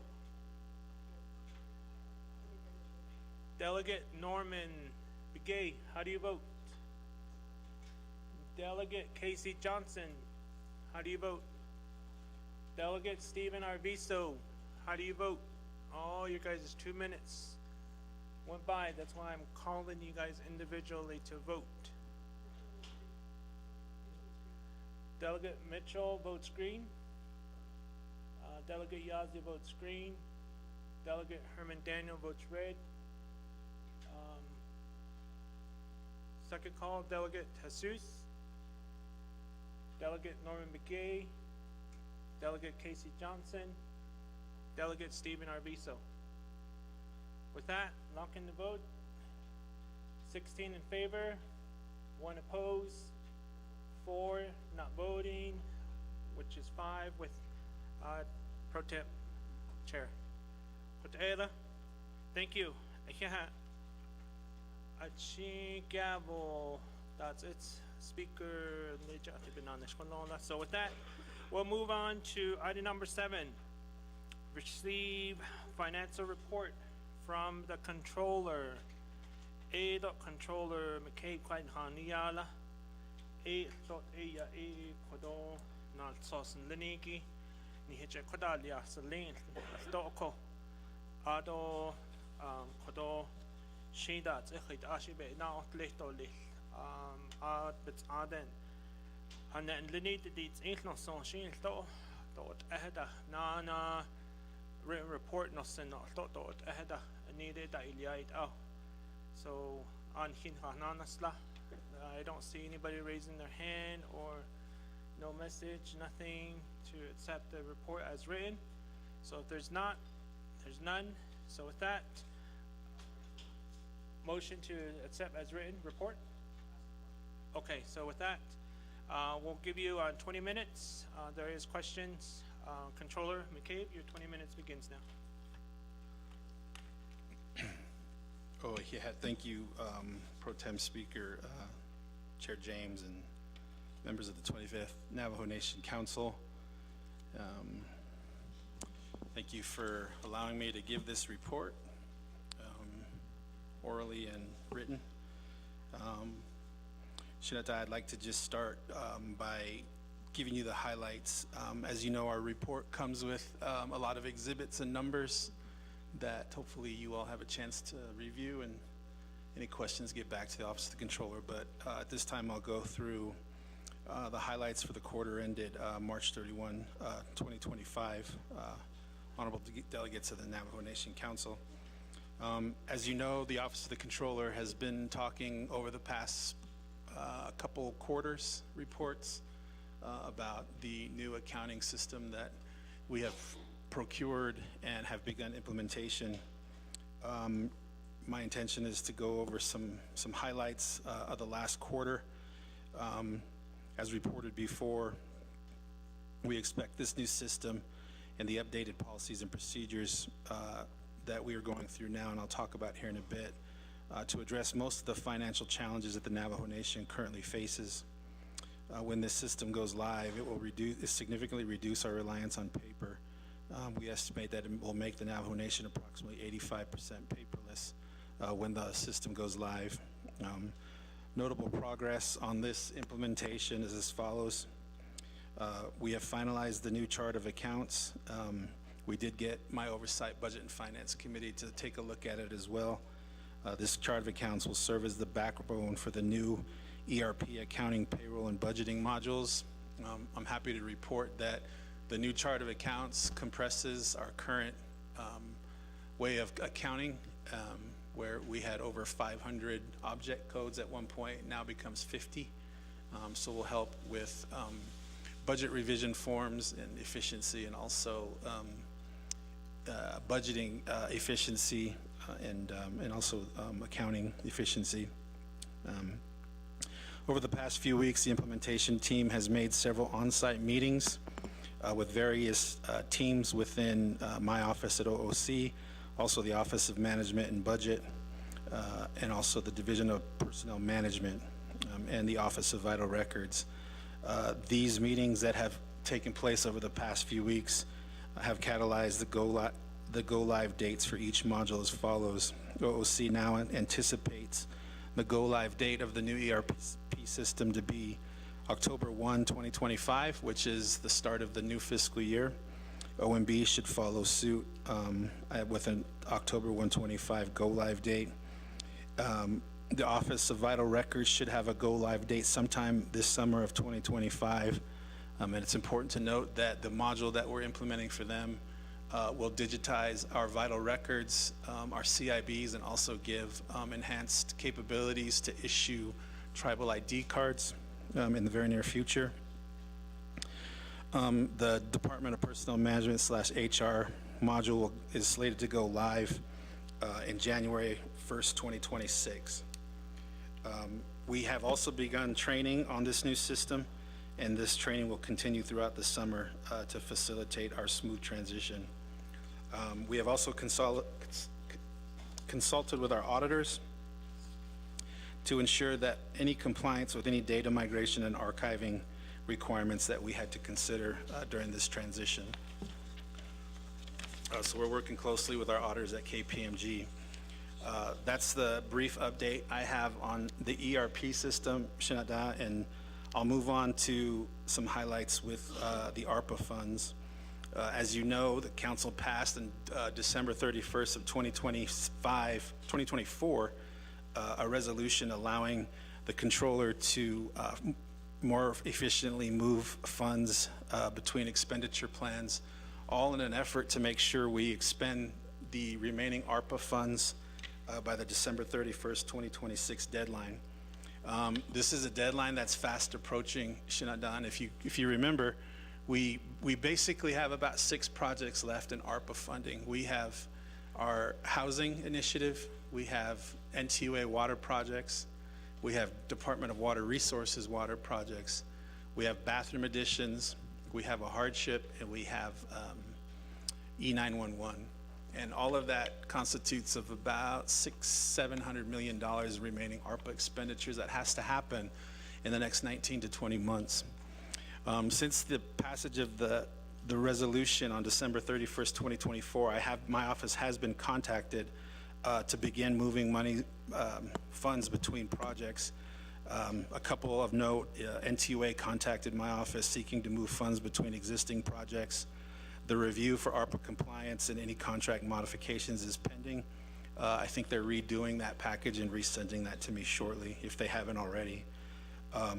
Some delegates have also contacted my office seeking to move existing ARPA project funds to other eligible categories. In general, these include movement of funds between housing and bathroom addition projects, movement of remaining ARPA funds within delegate region plans for hardship considerations, and we plan to review and initiate these requests next week. That will be a coordinated effort between my office, FRF, and DCD to start looking at those. Keep in mind, any projects that the Office of the Controller deems to be ARPA eligible will then have to move to the President's office should there be any contract modification considerations, and also DOJ will be involved with that. I'd like to announce also, last week, members of the council, I met with NTUA, NECA, DCD, and the FRF office. The goal, I called a meeting last Wednesday to assess any anticipated cost effects on our remaining housing, water, and bathroom addition projects that the Trump tariffs or the Trump administration tariffs may present to the cost of our remaining projects. To support this meeting, my office commissioned a report from our investment advisor, a firm called Sovereign Finance, and they had provided an analysis of any tariff effects on these projects. Coming out of that meeting, the following was revealed. Based on the investment advisor's report and the expertise of the entities mentioned above, it was concluded that there is no reason to anticipate any significant increases in material or service costs in the near term. Our advisors did tell us, however, that we should monitor prices carefully, and we should take all feasible measures to lock in lower prices before any potential effects of tariffs take place on costs. We did get in that report, which I'd be happy to actually forward to the council. I got it last week. Just basically index analysis on materials like wood, steel, copper, and other materials that might play into the remaining projects that we might have, particularly water projects. The housing initiative, as you may recall, is more or less modular housing, and so we don't anticipate costs significantly to rise in that industry so much as we might in some of our remaining ARPA projects. One of the other things that came out of that meeting, the Office of the Controller relayed the message to all the entities that with only 20 months left to expend all remaining ARPA funds, that the teams that we met with had to come back with a realistic outlook on the feasibility of the completion of the remaining projects. We did identify a couple hurdles, actually 2 or 3 hurdles while we talked about this. One of the issues that was brought up is there still appears to be right-of-way issues that potentially impede housing and bathroom addition projects. There appears to be a failure to plan for these right-of-way issues, and also homes that will not have water or electricity infrastructure. We did talk about an estimated cost to bring water and electricity infrastructure to the remaining planned homes, and that number is roughly $120 million, of which there is no current identified funding source. So we basically agreed that the team would reconvene and we would discuss a plan for realistic housing numbers that include water and electric infrastructure, or we would talk about a plan where we would develop the development of homes and contemplate the development of accompanying water and electrical infrastructure funding in the future, or we would talk about any reallocation of funds under other ARPA obligations. And I think this is important because we all know there's still a significant amount of funding left in ARPA that right now it's kind of hard to tell whether or not we're going to be able to achieve some of the plans that were initially drawn up for these this housing initiative. So I did say to NTUA, NECA, DCD, and FRF that we had to come back to the table and speak to a realistic plan to get housing done and the dollars expended by December 31, 2026. The Office of the Controller, when it comes to ARPA, we are actually working on 2 reports that will get out to the council very shortly, actually to the Naabik'iyati committee.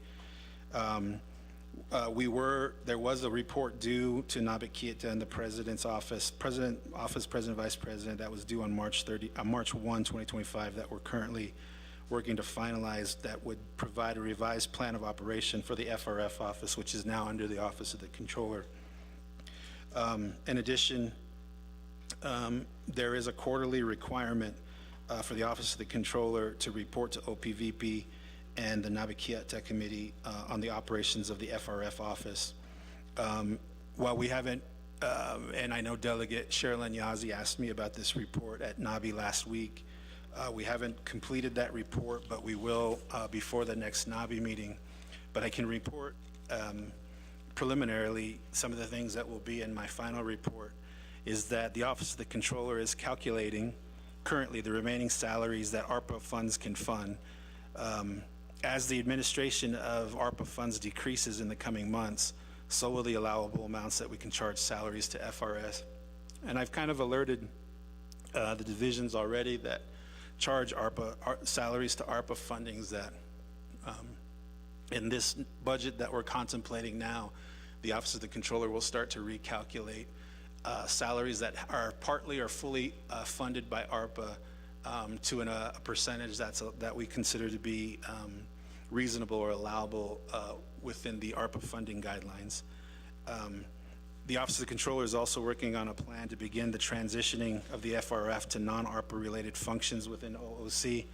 As we know, the expenditure of that money is going to be becoming less and less over the next few months, and so the administration of those funds requirements will also be less and less.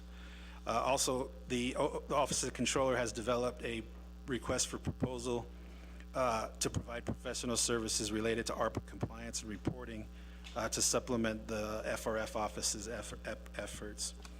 Shinat with 7 minutes left. Moving on to policies and procedures, a quick update on where we're at with draft amendments. As I reported in the winter session, the Procurement Act, the Office of the Controller has drafted and submitted amendments to the procurement regulations. The review is ongoing. We submitted those about 3 weeks ago now, 3 or 4 weeks ago.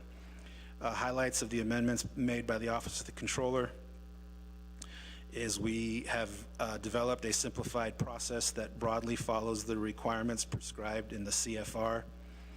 We've also included more precise definitions and roles in the procurement process. And lastly, we have created we're proposing the creation of a centralized procurement department at the Office of the Controller that will be the sole authority that handles procurements over the simplified acquisition method threshold. And those of you that aren't familiar with that, currently our simplified acquisition threshold is at $50,000. And we plan to centralize that at OOC to make things a little bit more controlled and a little bit simpler, and it's certainly more efficient. Recently, the Office of the Controller has drafted and submitted amendments to the Budget Instruction Manual. Leadership introduced the legislation for the updated manual this past Friday. Highlights include the amendments to the OOC made. Highlights of those include additional definitions within the Budget Instruction Manual, simplified budgeting for efficiency, and also something that I'll talk about here in a bit, but is I think very important. The Office of the Controller included a prohibition of any division director to expend funds except for those legislatively budgeted to that director. And I'll talk about that here, what that means in a second. Amendments to the Appropriations Act, we're still developing those. I did mention in the winter session a look at an effort to increase our indirect cost rate. OOC, my office did run through a review on our current rate, which is at 12-some%, which is just absolutely too low. The consensus when we met with OMB and the consultant was that the rate was too low. We will be recommending that we engage a different consultant in the future or managing that proposal in-house to try and gain a higher rate. We have drafted and will finalize by October 1, 2025, amendments to the travel and purchase card procedures. We are also considering using a consultant to help push that toward the finish line as well. And then per a legislative concern that my office received in the 2025 budget, we will be presenting our updated plan of operation by June 30th, 2025. The last thing I'd like to touch on, Shinata, in my last 4 minutes here is just a quick briefing and update to the members of the 25th Navajo Nation Council about recent memos that my office put out. The first memo after talking to my oversight, the president and the speaker, is what I'm referring to as a tone at the top memo. And what tone at the top refers to, Shinat is a concept that comes from leadership at the very, very top and speaks to leadership's commitment to ethics, to the ethical, transparent, and accountable conduct in our financial operations. There has been growing concern at the OOC about some of the things that are happening within procurement, within contracting, and other things, and we felt like this memo was necessary to show that our employees, that the Navajo Nation leadership is actually committed to these concepts. I have asked the 3 branch chiefs to sign this, and we can, and my oversight committee to sign this memo so that we can get it to all employees. And as of yet, we have not gotten those signatures, and we hope to get that very soon. Shinata, my last report is we have become increasingly aware of an alarming trend that is happening at the Navajo Nation, where invoices simply go unpaid. And I'm going to say on the record, this has nothing to do with any Facebook post or video. This has to do with things that we've been noticing for weeks and weeks and weeks. And what I've issued a memo last Friday to directing all division directors of all 3 branches to submit any unpaid invoices that they have on their desks to the office, directly to the Office of the Controller for immediate assessment and payment. I did ask that each division director disclose in writing that if any of these invoices that are submitted they are aware of promise to pay arrangements or arrangements that goods and services were received outside of procurement policies, and any goods and services that were received outside of a proper contract or purchase order. We are aware that's happening, and we're trying to take the steps to fix it. We also asked in that memo that division directors and those affected provide in writing that every invoice that they forward to my office, or if they have none to forward to my office, to put in writing that they don't have any, so that we know that there's no invoices outstanding. Last but not least, we are putting an ad in the paper, and if vendors are listening, we implore you to submit any and all unpaid vendor invoices directly to the Office of the Controller, because what happens is they go to divisions, they get lost on desks, and months of invoices don't get paid. And it's time that we hold this accountable. It's time that we're accountable and transparent to our vendors, and especially our Navajo-owned vendors, because this is a problem that we're trying to solve, and we're asking the support of the council and all of the leadership to help us do this. Lastly, Shinata, with my last 40 seconds, I did not issue an official memo, but the Office of the Controller myself has instructed my departmental personnel to halt any and all payments to vendors where funds are attempted to be expended between business units until a protocol can be developed. Currently, we're noticing, Shinata, that there are certain divisions that are taking money away from other divisions, and we feel like this is something that there needs to be a protocol developed before that can be done. And so at this point, the Office of the Controller will no longer be doing that until we can develop a proper protocol. With that, Shinata, with 5 seconds left, thank you very much for your time. Thank you, Controller, for your 20 minutes oral report, and we do also have it as a written report, colleagues. So at this time, is there a motion? Motion by Chair Parrish and second by Delegate Arvizo.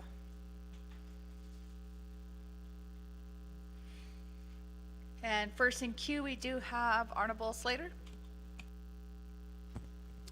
Thank you, Controller, and thank you for touching on the 2 memos that you issued, and then I guess really the three memos, including the budget transfer one.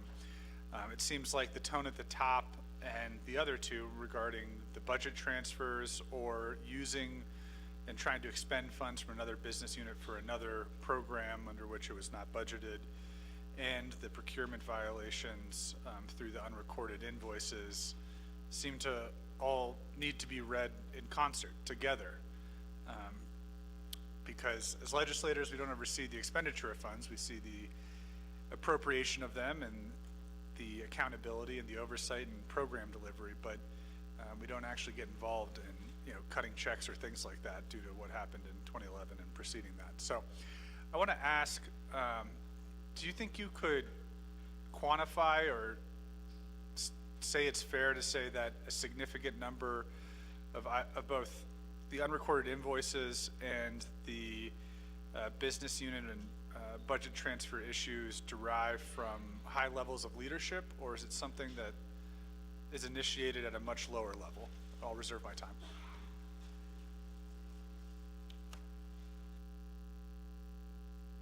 Reserve time of 3 minutes and 46 seconds.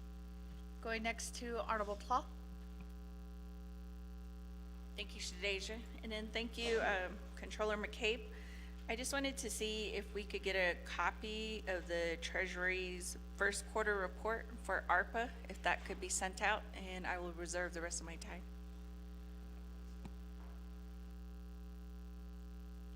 Reserve time of 4 minutes and 47 seconds. Going next to Honorable Dr. Andy Ness. Yes, thank you, Speaker. Shada Arokoro, Controller McCabe.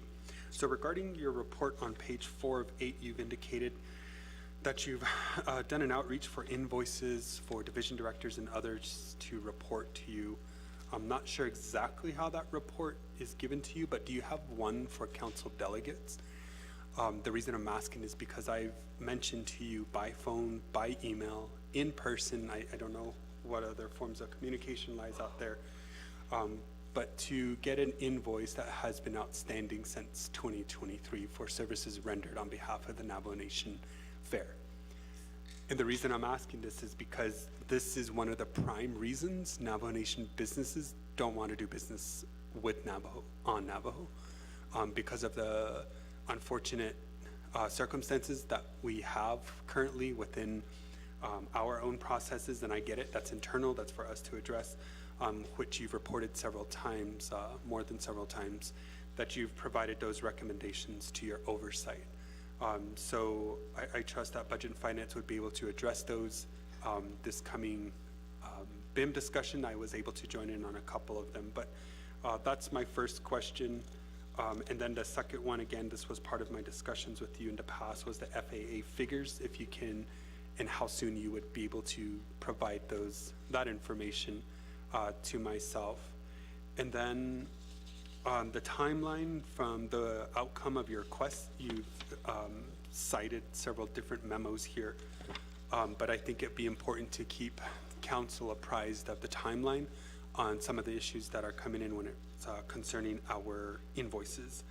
And then I just want to know an update regarding the trust fund. According to CMY 2824, you had an obligation to establish the trust, and to date, I know as far as Delegate Region projects, we're able to maneuver, use UFB and others, but when you look at the Navajo Nation's broadband office, they have concerns, and that's, we're 3 months shy of a year since they're able to move and progress with some of those initiatives. I understand that there's no deadline per se, because we've moved into the 521, but I don't think that's an excuse to be able to not put these projects in our communities and those direct services at the back burner. So those are the extent of my questions at this time. I'll reserve my time. Thank you, Speaker. Reserve time of 2 minutes and 27 seconds. Next to Honorable Eugenia Charles Newton. Thank you for the report, Controller McCabe. I want to go back to your unpaid invoices. You stated that a memo has been issued that any unpaid invoices that they be sent to the Office of the Controller by a certain date. Can you remind us again what that date is? Number 2 is, what is promised to pay? Can you tell me in the code where this is allowed? Number 3 is, we talked about the procurement laws. Can you please explain to the Navajo people the procurement process and why this law is important? Number 4, how many invoices are you aware of that have not been paid? Number 5, are any invoices you see from the legislative branch? Number 6, OOC has instructed departmental personnel where funds are being expended from other divisions. Can you elaborate a bit on what you mean by this? And then the last question that I have is, who is paying for Nigrin News and how much is that? Thank you. I reserve my time.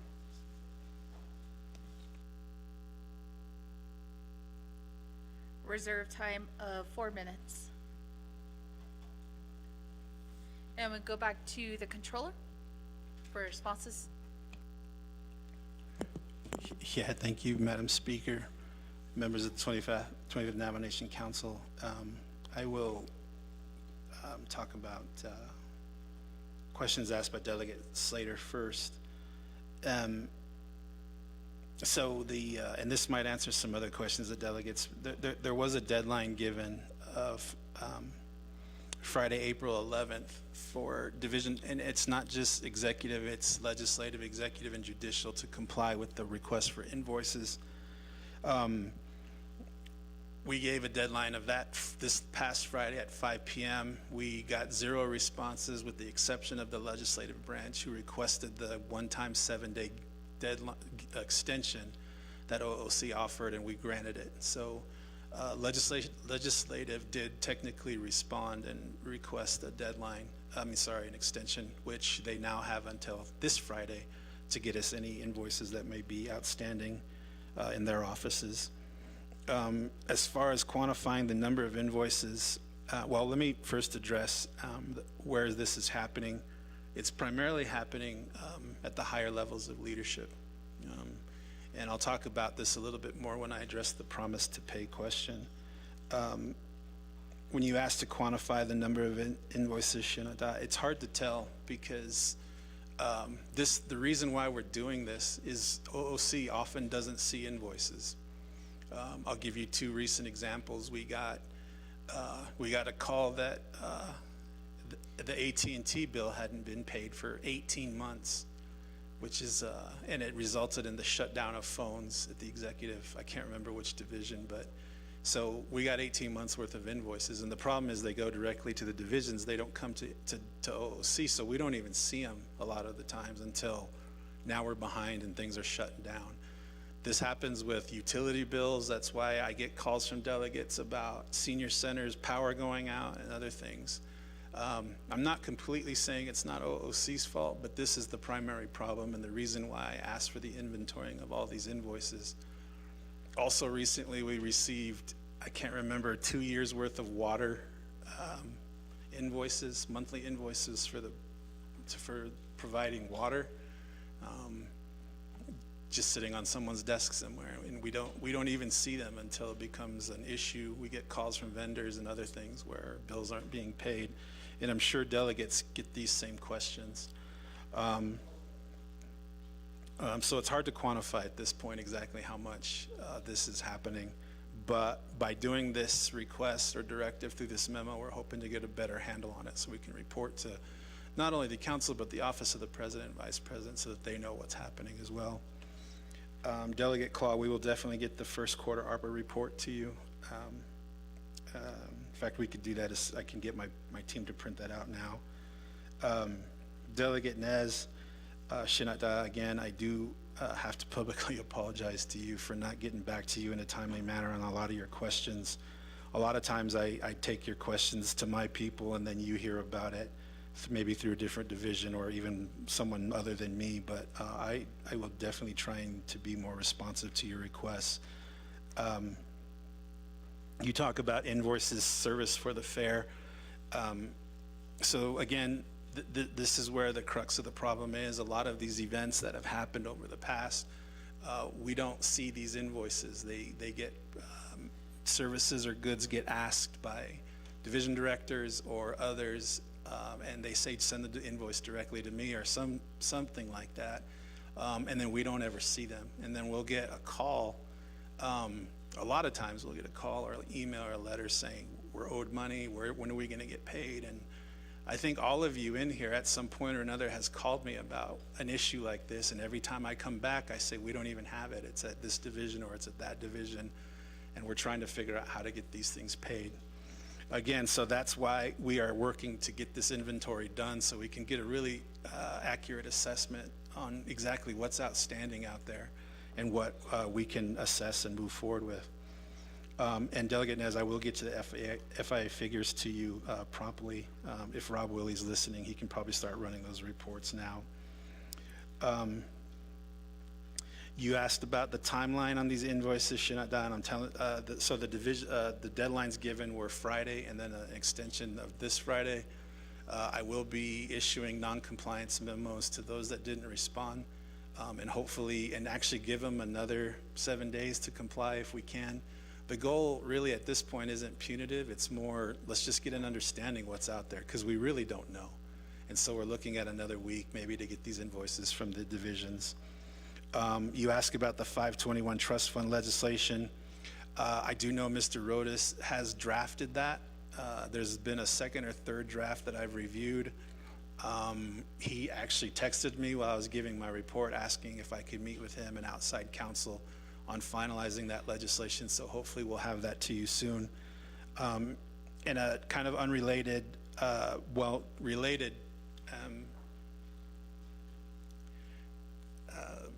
topic, you talked about delegate region plans utilizing the UUFB to continue projects forward. My office recognized there was a lot of confusion on what the process was. There was about 4 different answers from 4 different divisions.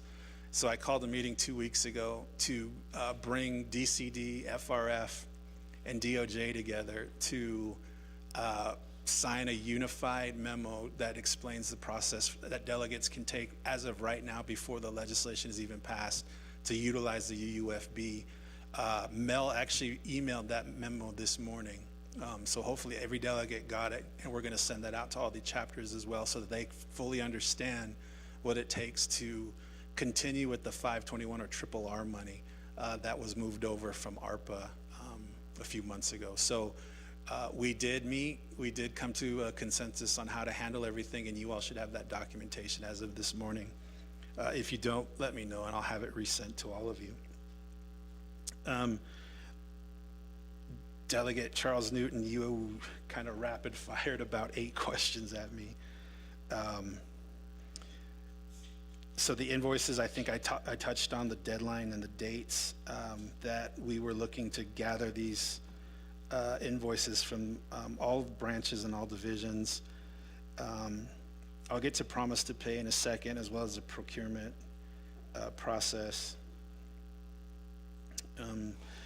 You asked if this was also forwarded to legislative. It was, and legislative was the only branch that responded, requesting the extension, which we granted. I can talk about promises to pay, and this is one of the primary reasons why we initiated this memo, Shinada, is because we have become aware, concretely aware, meaning not just Janae, we've found invoices now where goods and services were asked by various divisions or departments, telling vendors, particularly Navajo vendors, that don't just do the work, we promise we'll pay you. Send us the invoice. OOC never sees it, and Navajo vendors and other vendors don't get paid.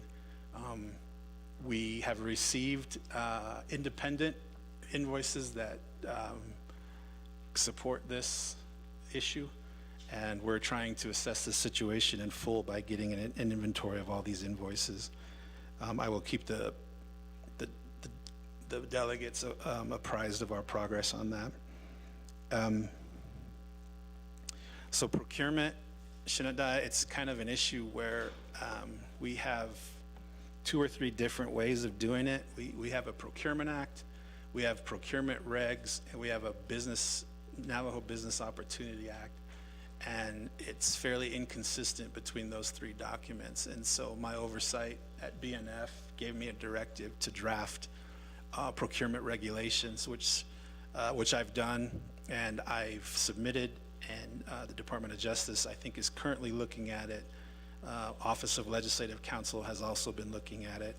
And what we're trying to do, Shinada, is build in some internal controls that we feel are necessary to protect the integrity of our procurements. We are finding that too many times we're skipping procurement regulations, we're skipping procurement standards to solo or direct source when it's inappropriate by federal standards. And we're simply asking that we pass procurement regulations that allow a level of procurement under $10,000 to be oral quotes, which is prescribed by the CFR. We are asking that the BNF committee considers anything that's procured between $10,000 and $100,000 be done by the divisions with 3 written quotes. And we're asking anything above $100,000. Currently it's 50, but we're asking to push it to 100 for efficiency's sake. Anything over 100,000 to be then RFP'd or RFQ'd or a sealed bid. The Office of the Controller is proposing that any sealed bids be handled by a centralized procurement department and no longer by the divisions. We feel like this will centralize and help with the confusion that's currently out there. We have shown, though, through looking at our procurements, that if we push the limit to 100,000, 85% of all our procurements will fall behind 100,000. So we'll only have to RFP or RFQ 15% of our procurement. So it shouldn't be as slow as it is now. Those regulations have yet to be approved by Budget and Finance, but hopefully we can get in front of them shortly to get those considered. We're also building in procedures for bid openings that we hope are consistent with the Navajo Business Opportunity Act. The goal, of course, is always to try and get more money to our Navajo vendors when we can. Currently, we have kind of a convoluted process where I don't think we utilize Navajo businesses as much as we should. Sometimes there's reasons to not, and sometimes there's not, and I think we should always be giving that first selection to Navajo businesses whenever feasible. And so we're working on that procurement process. That's the proposed process, Chair Newton. Right now, it's a little bit confusing, and we're hoping to clarify and simplify that here in the near future. You talk about business unit usage, which happens really at the higher levels, and what's happening is there are certain business units or divisions that are currently utilizing other business units' funds to pay for operating expenses. I've argued that, and this is just nothing. Let me preface this by saying that nothing that the controller suggests as financial policy or procedure is in any way politically motivated. It's simply, this is how we should be doing it.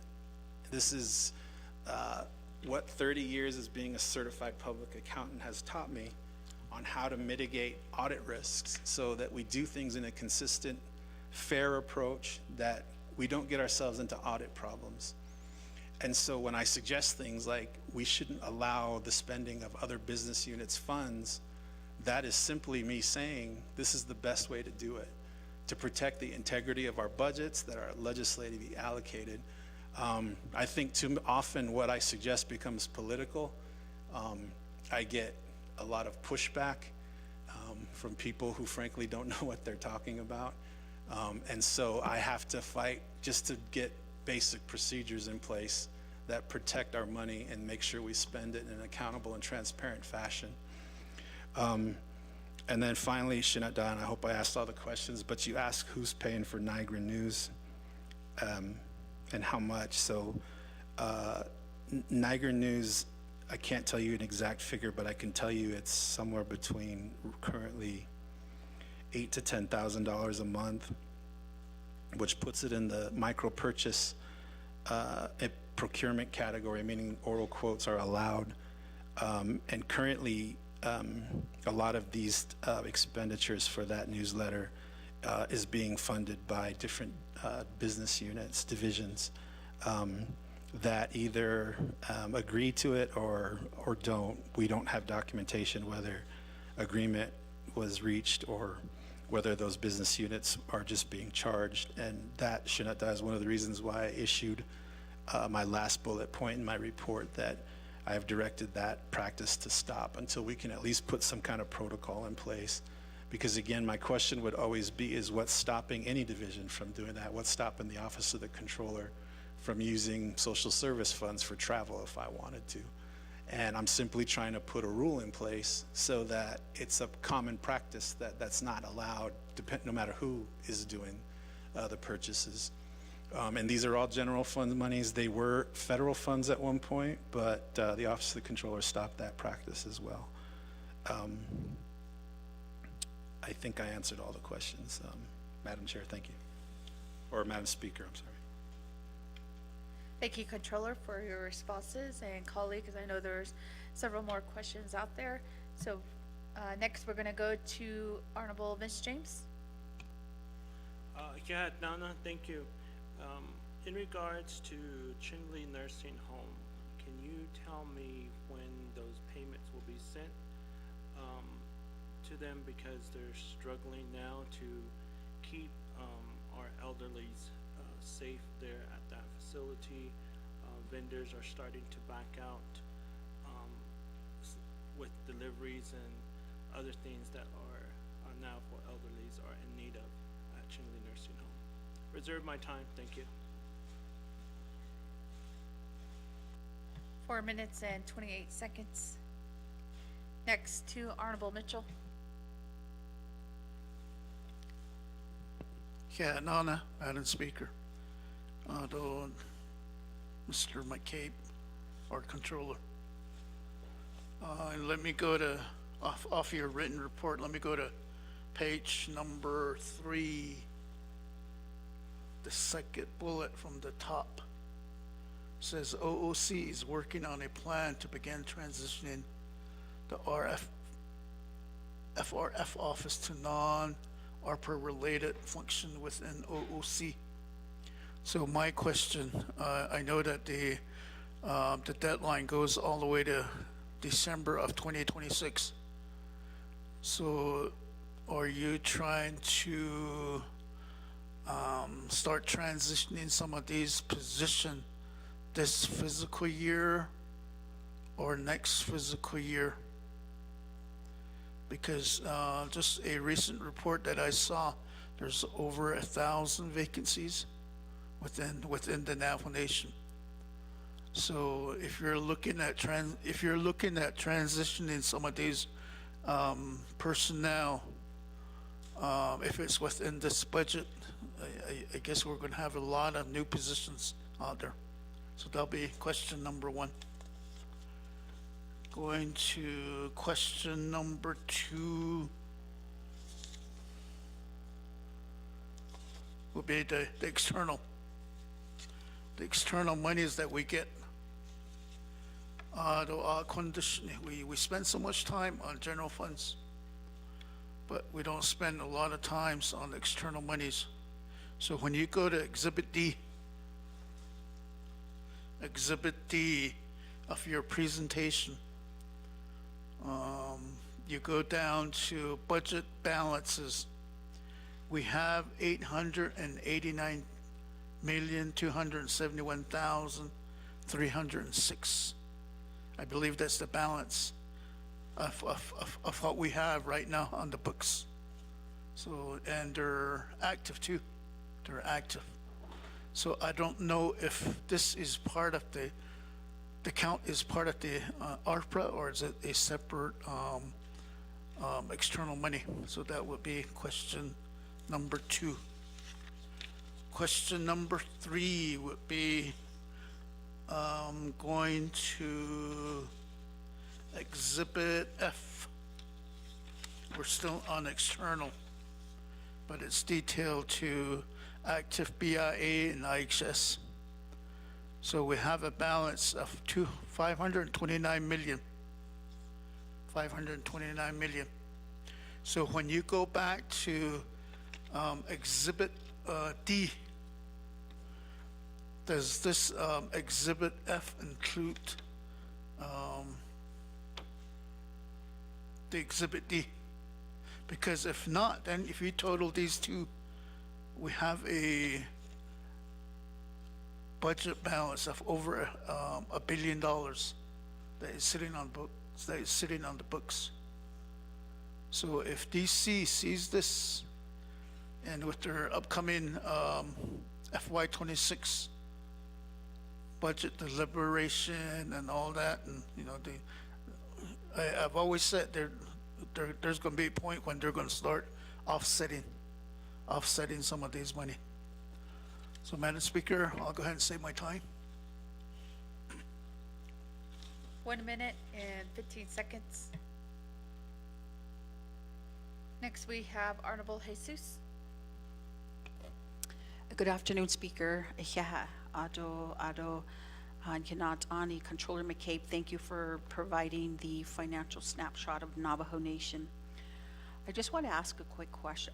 I just wanted to thank you for coming together with Division of Community Development. I believe that there was a lot of misinformation that ASC staff were relaying to the chapters in regards to the ARPA Delegate Region projects expenditures. And I'm glad that you were able to rectify that, but I'm just going to ask, I know that you wanted to release a memorandum to that particular issue, and if you could just send that to the full 25th Council, I appreciate it.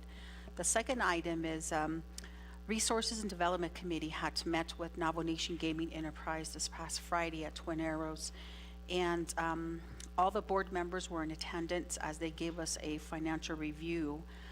One of the questions that the board members had a question on and requested information was on the gaming funds that are going to the chapters. The board members wanted to know how the chapters are utilizing these funds and what impact is it making at their local chapter level. That would be a question, to the chapters. And what is the process they've asked, and how can Resources and Development Committee assist in having the chapters have faster accessibility to the gaming revenue funds, meaning how do we work with OOC? So I just wanted to ask for that information. I don't know if it's still an annual distribution or how often these funds are appropriated to chapters in terms of gaming funds. So those are the two, or really one question I have, so I appreciate it. So I will reserve the rest of my time, Madam Speaker. 3 minutes and 11 seconds. Honorable Helena Nesbegay. Oh, yeah, thank you for your report. And I just have a question on, since you're going to have with this go live date on 10/1/25, are you training our staff out there in the field too? Because that's where FMIS did come in, so I wonder how you're doing the training out there. So, and then my next question is, with the senior citizen centers, a lot of them are running out of food money, and then all of a sudden they just get a lump sum of amount, and they're told to spend so much amount at one time. Then they only have like a week to spend it, and they have to just buy all that food that's supposed to be like for a whole month or even a month and a half, and they don't have the storage for it, or like produce, and they're just supposed to be buying fresh produce, but if they have to store it, by the time it gets it on their menu, by the time they get to it, it's discolored and not fresh at all. So we need to have a system to where they can spend the funding for their food on a weekly basis, instead of trying to make them hurry and spend out money at a lump sum. So that's what my question is. So thank you. I reserve my time. Reserve time of 3 minutes and 27 seconds. And then going back to reserve time, we do have Honorable Slater with 3 minutes and 46 seconds. Controller, are you aware of some of those unrecorded invoices being related to the public-facing events that the President has organized or put on? And I'll reserve my time. Reserve time of 3 minutes and 35 seconds. Next, Honorable Tlaw with 4 minutes and 47 seconds. Thank you. My question will be for the vertical bridge contract. Wanted to find out if you were able to get the contract number in place and to see how much the Navajo Nation has collected. And if you're not able to answer that today, if that could be sent out to the Navajo Nation Council delegates. In addition to that, I am seeking information regarding the Chinle Community Center COVID unit. I know there was a contract in place, and if I could get that copy as well, and I'll reserve the rest of my time.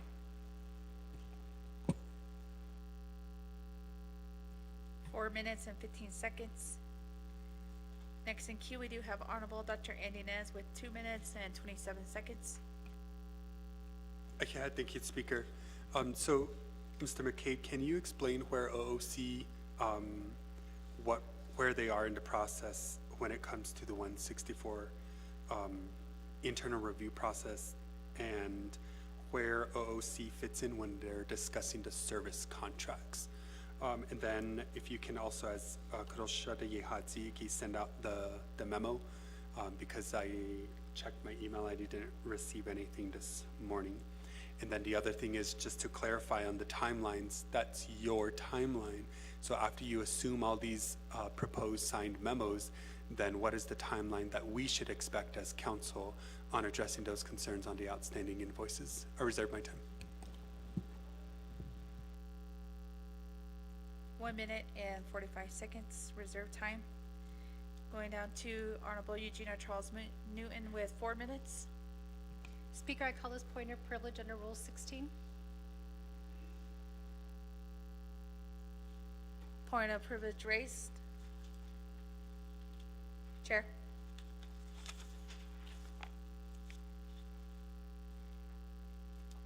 Thank you, Speaker. I call this point of privilege, Speaker. I wanted everybody to finish asking questions and to get their questions answered, but 2 of my questions were not answered. The first one is, what is promised to pay, and can you tell me in the code where this is allowed? And then number 2, I did ask, how many invoices are you aware of that have not been paid? Controller McCabe, I did take a screenshot of my questions and I sent that to you prior to you answering the questions. Thank you, Speaker. That's my point of privilege. I can't ask a question until my questions have been answered. Okay, thank you, Honorable Charles Newton, for that point of privilege. And go back to Controller, just specifically to those 2 questions. Thank you, Speaker, and thank you, Chair Newton. So I'll start with and I apologize for the unanswered questions, but the invoices, am I aware of? It's not, it's hard to say right now, because we just don't know what's out there. We are aware of some, I'd say 20 to 30 that we're aware of, that either we've been provided or information has been given, but we don't know exactly what is out there until we get that inventory from the divisions and the branches. As soon as we become aware, we can do a follow-up report to either the council or I guess Naabik'iyati as well.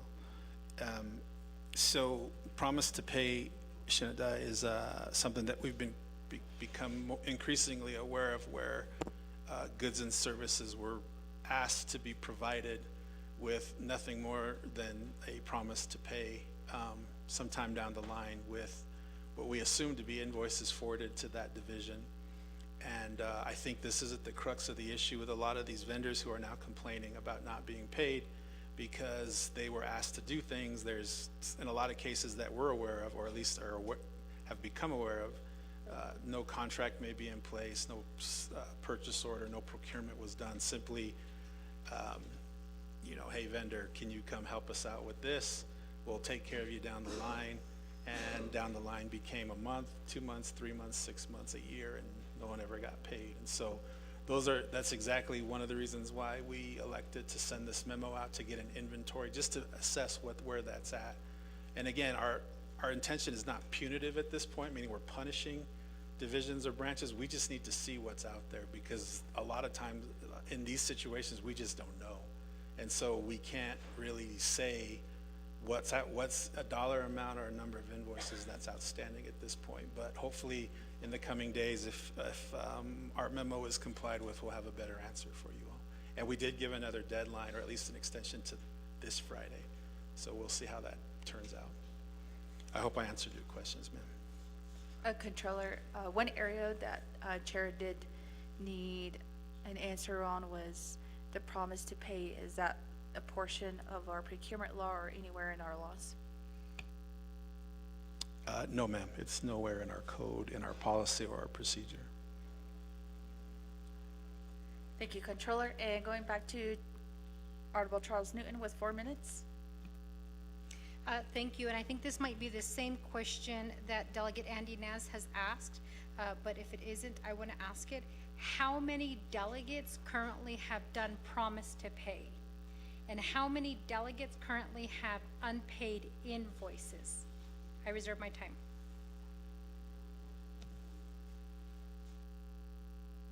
Three minutes and 44 seconds, reserve time. And going back to the Controller for any responses from, all the way from Honorable James, Honorable Mitchell, Honorable Jesus, and also additionally with Honorable Begay's questions. Thank you, Speaker. I'll answer the last one asked just because it's, again, we just don't know yet, ma'am, what's out there as far as any delegate, any division director, anyone really, on this issue, and we're hoping this inventory will help us assess that. Going to Vince James' question, the Chinle Nursing Home payments, we did get March invoices for $93,710, which for March that we're assessing now, and we'll get those out as soon as we can. If they're March invoices, we probably just got them in the last week or so, so we'll get those out the door. But I have gotten a call from Chinle Nursing Home's new accounting, I guess, officer, asking to meet. And as I was sitting over there, he emailed me. So I'm hoping to meet with him this week to assess what other cash flow issues the nursing home might have because of slow payments, and we'll get that figured out. And I can get back to you personally on that one. Delegate Mitchell, you asked about the transition of FRF. So ultimately FRF dollars are going to be spent, and we can't charge admin costs to it anymore. And we got roughly 19 to 20 months to do that. So as the proportion of remaining ARPA funds to what we received continues to shrink, meaning it's being spent, the less and less we can charge these, justify some of these positions. For example, some of the positions that were once 100% funded, not necessarily in FRF because they are 100% ARPA related, but in other divisions like DOJ or even the Office of the Controller, where I had people who are 100% funded by ARPA, it's going to be harder and harder for us to justify continuing to use 100% of ARPA funding when we're starting to have less and less dollars to administer. So I don't know exactly what that calculation is going to look like, but inevitably FRF doesn't exist as of December 31, 2026, because that's when all the money should be spent. So in an effort to not just drop a bomb on them and say, okay, now you're out of a job, we're trying to figure out how to transition a little bit more smoothly to other positions. I'll answer your third question first. So Exhibit F is designed to show you the BIA money. Exhibit D is designed to show you federal money by division. And if you look at the line item Office of the Controller, there's roughly 119 million in that budget line item. That's roughly ARPA at this point. So ARPA is in that report under the Office of the Controller, but then all of our other funding, external funding agencies are also in that report under the divisions that administer those funds. So you're right, there is a large unspent balance of external funds that we've got to figure out how to, because not only do we have, but keep in mind, Shinada, that report is October through February. So there's still 7 months to spend some of that budget balance down. But we do need to figure out how we get that money spent, plus whatever carry forward funds that we have on the books from prior years, which runs into about $1 billion as well.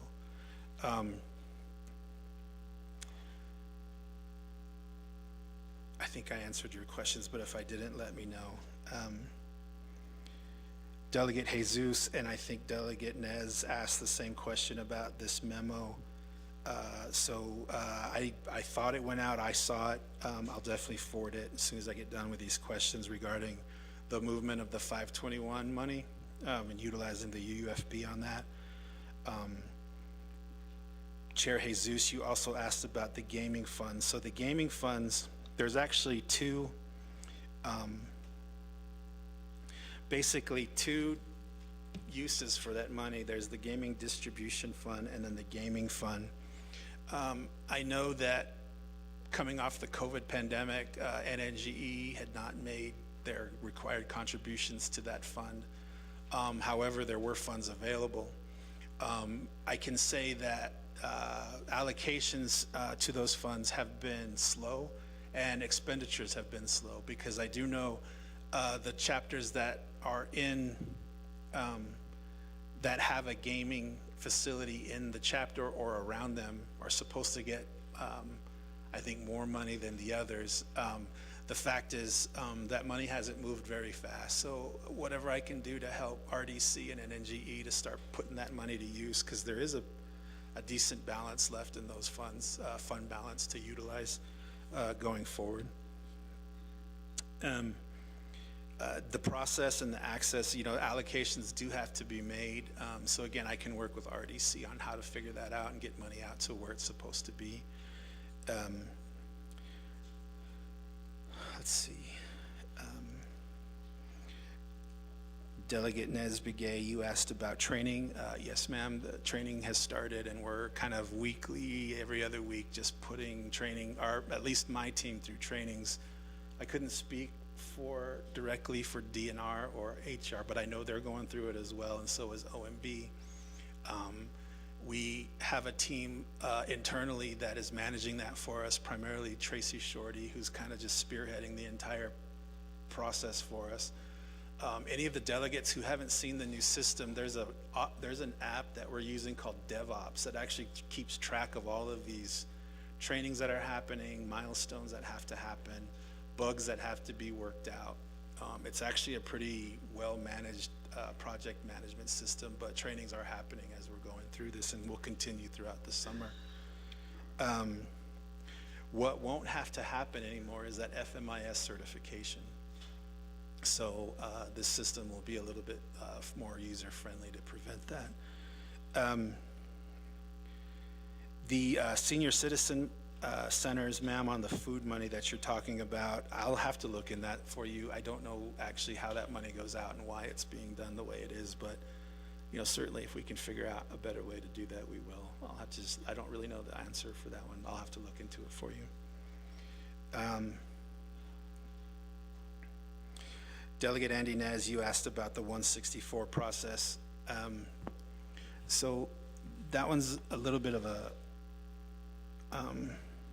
weird situation, because the 164 process really isn't an OOC process. It's more of I think it's entitled 2 actually, and it's more of an executive document review process where OOC falls into it. And typically all we worry about in the 164 process is if it was procured correctly.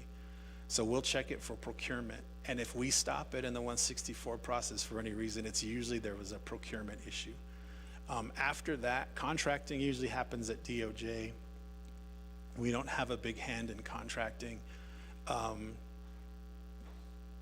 The divisions will review it as well. DOJ will review it depending on what 164 process it goes through, but DOJ usually has a review in it, and then of course the Office of the Vice President, President, Vice President.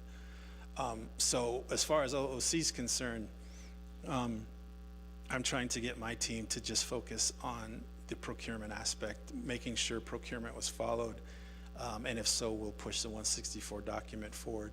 Now on non-monetary contracts like grants, it's a little bit of a different process, but we kind of go through the same decision making. I'm trying to get my team to be less of a hurdle or a blockade and more of a facilitator, because my team does tend to stop things when we don't necessarily need to be doing that. And so I'm trying to figure that out and streamline that a little bit more. As far as amendments to 164, sir, I haven't really worked on that at all, but I guess it's something I can maybe start talking to DOJ about as well. You asked about the timeline on my memos, so I'm hoping we're going to be issuing the non-compliance memos today for divisions that didn't comply and that didn't ask for the extension. But one way or the other, I'm hoping to get this inventory done by Friday, and I'll report to council who responded and who didn't, and who has them and who doesn't have invoices out there. Delegate Claw on the vertical bridge contract. So that one's a little bit of a strange one too. Vertical Bridge is a company that did an inventory of our cell towers, but they also collected lease payments on our behalf. What we learned is Vertical Bridge was charging the lease payment and then netting out a fee. So we got a net payment, and we were trying to figure out what the fee was that was being netted out of the payment that they kept. So we met directly with Vertical Bridge management about 3 or 4 months ago. My understanding is they did not renew that contract, and so the internal collection of funds on those cell phone tower leases is now internal at OOC. The revenue on that, ma'am, I don't know the number off the top of my head, but I can get you the number right after this council meeting. You asked about, the Chinle COVID unit contract. Actually, I'll have to look into that one as well. My team's texted me answers, but they're coming up with, I'll just have to get that to you, man, when I can get a time to get that number to you.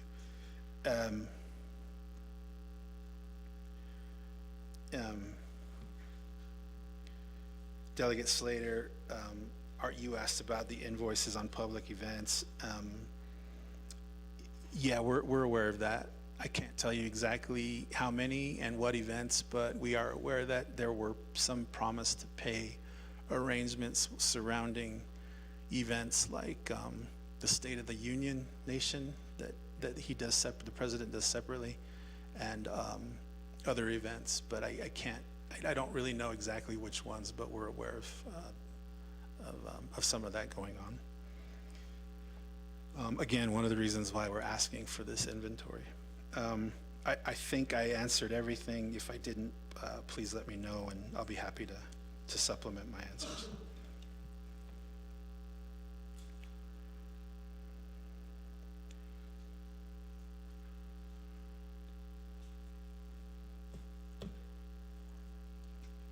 Does that conclude your responses, Controller? Yes, ma'am. All right. Thank you, Controller. And going back to our colleagues new in queue, we have Honorable Nathan Nota. Hello, Controller McCabe. Thank you, Speaker. In relation to these unaccounted invoices, it's really hard to fathom, and it's hard to understand how that has happened and how that is taking place.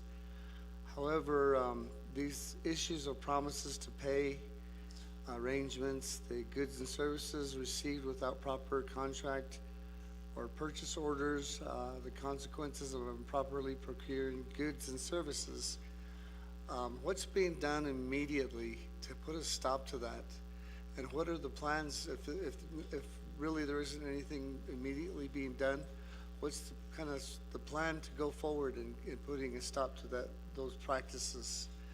My next question is, those past invoices that you discussed, I don't know how much some of those entail, like 50,000, 100,000, things that have been like around 2020 or even before.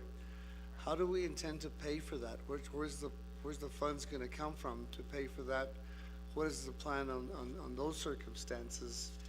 And I don't know if you can answer this now, or but the percentages of these unpaid invoices, from what you've seen up to date, how much of it is with this administration and how much of it was with the past? My last question related to these unpaid invoices and the confusion related to this, possibly the smaller debts that are out there.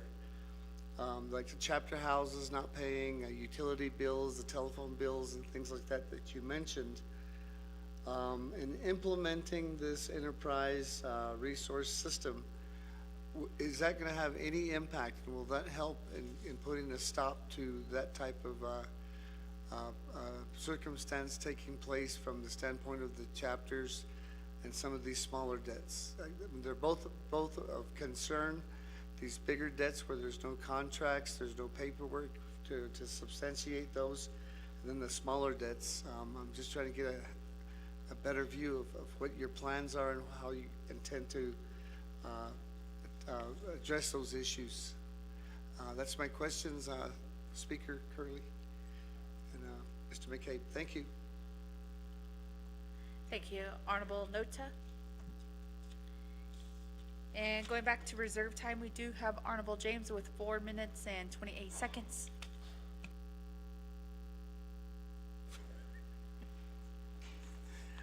Yeah, Speaker, members of council.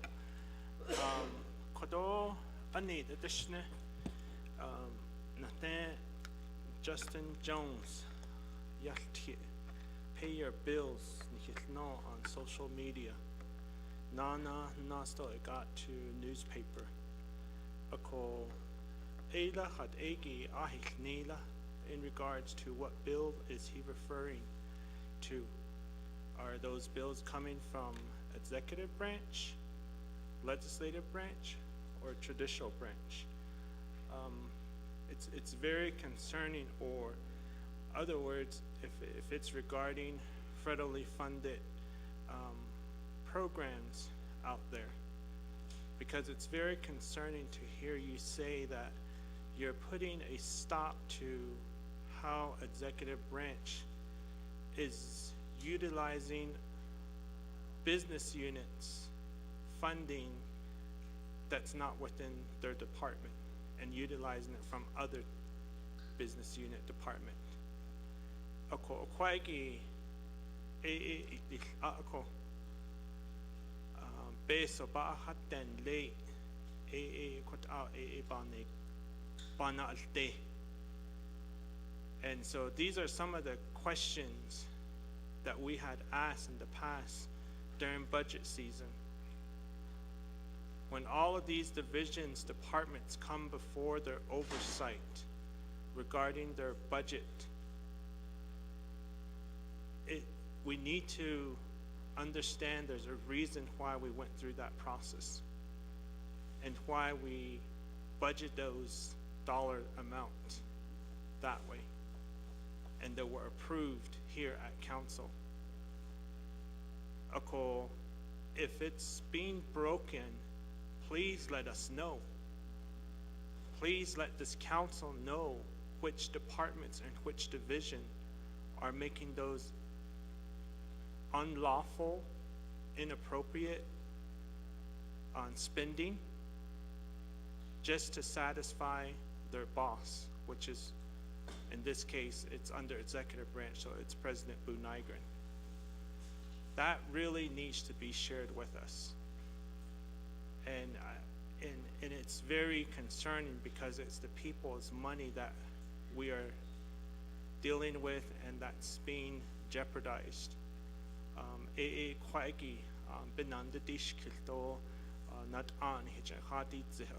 And then when can you provide us a listing of all the contracts that have been issued out there for every department, every single one? Is it a possibility to provide that information to this council? I think it's very vital to know what kind of contracts are out there and with who these contracts are with. It's very important to have that information because we've approached and we've come to that point to where it's budget season for us again. Reserve my time. Thank you. Reserve time 58 seconds. And next we do have Honorable Mitchell with 1 minute and 15 seconds. Thank you. Ado asago na das kitolil. I know that the topic here is unpaid invoices. Though the other one that I heard is promise to pay. Chair Newton, the EK, by delegates. Need a listing. I'd like to see that too. Although I think there's a third category out there. I know that we had an issue with this a while back, which is P-card. P-card, the report that they indicate. I think today, for us delegates, today deadline hit the Nina. So I'd like to see a report on who's late with their P-card reporting. Thank you.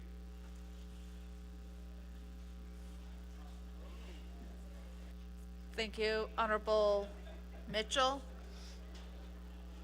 And going next to Honorable Jesus with 3 minutes and 11 seconds.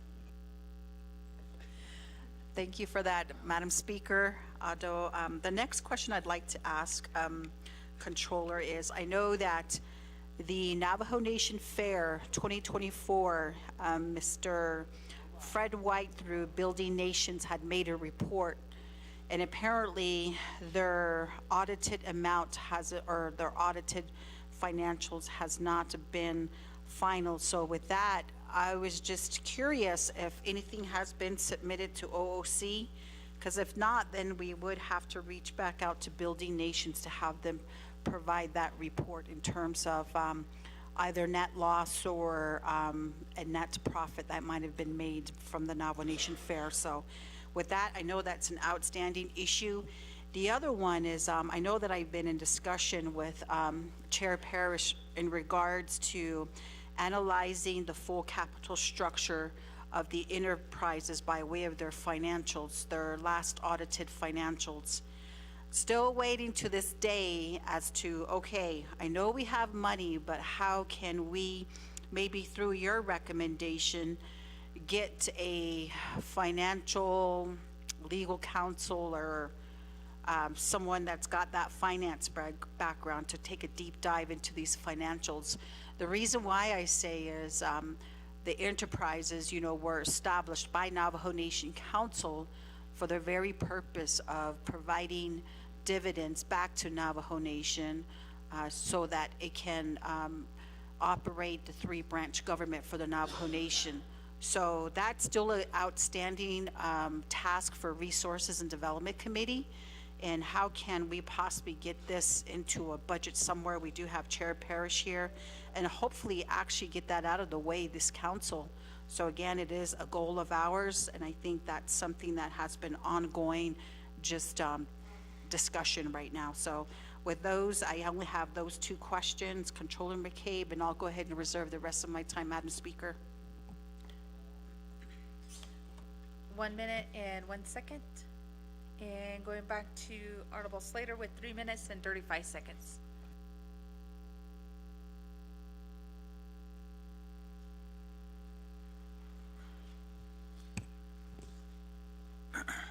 Thank you, Controller. I think, well, you provide some very well-rounded answers that have been very helpful, and it's difficult with active investigations to ask questions with specificity, but our people need to know that there are people and there are members of the council who are taking accountability actions based off reports that we receive from the public, from contractors, from individual program offices, people within the president's office and higher levels within elected leadership, and we're following up on them.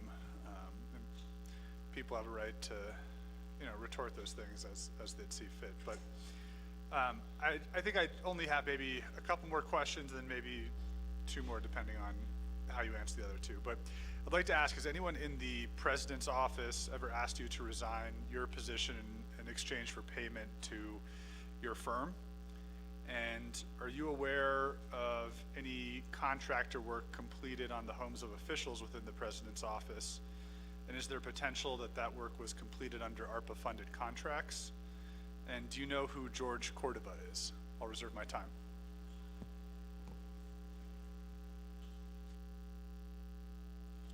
Two minutes and 21 seconds. And reserve time, Honorable Helena Nesbiguet with 3 minutes and 27 seconds. Okay, Nana, I just have one question for you. Just want a follow-up question on the Horse Thief Water Line extension. Still waiting for an answer for that. Thank you. I waive my time. Thank you, Honorable Helena Nesbiguet. Then going to Honorable Tlaw with 4 minutes and 14 seconds. 4 minutes and 15 seconds. Thank you. I'm going to go ahead and continue with my questions, and this is regarding the procurement. I know for my chapter, and I'll speak directly for that, our chapter has been going through hurdles and jumps regarding procurement. We've been told to seek priority 1, priority 2, to exhaust that list and to gather more vendors. So my question to you, Mr. McCabe, is, was there a complete procurement for the Agriculture Infrastructure Fund? The second one is still the procurement, and was there the correct procurement performed for work order number 4 of the CHID housing? And I'll reserve the rest of my time. Thank you. 3 minutes and 20 seconds. And going back to Honorable Dr. Andy Naz with 1 minute and 45 seconds. Yes, thank you, Speaker and Mr. McCabe. So I find it a little concerning that there's been several questions posed to you about outstanding invoices, and the response is that you have, you're not quite sure on giving an accurate number, and I think that's the reason you're putting together this memo to track that information. But I did question the 164. I'm quite familiar with the 164. I did work for the Navajo Nation for a number of years. And in that process, and we had to do this to accept grants, OOC is part of that process. So I think to a certain degree, there should be some knowledge on what funds are being rendered for and for what, and if there's a correspondence that you're able to do with your office so that these funds are being expended for those specific reasons. Otherwise, you would deal with like modifications and other things. So I just want to point that out. The other thing is that, so I'm going to clarify my timeline question, and if I'm still unclear, let me know, because I'm using time off of my allotted time here. When you receive all of the information that you're requesting in your number of memos, when you're in possession of everything that you're seeking, what is your timeline to address those? That's my question. Thank you. I'll reserve my time. Reserve time of 25 seconds. Thank you, Honorable Nez. And then going next to Honorable Eugenia Charles Newton with 3 minutes and 44 seconds. Thank you, Speaker. So, Controller, there have been issues with getting past employees paid their reimbursement, their sick leave, and their vacation time. How does your office handle these situations? How many are you aware of who are still awaiting their last check? The other question that I have is, I think it's called Native Capital. They're the ones who were given $11 million to assist their Navajo homeowners. I know that they came before us with Director Thomas Cody. Many of these homeowners have reached out to state that there's little to no communication coming from Native Capital. I also know that Native Capital has been saying that they don't have enough administrative costs, which is why they're not responding. Can you give us a little bit of insight as to what's going on with Native Capital, how much money they have, and what their goal is in receiving those ARPA money? I reserve my time. Reserve time of 2 minutes and 47 seconds. And Controller, I turn the floor back over to you for all those responses. Okay. I'm running out of room to write.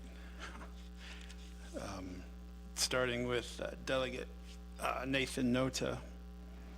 You asked about what are my plans to stop what's going on. So part of part of the first things we're doing, again, is just to try and get an assessment of what's out there with this inventory that we're asking. As far as specific, oh, thanks, man. As far as specific plans to stop, I mean, that's going to be part of some very direct policy changes that are in the works now. The procurement policy and regs need to be updated, and as I mentioned, I've drafted those and they're under review. The new ERP system should actually help with a lot of this, because a lot of our processes that are now paper-based will be online, and we'll be able to track where documents are either in the approval process or when they're stored after approval is done. So we're really trying to take proper accounting measures and proper internal control measures to stop what we can at this point, short of just, you know, stopping funding or stopping payments. We don't want to do that either. I mean, there's no reason to, you know, drop dead on providing financial resources to vendors who went through the process legitimately. And so we're trying to assess exactly what's going on and how we can at least mitigate the risks that are being presented now with some of the practices that we're currently under. Part of that again is there's some simple internal controls that are, anyone who's ever been through a financial accounting class will tell you that invoices should always go directly to the accounts payable, and that's it. They shouldn't go anywhere else, and that's a simple thing that we can institute immediately, and that's why we're doing a full page ad in the Navajo Times to instruct vendors to do that from now on. We also did in that memo, I didn't mention in here, but we did in the same memo for the outstanding invoices, we asked all those involved to communicate to their vendors that all invoices should come to OC going forward. But we're also going to put ads out, social media posts and press releases to do that as well. That honestly is just auditing 101 internal control, and we don't do it, and we need to start doing it. You asked, once this is all done, where will these funds come from? In the memo too, I didn't mention in my report, but I did say the Office of the Controller will not entertain, once we figure out what's owed, we will not entertain the usage of other business units to pay these, that they should go through the unmet needs process unless they have budgets available for it now. Part of the problem that we're running into is some of these invoices go so far back, it actually goes into prior budget periods. So we're spending money from prior years that we really shouldn't be. We should have closed those years out. So we are asking that those that can't be afforded with current budget allocations go through the unmet needs process. You asked how much of this occurred within this administration and the last. In all fairness, we did inherit a lot from the last administration as well. If you recall, right when this administration came into office, there was a big unmet need request to the council, and that was a result of some payments from the last one. I believe those have been taken care of. I can't say for sure if there's ones that don't go back still. So primarily, I think what we're looking at now is some of the things that may have been happening in this current administration. And again, we're just trying to get an inventory to assess the entire thing. And the ERP will help this. And you ask about the chapters and some of the things that they're doing as well. One of the things that during one of the most recent Budget and Finance Committee meetings, the Eastern Agency Council was presenting to Budget and Finance on some BIM amendments that they were recommending, and in that conversation was the fact that the chapters are on a completely different accounting system than we are. They're on the MIP system. So I actually got a quote right off the bat to see what it would take to put the chapters on our system as well. And honestly, if we could do that, that could solve a lot of problems, because we could see the document flow online directly from the chapters without having to go through like DCD or others. So the preliminary quote on that is about $500,000 a year for the subscription, and maybe $3 to $4.5 million for implementation on all 110 chapters. So that's something we're going to consider in the very near term. I hope I answered your questions. I'm going on to Delegate Vince James. You asked about Justin Jones and what is he referring to.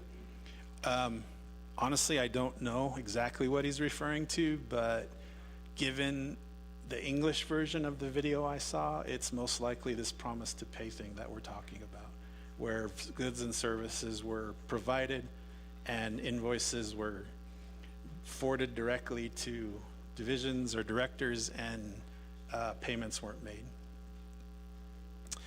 You ask why we're budgeting, and our laws being broken, and is the process being broken? And I'd have to say yes, that's happening. I think, actually just the other day, Shinada was really upset and frustrated with what we're going through now. And I think one of the comments I made to some of my oversight was, why go through a budget if all we're going to do is break the rules spending it? I mean, we spend a lot of time on this budget, and we set all of these monies up. They go through oversight and are legislatively appropriated, and then we just break the rules spending it. I don't know why it's a waste of time if we're not going to enforce a budget. So I think there's things that have to happen on that end as well.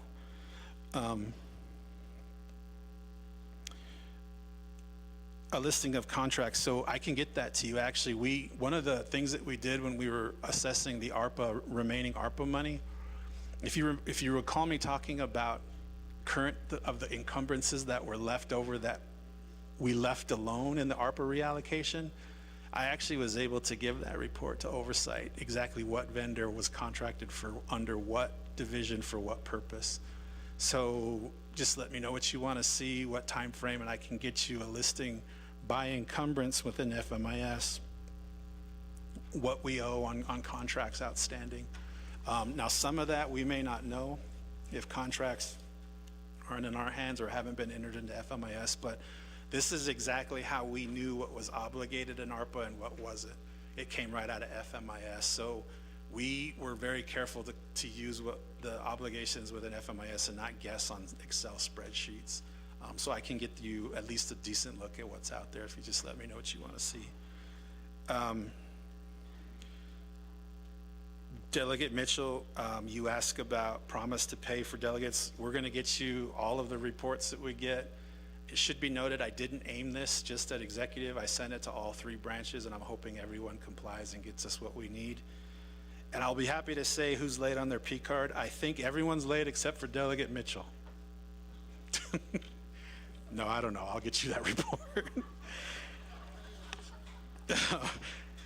Actually, I think I'm late too, but I'll figure that out.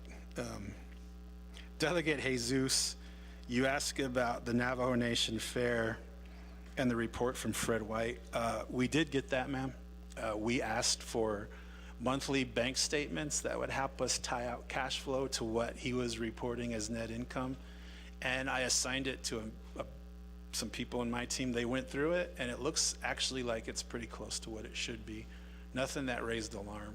We did get a check from him in the amount of I think it was $54,000. That was net income on the fairs.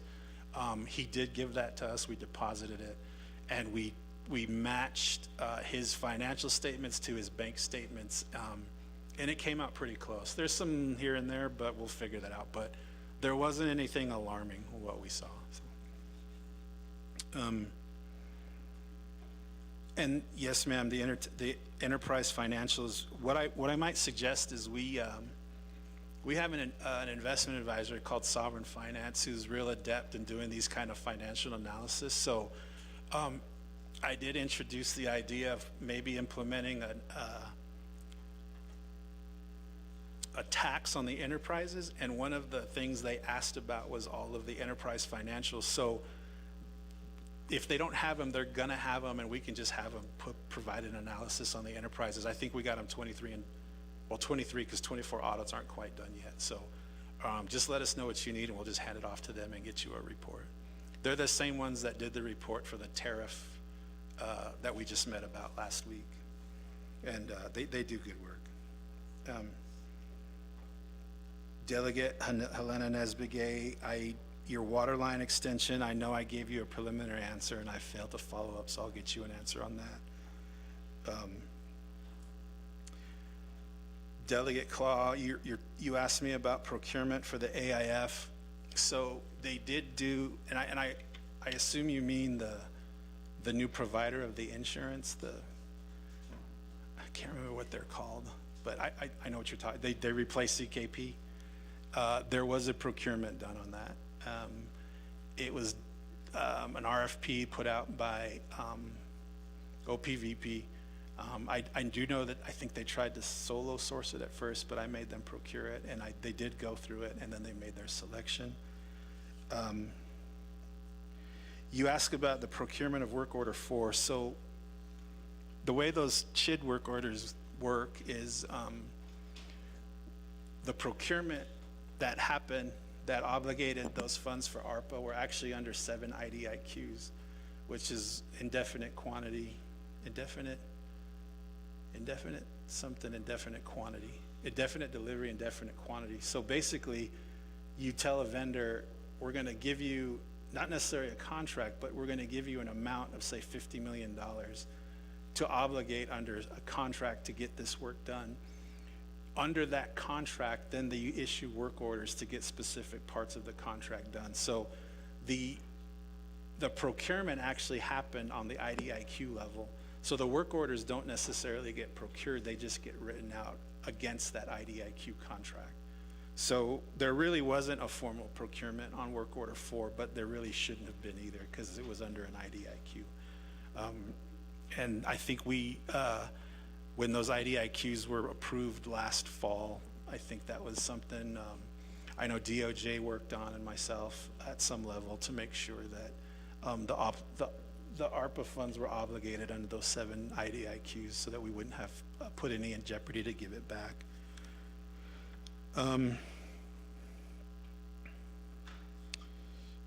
I will go to Delegate Andy Nez. Yes, sir, on the 164 process, you're right. OOC does have a hand in that, particularly procurement, but we also do make sure we check for object code usage and what business unit it's being charged to. A lot of times, my team will send those back if they're not contracted to the correct business unit that it's budgeted for or object code. Hopefully our move from level of detail 6 and 7 to level of detail 5 will help alleviate some of the delays on that 164 determination on object codes, but we'll see how that works as we're getting the ERP implemented. And then you specifically asked about the timeline. So assuming I get everything by Friday as requested, I think within a week or 2 I could have a report to council of everything that we received by division, by invoice numbers, and by dollar amounts. But that's assuming that we can get this information as soon as we can. But again, if I do get everything by Friday, we can get a report out pretty quick. So far we've gotten nothing. We've just issued one time extension as requested. Delegate Charles Newton. Yes, there are a lot of past employees not being paid. There's a lot of reasons for it. I wish I could say that they're all process reasons, and the majority of them are, meaning we have a kind of a weird process when it comes to cutting off funding sources, and then that we have to do a whole bunch of paperwork again to do PAFs for the same fund, but just a new business unit. A lot of times that results in payments that just don't make it made to employees, which frankly is illegal. We can't not pay employees for hours worked. I don't know why we do this. I know I'm working with DPM and HR to help alleviate some of this, to break those processes down. But there are instances, Shinadai, where I think things get held on purpose. And I know you're aware of one individual who's been looking for travel reimbursement. Frankly, I don't know what the issue is on that one. I keep being told we have the paperwork, then we don't, and this poor lady's been waiting months for reimbursements, and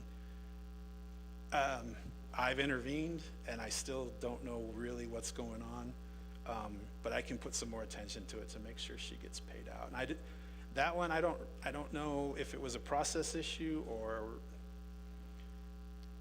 I couldn't comment on that, ma'am. I don't know what happened, but it's something that I certainly will help to try and figure out. Native Community Capital. So, you know, I've been on one call with them. I do know that there has been a new amendment initiated by, I believe, the Division of Family Services. And so this money is ARPA money, but it's not the ARPA money that we refer to. If you recall, when ARPA was given out to the tribes, there was the SLFRF money, which is what we refer to as ARPA. But a lot of existing programs also got supplemental funds under the same CFDA number that basically gave an ARPA supplement to current grants and contracts. This money we're talking about is one of those. So it's not part of the ARPA money we refer to. It's another allocation that went directly to Family Services. The money was supposed to be used for mortgage assistance, and they employed Native Community Capital to administer that program on our behalf through, I believe, a subrecipient agreement. I've been on one meeting with them where the plan was to move $20 million more through Native Community Capital to NHA to provide mortgage assistance for veterans housing that exist on NHA's books, basically. The message that I've gotten, and I can disclose this because you're going to find out in a couple months anyway, there is a current audit finding regarding this money, and the audit finding is under the compliance requirement called cash management, meaning the federal government makes you be real careful. It requires caution when you pay money up front, and there has to be a reasonable time frame once that money's dispersed that it actually gets spent down. And in this case, the audit finding that I've become aware of is we forwarded roughly $11 million to Native Community Capital. And as of September 2024, which is the end of our fiscal year under audit, they've spent less than $2 million of that. And that has raised audit red flags for the cash management compliance requirement, meaning they should have spent that down in a more reasonable amount of time. Now with construction projects, it's a little bit different because there's a lot of lead time for construction projects with the purchase of materials. But this money was really just a pass-through from us through Native Community Capital to recipients. And for some reason, it's taken a long time to raise audit red flags. So the message that I got when I met with them was, we are working to get up to speed as a efficient machine, but we need, I think they said 8 or 9 more people to do that and more money. And so I immediately asked, you were given $11 million, you haven't spent around 9 of it. What do you need more money for? You got 9 of our, I was told that the admin piece wasn't part of, or somehow that money was reallocated or something, that the admin portion of that $9 million isn't there to fund what they need. So they were asking for additional money. I basically said we can't because of a current audit issue that we're dealing with. So I know with this new $20 million, the idea was to give it to Native Capital up front and let them use that. I said we can't.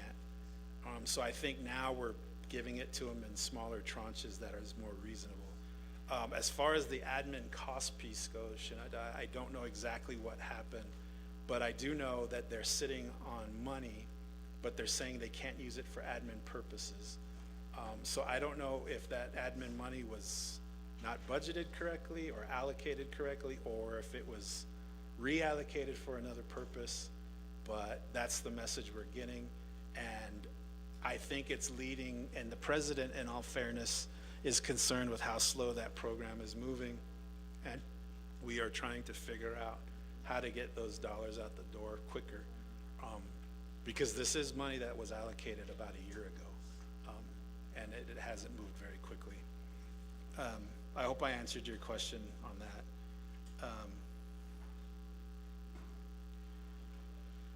that.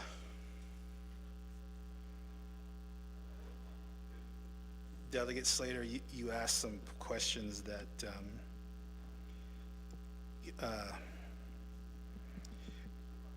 honestly are kind of hard to answer. on the record, but I'll hopefully give you some insight. You asked, has OPVP asked me to resign in payment to my firm? No one has ever asked me to resign. There was a point two, 3 weeks ago where I almost did resign. And in that conversation, there was a talk of maybe me coming back on contract. You asked, am I aware of work on residences? I think at this point, Shanata, the way I'll answer that is there is a current, there is evidence that has been presented to warrant a closer look into that through the audit process and other investigations. I don't want to comment on open investigations, but I will say there is reason to believe that might have happened. Do I know George Cordova? I don't know him, but I know he's been involved with 2 transactions, the Zenny Homes transaction and the building purchase in Phoenix. I am unaware of any authorization or contract for him to be working on behalf of Navajo. He may have one, I just don't know about it.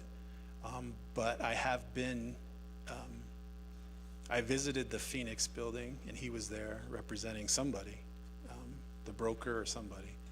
And during the Zenny Homes issue, he was actually in my office asking for his money, and we never gave it to him because of the issues that you know. So I don't know him, but I do know he's somehow on the fringe involved with some of these transactions.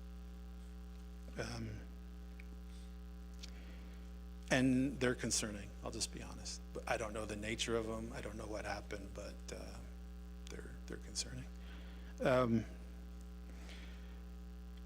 Members of the council, I think I've answered all the questions. I hope I have. If I haven't, please let me know. Thank you, Controller, and thank you, colleagues, for a very good discussion that we are having here this afternoon from the Controller. And I'll go next to who's new in queue. We do have Honorable Parrish. Thank you, Speaker Curley, and thank you, members of the 25th Navajo Nation Council. I feel like as Controller McCabe is giving his responses and you're asking your questions, I'm over here trying to write down your questions too so I can respond. Just kidding. But thank you, members of the council, for a lot of the discussion today. I want to thank the Controller for his report today, for the work that he does at the Office of the Controller, for his leadership and advocacy for the mechanisms of accountability and transparency. The Controller has challenged leadership, not just leadership here on the 25th Council, but also in all parts of the Navajo Nation, including our chapters.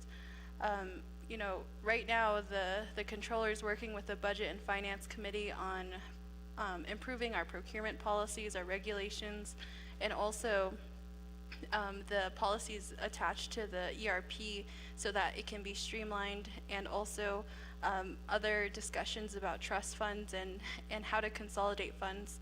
The Controller has challenged the Budget and Finance Committee to continue to think about how we can use dollars that are actually in our bank account than trying to chase a number that may or may not exist.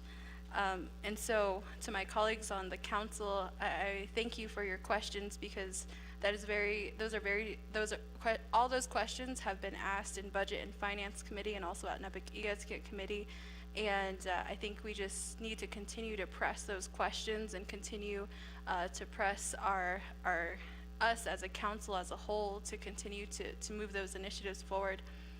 But a lot of the questions today, the Controller is the last person, is the Office of the Controller is the last person who sees the invoice that in regards to accounts payable.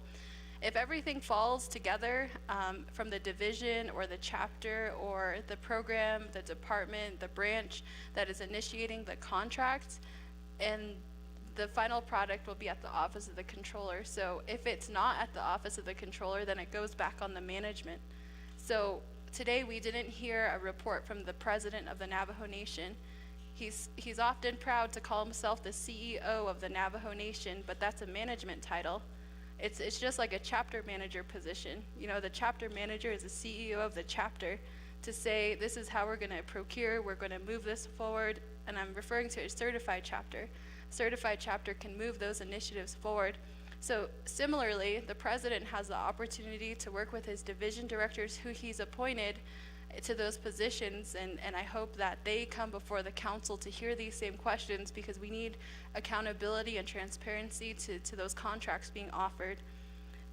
So my recommendation and the biggest takeaway from today is that there's management override, which means that not only the president, but maybe the division director or the program manager, they are forcing the hand on some of these contracts. And who we should really be keeping accountable is the Department of Justice, is also the division directors that are pursuing these initiatives. So I do stand with my colleagues who do have questions in regards to the initiation of contracts and the utilization of these dollars, because we do spend a lot of time on our comprehensive budget. I do commend in each and every one of our oversight committees, the Health, Education, Human Service Committee, the Law and Order Committee, the Resource and Development Committee, and the Naabik'iyati Committee for their work and duties that were given to us in Title II and Title 12. Those are responsibilities where we have to take a whole month out of our calendar just to do the budget, if not more. And so I encourage you to continue to take a look at your programs and divisions that you all have oversight to and ask those questions. That is a part of the representative democracy that we have. And our Navajo people expect that out of us as council delegates. I think that we can continue to improve the process and hold our managers accountable. At the end of the day, we pass laws and we shouldn't just hope that they're followed. People need to be held accountable to the laws that we do pass. The attorneys in the Office of Legislative Counsel spend many hours drafting the legislation, and then going through that legislation goes through committees, and here we are to vote on that legislation. So we need accountability to the laws that we do pass. And I want to just implore that we're going to continue to improve that process. The budget instruction manual was just passed, and we're going to look forward to this next fiscal year. Thank you all. Thank you, Honorable Parrish, for those comments and recommendations that were stated here. And going back to reserve time, we do have Honorable James with 58 seconds. Yeah, thank you. Really quick, what is the status on the language to change the RR funding for us to utilize? And then another one is in regards to departments. Let me use Natural Resource and Division of Family Service. If Natural Resources want some printing done and they don't have money, are they sending, or is any department sending that request to Division of Family Service to pay for Natural Resources newsletter? I'm using that as an example. Is that happening currently with our budget? And then also in regards to funding, and I reserve my time. Shucks.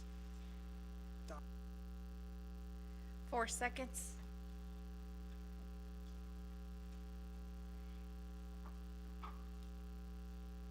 And then going next to Honorable Slater with 2 minutes and 21 seconds.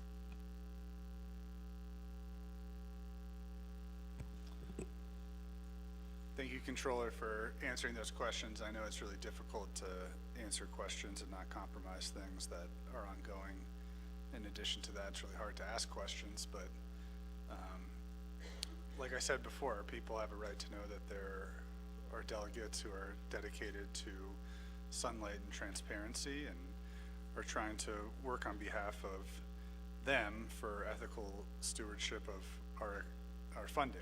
And I know you've conveyed that the forensic audit team has been analyzing the nation recently, which is not something I'm aware of, at least in my tenure, them having to become involved with. I don't know delegates who have been on for multiple years if they believe that that's something that they have experienced in their lifetimes or their years of service. So I hope that that gets the attention of our people, and you know, pretty much nothing you've shared today is outside the scope of what you've shared before the committee. And I think that just shows the failure of the Navajo Times and any other media organization that purports to serve the Navajo people, that whatever their standard for journalism and sunlight and accountability, it seems to have a huge glaring black hole when it comes to the matters, the fiscal matters of the nation, allegations of financial mismanagement. So thank you for doing what you can. You know, I think the thing about this person being affiliated with the administration, showing up at different high profile, high dollar transactions is concerning to me, particularly when you look into his business history and you know, the allegations of defrauding investors and running off to Mexico, and the continued you know, affiliation with members of the administration. It's just those opportunities with high dollar amounts are the perfect time to siphon off money through a whole different bunch of ways. So it's been shared with me that Mr. Sandoval is now under contract or working with Zenny Homes, and there was an allegation that essentially he, Chris Beecher, and the president would have jobs there after this term, and it seems, at least in one of those cases, that is being fulfilled. And I hope that it's not true, because that's millions of dollars that he seems to have been invested in forcing over to that company, and now he's employed there. So Thank you, Honorable Slater. And then next for reserve time, we do have Honorable Tlaw with 3 minutes and 20 seconds. Thank you. So I am concerned as well regarding the purchase of the treatment center in Phoenix, and I believe that RDC, we did take a tour of the facility. However, we did not give our blessing formally to make the purchase. One of the reasons was there were several issues with the building, and then also just information that was being withheld from the committee. So if possible, Mr. McCabe, if you can send information to the council on what the purchase price was for that, and then also who the broker was for that, and then who was all involved with the contract. In addition to that, I wanted to go ahead and go back to the reporting. I know under Division of Economic Development, we do have the SSBCI funds, and I know they've been having meetings with U.S. Treasury. I was able to sit in on one of the meetings, but I wanted to know if they're reporting to you as well, and if that is up to date. And so with that, I will reserve the rest of my time.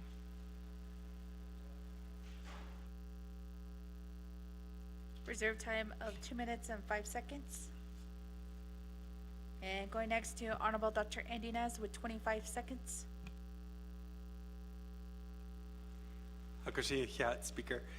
So Mr. McCabe, so I'm assuming that because you've identified an opportunity to resolve the issues, which is why you're sending out a number of memos. So that is to resolve the issue. So my timeline question is that resolution, the timeline to resolve what you're instigating here as far as the release of memos, not when it comes back to the report, although I'm looking. Thank you, Honorable Dr. Andy Nez. And then going back to Chair Regina Charles Newton with 2 minutes and 47 seconds. Speaker, I want to call a point of privilege. Point of privilege, and then to which rule? To the clarification that I need based on the controller's, I guess the way that he answered my question. I just need to get clarification so that I can appropriately ask the question based on what I think I heard he said. Great, thank you, Chair Regina Charles Newton. I don't know if Controller, if you need that question restated or not. Specifically, okay, there's that request from Controller. Is there Specifically, which question? Speaker, I asked the question about Native Community Capital, and so can I just ask my question, or does the controller need me to restate my question again? Great, thank you, Chair Gina Charles Newton, and Controller. There's that question with Native Community Capital, and I believe Chair did state 11 million was allocated or awarded to them. And so, and then you did state the cash management audit situation. Maybe if you can elaborate on those, Controller.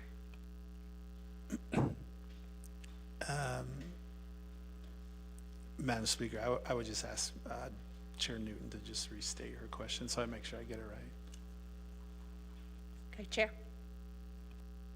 Thank you, Speaker. So I initially asked, what I said is Native Capital was given, I believe, $11 million to assist our Navajo homeowners. Many of these homeowners have reached out to state there is little to no communication from Native Capital. And then I kind of went into questioning what you know about that and what's going on with Native Capital, to which the controller did kind of respond, but I need clarification on his response. And my clarification is, Controller McCabe, you said that Native Community Capital was given $11 million, but only spent $2 million, so they have $9 million left. But Native Community Capital is asking for additional money when they have $9 million left. Native Community Capital says they need 8 to 9 more employees, but don't have administrative costs to hire these people. You also stated that you're not sure where that administrative cost went. So my question is, just for clarification purposes, am I correct in reiterating what I heard? Because you were kind of going all over the place. So I just want to make sure I got it correct. So 9 million is what they have left, but they have no administrative funding or costs, operational? That's my question, Speaker. Thank you, Honorable Chair, for that, specifying those questions. And Controller, just specifically just to those questions. Thank you, ma'am. So I think your first question is about the communication issue. I actually don't know the magnitude of that. I have heard about it, but it might be a question better suited for Thomas Cody, who's the oversight for those funds. Also, the administrative cost issue, that actually might be a better question for Mr. Cody as well, because I know what I was told. I know that there's money there. I don't know why they can't use it for admin costs. So Thomas's division is the one that oversees that ARPA funding and that CFDA number. So, well, I think it's called AIN number now, or ALN, but I think, I don't know if I know the exact reasons. I just know that that's what was reported to me. And of course, my obvious question was, how do you not have enough money when you're sitting on, $9 million? And there was a kind of we don't have the administrative cost portion of it. The reasons for that, I honestly don't know, ma'am. You'd probably have to ask Mr. Cody for that. All right, thank you, Controller. And I do believe we do have Mr. Thomas Cody giving a report to Naabik'iyati Committee on Native Community Capital during the next Naabik'iyati on May 8th. And going back to Honorable Charles Newton with 2 minutes and 47 seconds. Yes, 2 minutes and 47 seconds. Oh, thank you, Speaker. So just very quickly, Controller McCabe, so going back to the money, you also mentioned in my question regarding Native Community Capital, you mentioned something about NHA to be given money to pay off veterans' mortgages. And can you tell me or give me a little bit of insight into that plan, and what is the status of getting this completed, and when can we announce that to veterans that these funds would be made available to NHA to help veterans pay off their mortgages? If I'm hearing correctly, I reserve my time. Reserve time of 2:09. And going to Chair Jesus with 1 minute and 1 second. Thank you for that, Madam Speaker, and also Controller McCabe. So just for my colleagues to know about this, we know that in recent President Nygren's social media posts is that he was giving out food distribution at certain locations across the Navajo Nation. I just want to make it known on record that was the efforts of NAPI. So again, through Mr. CEO Dave Zeller's team there that had initially gotten those food for the farmers, but somehow were redirected, and you had President Nygren at the forefront distributing those foods. So again, I just want to give credit to where credit is due, and that NAPI should be given that credit for going out of their way to be proactive in getting produce for our constituents across the Navajo Nation. Other than that, thank you, Controller McCabe, for your report. And this is another area of transparency that we're talking about. Thank you, Honorable Jesus. And going back to the Controller. Thank you, ma'am. Thank you, Madam Speaker and members of the committee. I will start with Delegate James. A couple questions regarding the RRR funding movement. Again, Shinadai, that legislation is it's in process. I did get a text from Mr. Rodas to maybe meet with him and outside counsel to try and finalize that as soon as we can. As you're aware, the money that we identified as revenue loss was roughly $521.8 million that we set aside into a committed fund, but allowed chapters to continue to use the UUFB to continue delegate region projects, and that we would reimburse. The ability to move money within projects within the 521 hasn't been contemplated, I think, legally yet. And so I think what we're trying to do with this legislation coming up is to answer those questions on how that money can move around. I'll say on record that the Office of the Controller is of the opinion that because that money is now general fund money, that we reimburse the general fund for government services, that money should be able to be utilized by the delegates and what they need to. I've said it on record before that we're no longer, COVID is still around, but it's certainly not the emergency that we had 2 or 3 years ago. And what was once COVID eligible doesn't need to be COVID eligible, so delegates should have the flexibility to move that money around for projects and initiatives within their regions that maybe not necessarily have to be COVID related. But right now that there's nothing that allows that, and hopefully this legislation will fix that. Has printing been done and asked others to pay for it? Yes, that's happened. That's one of the reasons why I stopped it, because I think a protocol needs to be set up first before we continue to do that. Delegate Slater, you asked, I don't know if you actually had a question. I think more comments than anything.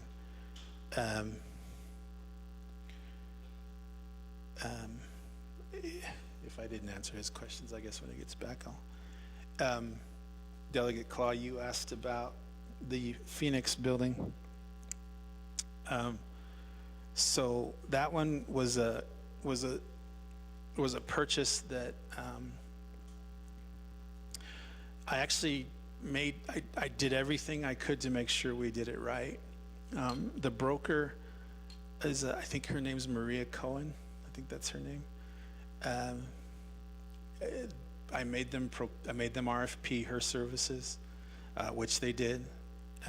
They tried to sole source it, but I said just put it out there. You know, you can't tell me there's only one broker in Phoenix that can do something like this. There's thousands of them, so just put it out there. So they did.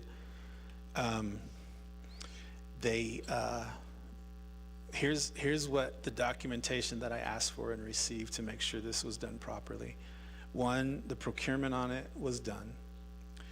Procurement does not, in our code, in our current regulations, the procurement doesn't apply to real estate purchases like this. I think we rely on the broker for that, but we did procure her services properly, as far as I know, as far as I can tell. The building was selected. I also had the concern, does this have to go to oversight? And the fact of the matter is, we don't purchase buildings very often with federal funds like this. So I asked DOJ, I even asked Rob Willie, who's been here a lot longer than I have, can you identify anything that says this has to go to oversight or council based on an amount or anything else before we can purchase it?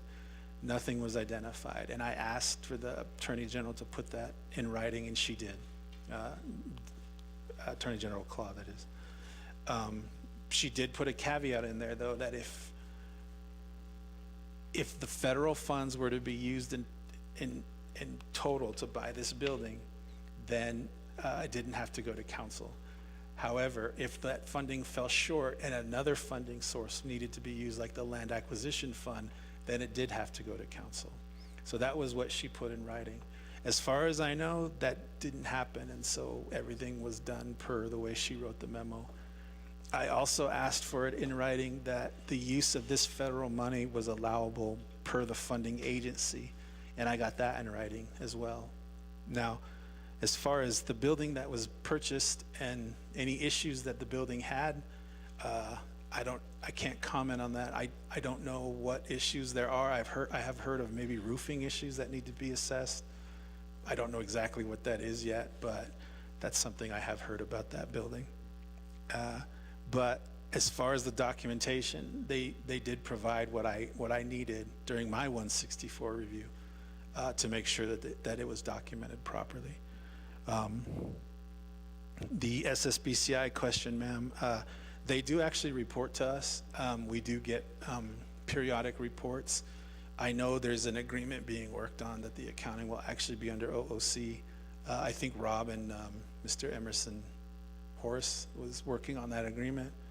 I think it's ready for me to look at and sign, but I haven't been able to do that yet, but hopefully I will certainly shortly. But as far as their reporting to us, it does happen. Delegate Nez, I apologize. You've had to ask the same question 3 times, and now I think I understand it. So once I figure out exactly what's happening, it'll probably depend, as far as the resolution of the problem will depend on the magnitude. I just simply don't know. It could be a few invoices, it could be a couple hundred. I really don't know exactly what else is out there yet. But assuming it's an issue that has to be addressed because of the magnitude of what's out there, it could take at least a month or 2 to figure out the proper policies and procedures to make sure we don't let this happen again. The simple answer, though, and I got to say this on the record, is there has to be a commitment of all leadership, the executive branch, the legislative branch, the judicial branch, the office of the controller, the division directors, to what I keep referring to as a tone at the top, which means doing it ethically. I shouldn't have to fight a branch to do things the right way. I shouldn't have to do that as the controller, but I do. I shouldn't have to say this is the right way to do something based on sound accounting policy and practice, and then get a DOJ lawyer to tell me I'm wrong, or a senior analyst to tell me I'm wrong. It should be something that we all agree on. If there's one thing we can agree on, it should be we spend our money in a manner that's transparent, accountable, and ethical. But I'm constantly fought on it. Shinada, if we can't figure out how to spend the resources of the Navajo Nation ethically, transparently, we don't have a future. We simply don't. If I can't get all 3 branches to simply say we're going to do it the right way, you can take every report I've given you, every report the president puts out about economic development, about roads and all this other stuff, and you can throw it out the window. If we can't commit to doing it the right way, we have to commit to this. So part of the resolution you're asking me about, Delegate Nez, is a commitment by leadership to simply do it the right way. We have to. There's no other way. And I'm finally taking measures to try and force that issue when I shouldn't have to force it. So I'm hoping once we figure out exactly what's going on, we can come together and figure out the resolution to this should not die. And I'll give you that answer on the timeline once I figure out the magnitude.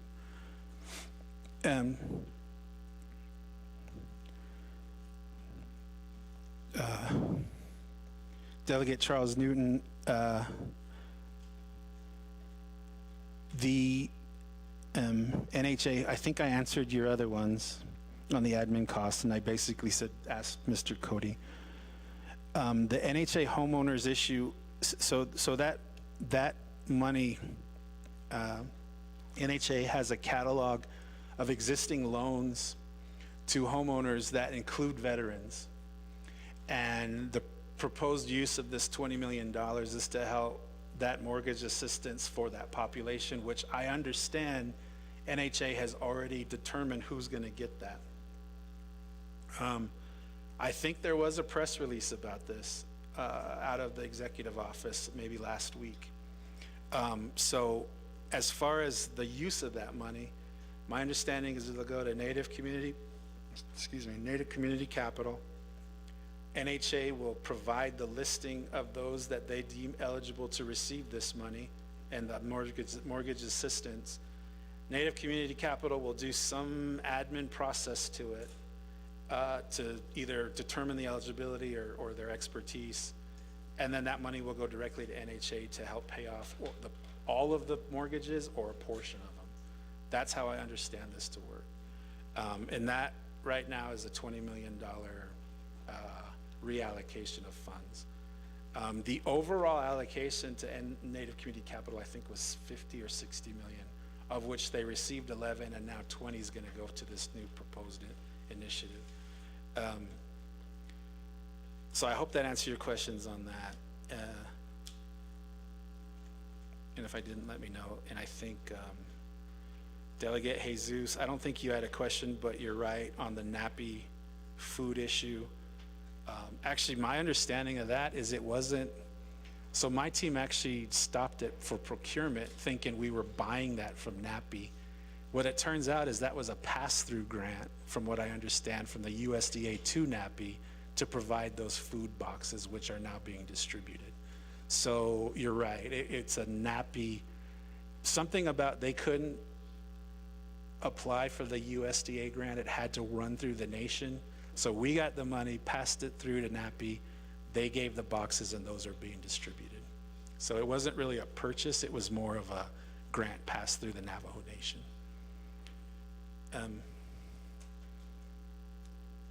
I think I answered all the questions. Madam Speaker, thank you.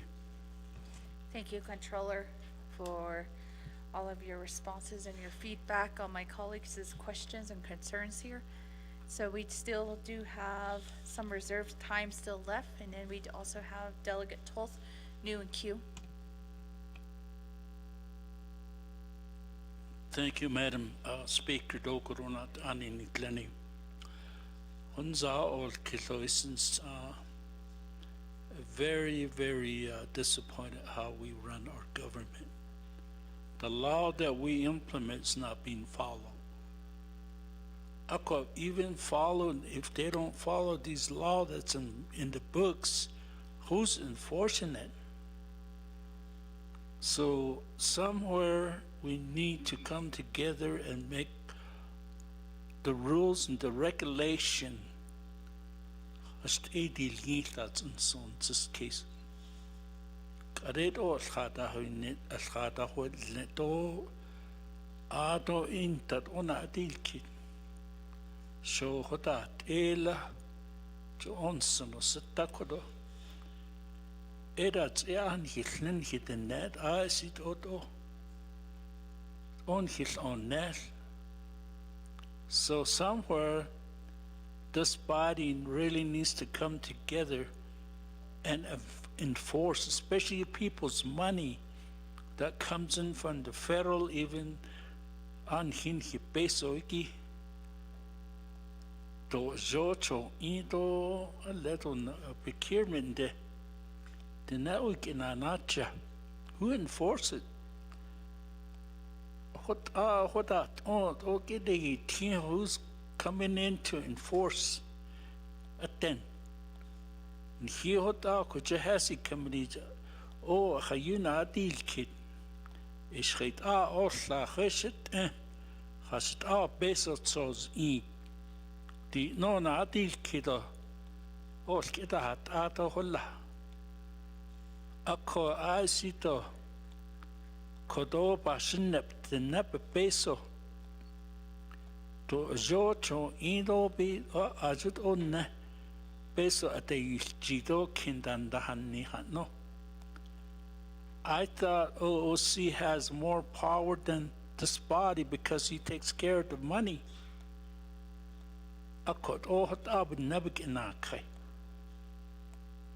O not ani large shoholin hat nenidat upna. Ebeten danish. I see those chinda. Lady President Adosla on Hilada, administration. Jano lab yes, genetic. Could they yahay third party abts ado and net the hallo in his hadle. We've been asking for this senior building that was bought in Phoenix. Nobody answered to us. Akhudat ego shit o chanlot obe has Naabik'iyati diton son sita hashit til ginlo hashit be the husband dot skinlo be nal ka holno that's ethics and rules and 810 ado white collar crime did they have a lot of cases that take so long. So we should have a system. We don't have to prolong finding this information.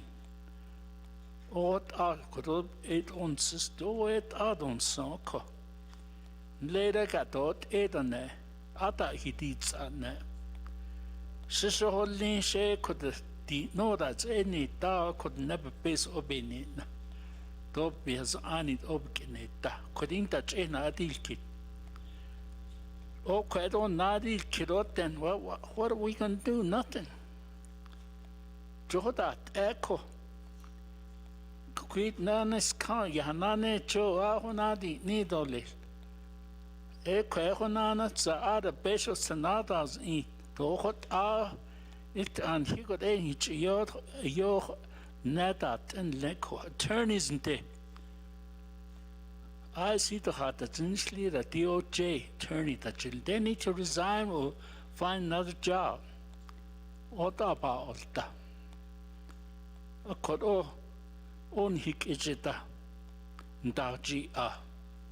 Ede yakorobe had this, so I hate to say this on record. We need to stop somehow. Appreciate you, Honorable Toth, for those comments. And then I'm going to go back to reserve time. Oh, we do have new in queue. Honorable Unito.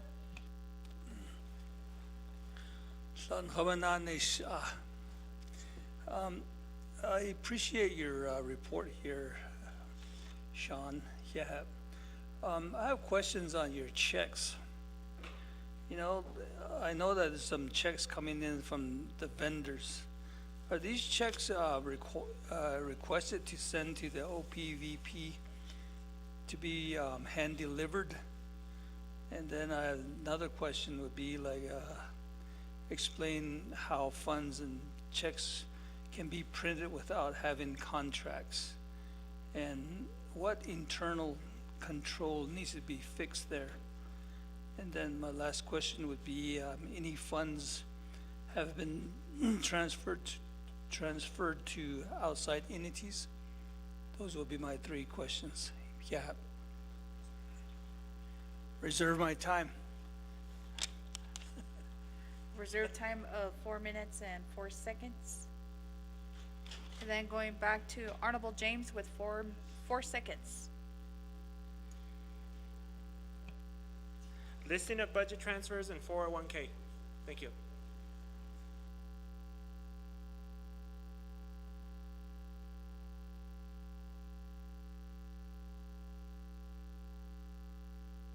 Okay, thank you, Honorable James. And then going next to Honorable Tlaw with 2 minutes and 5 seconds. Okay, so my question in response to the work order number 4, Mr. McCabe, just let me understand this.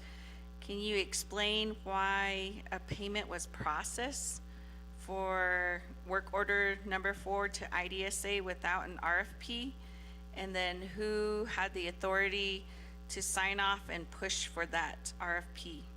And then in regards to the AIF, is 4 days sufficient procurement for that $20 million contract? Reserve the rest of my time.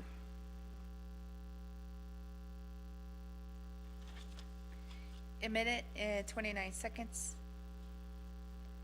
And then going next to Honorable Eugenia Charles Newton with 2 minutes and 9 seconds.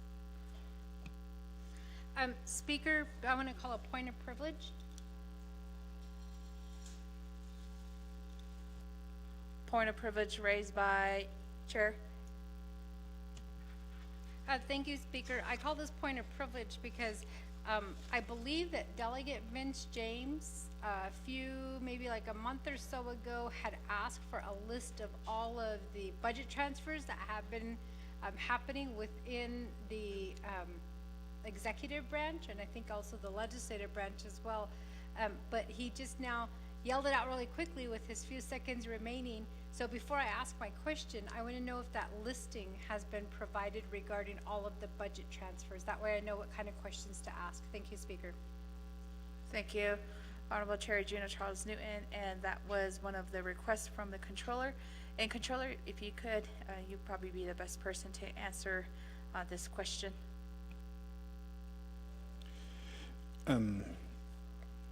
So the question on by Chair Newton, that listing would actually come from OMB. They're the ones that process those, and I know a listing exists. In fact, I believe during one of our budget meetings last week in the evening, the president commented on that as well. So I would just refer your question to Dominic at OMB for that listing, because that's who processes those, ma'am.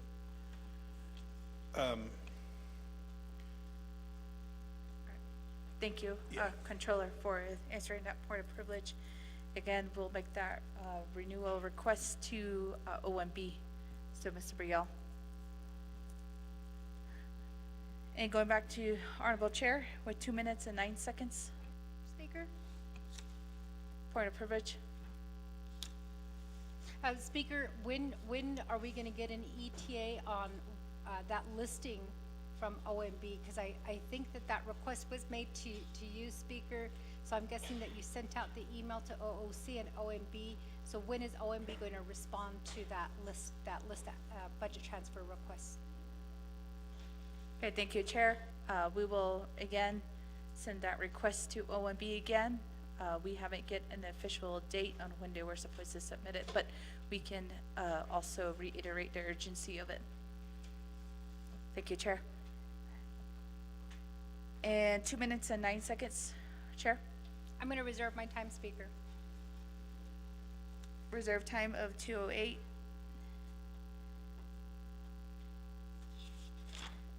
And Controller, we'll go back to you for responses. Thank you, Madam Speaker. So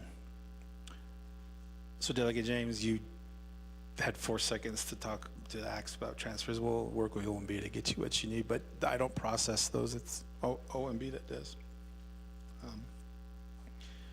Delegate Yanito, your questions, so checks that come in from the outside are usually routed through central mail reception. It's usually at the office of the President and Vice President. We do get those with checks in there. We recently got one. Sometimes we'll get donations, or somebody's will gave us money, and we'll get those, and those are usually, we'll get a notice of it. Then the money will come to the Office of the Controller for deposit, and then an expenditure plan needs to get set up, and then we have to figure out how we're going to spend it. But a lot of those cases like that will come with instructions on how they want that money spent, but we still have to go through the internal process. You asked about contracts being paid without contract numbers. We actually won't pay those.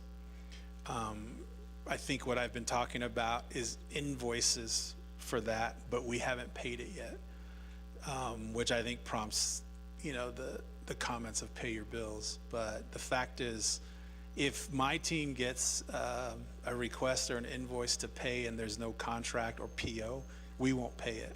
We'll tell them to go back and either procure it or figure it out. But this is where the vendor is unfairly treated, because they're just doing what they've been asked, but there's been no contract or PO. And now they're asking for payment and we won't pay it without some kind of documentation. You asked about funds transferred to outside entities. I'm actually not aware of that. I don't know what. I don't think that's my mic.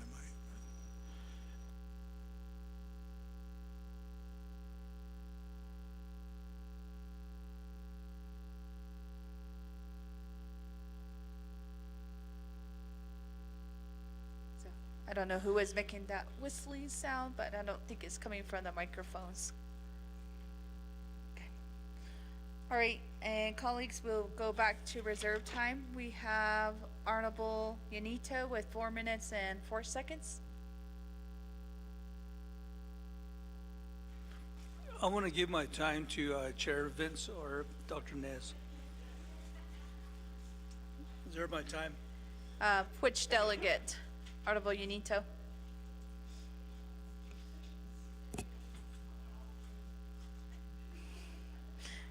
Oh, no, he said Delegate Nez too. Okay, so I guess he chose Chair James. Chair James, do you accept the 4 minutes and 4 seconds?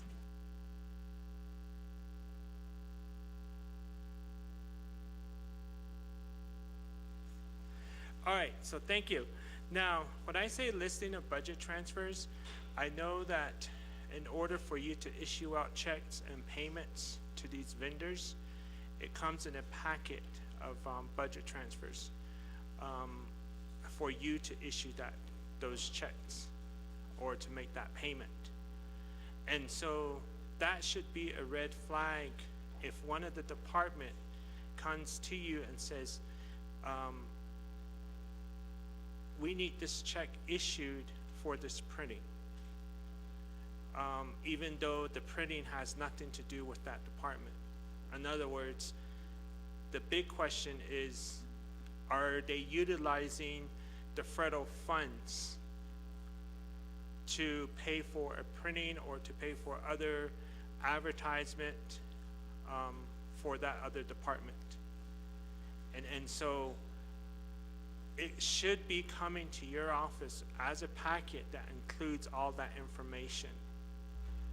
And I'm assuming that OMB will have the information, but will not really know the detailed information compared to your office. And you would have more of a detailed information to make that payment, and your staff would be requesting for that. Now, in regards to the 401k, I know that at the national level, things have been happening, and so some of our employees that have retired or that are going to plan on retiring have questioned that 401 dollar amount going down on certain things that are happening at the federal level, and that's what I'm pertaining to when I say the 401k. And I think it's very important to share that information here with council as well. And then on top of that, I also would like to really speak on behalf of Health, Education, Human Service Committee, because as chair, we have several programs that utilize federal funds, that rely on federal funds. that receive federal funds. And if we're going to sit here and not follow the lengthy process of the budgets that have been prepared and that was presented to the oversight, and breaking those policies, breaking the law on how to spend those funding, this is general funds. I guarantee you that is happening with the federal funds as well. If they're going to do it, abuse the general fund, they're going to abuse the federally funded funds that they receive as well. And a lot of our elders are disabled or NAFO people rely on these federal funds program. And so it would be a very devastating, heartbreaking news if we were to receive that those federal funding have been cut. And a lot of them rely on like the funeral assistant, the burial assistant, a lot of our families. And that's why I'm very concerned and asking for those documents. Thank you very much again, Chia, for the time. Thank you, Honorable James, and also Honorable Yanito. And then new in queue, we do have Honorable Simonson. Thank you, Speaker. Good evening, honorable colleagues who are still here listening to this good information and all of your questions. So Controller McCabe, I just have a question. A couple of days ago, I happened to listen to a presentation by Mr. Joseph Austin through Change Labs. And his presentation was about contracts, the sword and the shield for your business. And he was able to provide some good information. But in that, he mentioned that on the Navajo Nation, we do recognize verbal contracts, especially if the work was completed. So I'm just wondering, as we're sitting here talking about how there's a lot of invoices coming in without contracts, but when the nation does recognize verbal contracts, what are we doing there? So that'll be my question, and I reserve my time. Thank you.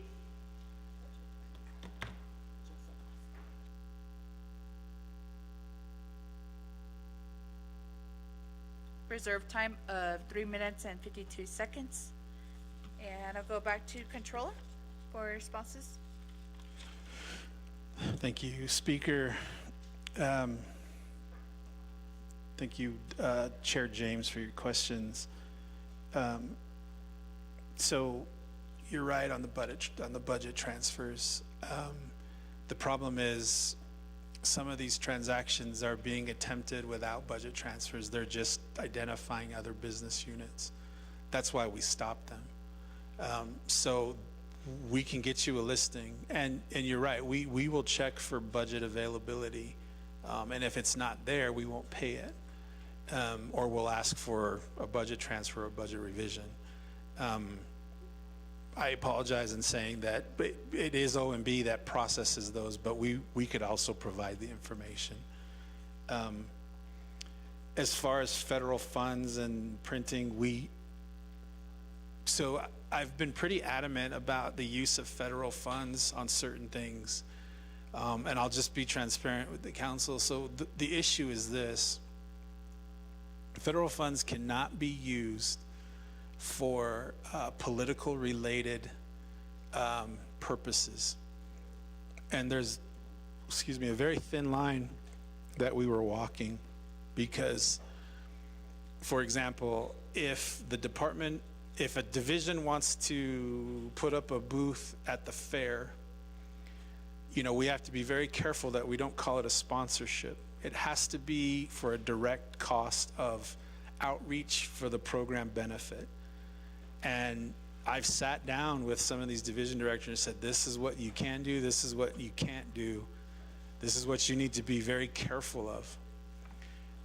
And so there have been occasions where printing on things newsletters, books that I have said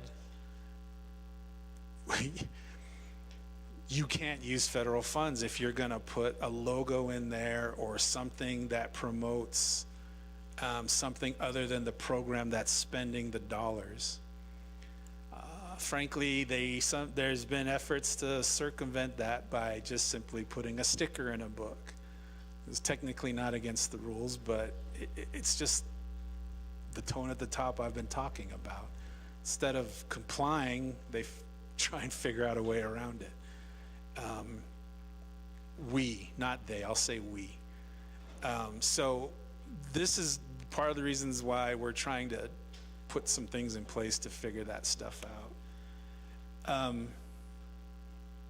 So 401k, Shinada, you bring up a pretty pertinent issue.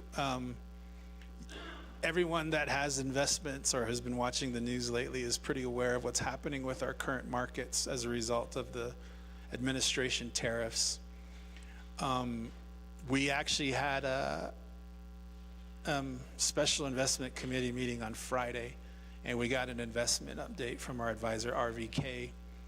The general consensus on that, I can forward you their presentation, and frankly, when we have these presentations, I mean, I can invite the council if you want to listen in, because there's a lot of information. You know, we have a $9 billion portfolio, which provides a lot of investment income for our usage. And it was reported that as a result of some of this market downturn, we lost some value in our portfolio. I think they were estimating $250 million, which sounds like a lot, but you know, when you think about the overall size of the portfolio, it's a moderate kind of loss. And that affects 401ks, that affects the pension fund, that affects our general fund, our permanent fund investments. So we did actually talk to Andrea Holmes about this as well, as far as the funding level and the liability of the pension fund, which frankly, there's not a lot of reason to panic right now, but it's something that we called them in to give this report because of what's happening. Their overall message was, yeah, there's some things going on in the market that has made investment values turn down, but kind of a wait and hold type situation. So coming out of that meeting on Friday, I would actually inform this council that we should continue to monitor it through our investment section and our advisors, but not a whole lot of reason to panic at this point. When you talk about external funds and policies, so there is one more level of scrutiny when it comes to external funds, and that's at our contract accounting department, which gets a lot of heat for holding things up. But the fact of the matter is they're kind of they're like the goalkeeper for a soccer team. They're the last line of defense to find things that are unallowable or not eligible or need to be looked at a little bit closer. So we do have another just kind of buffer when it comes to mitigating risk on external funds, and that's contract accounting. So while I do acknowledge your concerns, Chair James, I think we do have an extra layer to try and protect us from risks on federal funding. Shinata Simonson, as far as the verbal contract comment and question, ma'am, I actually am not aware of that.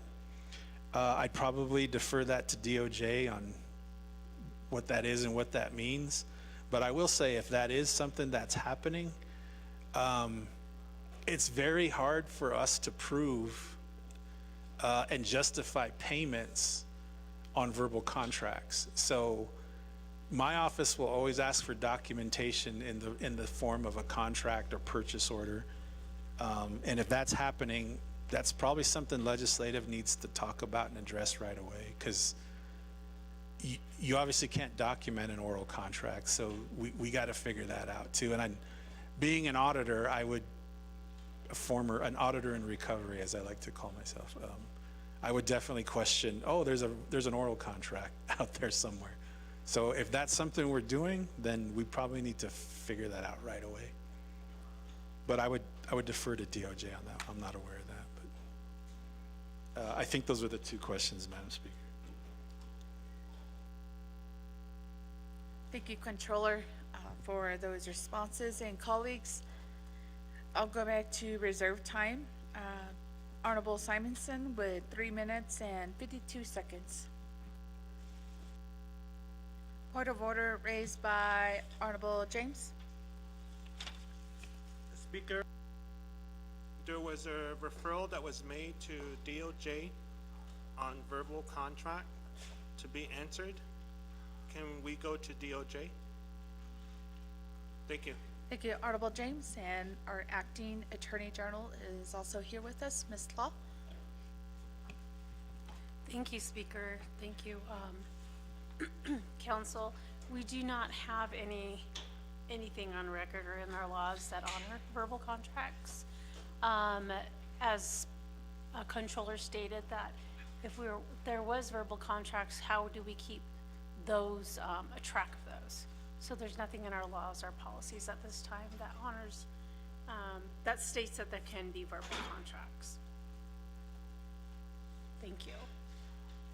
Thank you, Ms. Law. And go back to Honorable Simonson. Point of privilege raised by Honorable Eugenia Charles Newton. Thank you, Speaker. So earlier I asked the question about promise to pay. So based on what DOJ just provided us in terms of verbal contract, is a promise to pay a verbal contract? Thank you, Speaker. Thank you, Honorable Eugenia Charles Newton. And if you want to take that one, Office of Legal Counsel first. We can ask first our Office of Legal Counsel. Thank you, Speaker. Delegate Charles Newton. I don't know what the reference to promise to pay was specifically. May I get clarification, please, Speaker? Thank you.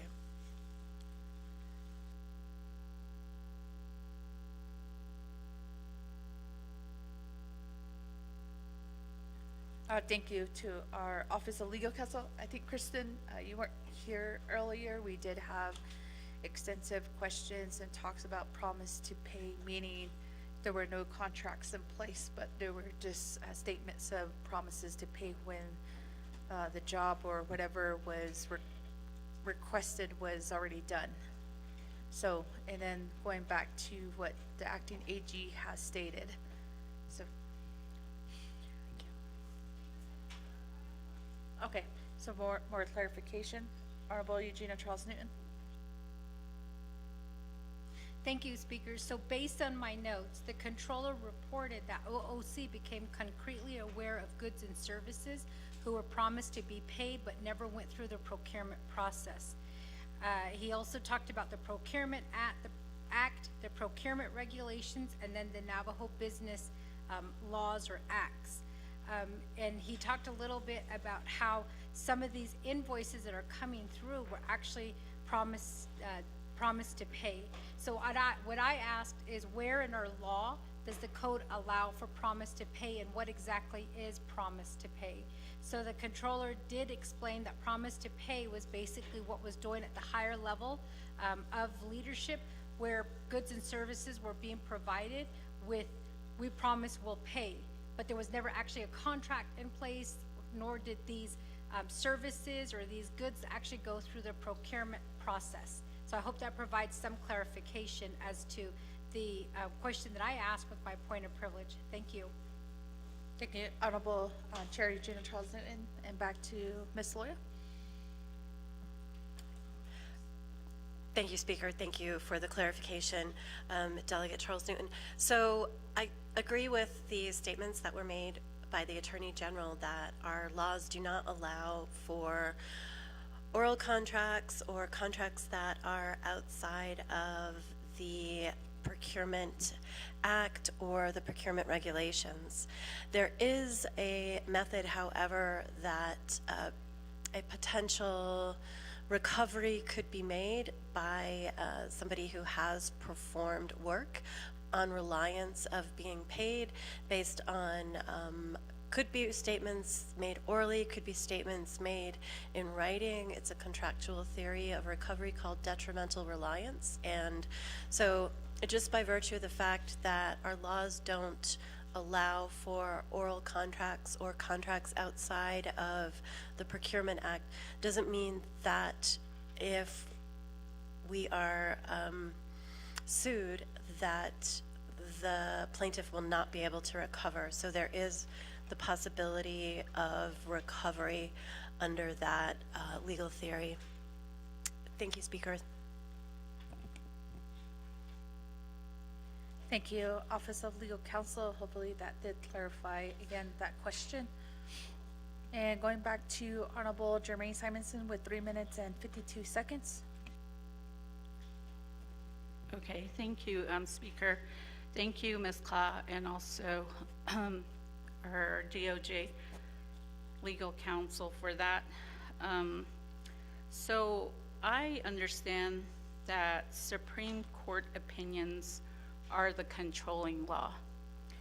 So in that event, there's a section on oral contracts, and it says oral contract is enforceable. Most transactions within traditional Navajo culture are based upon oral agreement, and that was mentioned, and that came out of Ben versus Burbank. The second piece, the Navajo Tribal Council has chosen not to require contracts to be in writing. That comes out of Hawthorne versus Wenner. So now you've got me confused with your responses. Can you clarify that, please?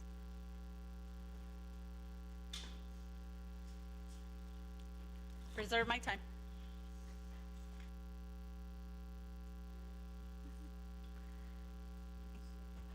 That is reserve time of 2 minutes and 46 seconds. So our legal counsels are deliberating right now, so we'll just give them a few minutes. And then going to next for reserve time, we do have Honorable Claw with 1 minute and 29 seconds. Thank you, Speaker. Still waiting for my other questions to be answered, and I'll reserve my time.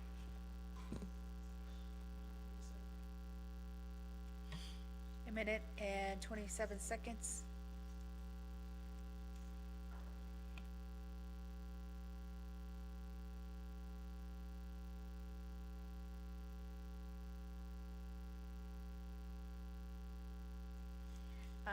Controller did step out for a few minutes, so we'll go over to our legal counsel. First, we'll go to Office of Legal Counsel. If additional interpretation is needed, we'll go to Acting Attorney General.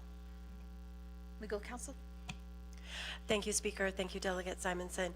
So oral contracts are, there's nothing, what I stated, what I was talking about specifically the Navajo Nation government. And so two private parties can enter into an oral contract. And in fact, the idea of a detrimental reliance would prevent a plaintiff from not being compensated for work that he or she performed when they could reasonably rely on statements made, could be orally, that the person will agree to pay for the services rendered. So that is one way to recover, one way a plaintiff could recover when they don't have a written contract. It's not a way for a government to do business. I can turn it over to the Department of Justice for further clarification. I am not able to look up that case right at the moment because I don't have my Westlaw access, but I can turn it over to Department of Justice for any additional information or elaboration. Thank you, Speaker. Thank you, legal counsel. And over to Department of Justice, Acting Attorney General.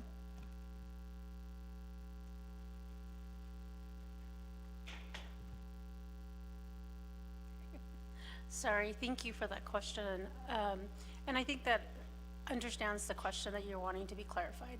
in our current laws that we do have right now, exactly what Legislative Council says, promising laws or promising payments is no way for the government to go ahead and act. Because of the responsibility that they do have with their fundings, either it would be with general funds or with federal funds. However, the cases that have been brought up are more of private parties that they have said, so-and-so said that they would pay me.